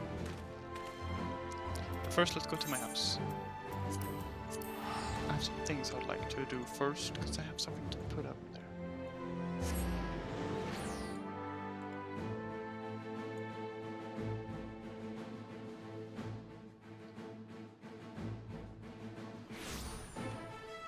This is my house, but still.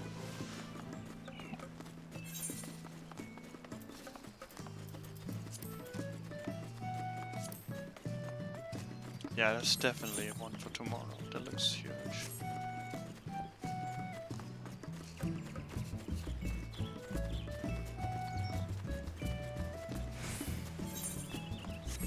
Or at least for when I wake up.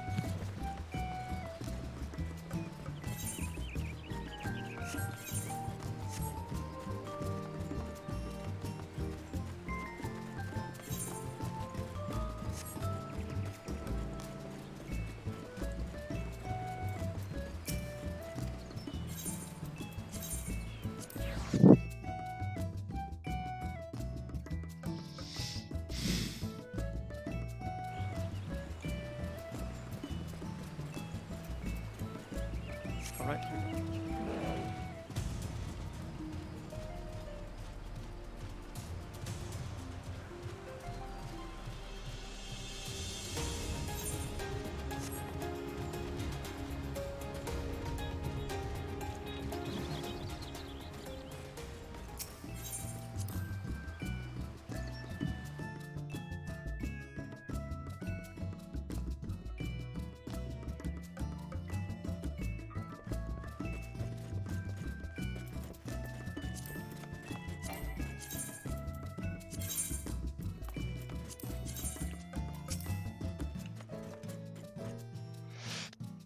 Oh god.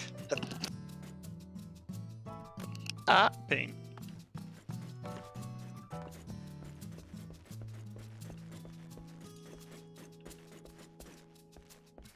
I should hang downstairs.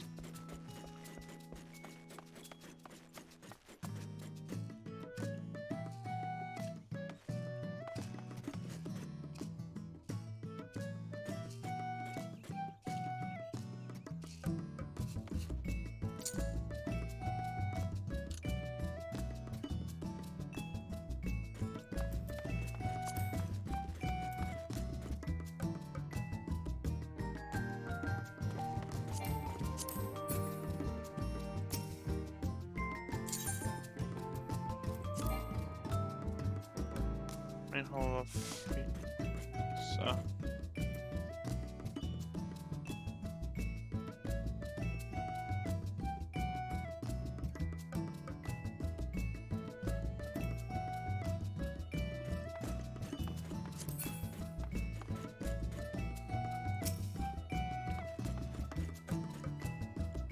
Not the couple of bed.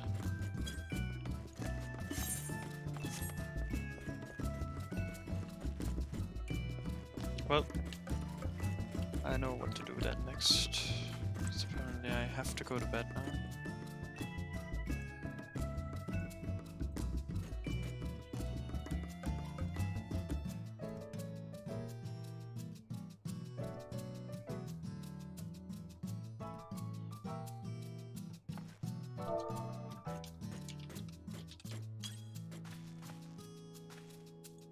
You just lay down here.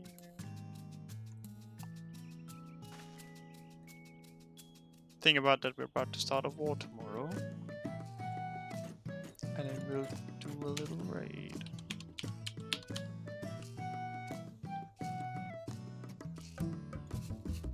So I'll be raiding my friend Soulman. I will be back most likely tomorrow or in the morning. Maybe some more Final Fantasy or something else, we will see. But I do not know. But yes, thank you all for watching. I really appreciate it, and thank you for supporting my stream. I really appreciate it. I hope we will come again another time. And yeah, that's gonna be it for me today.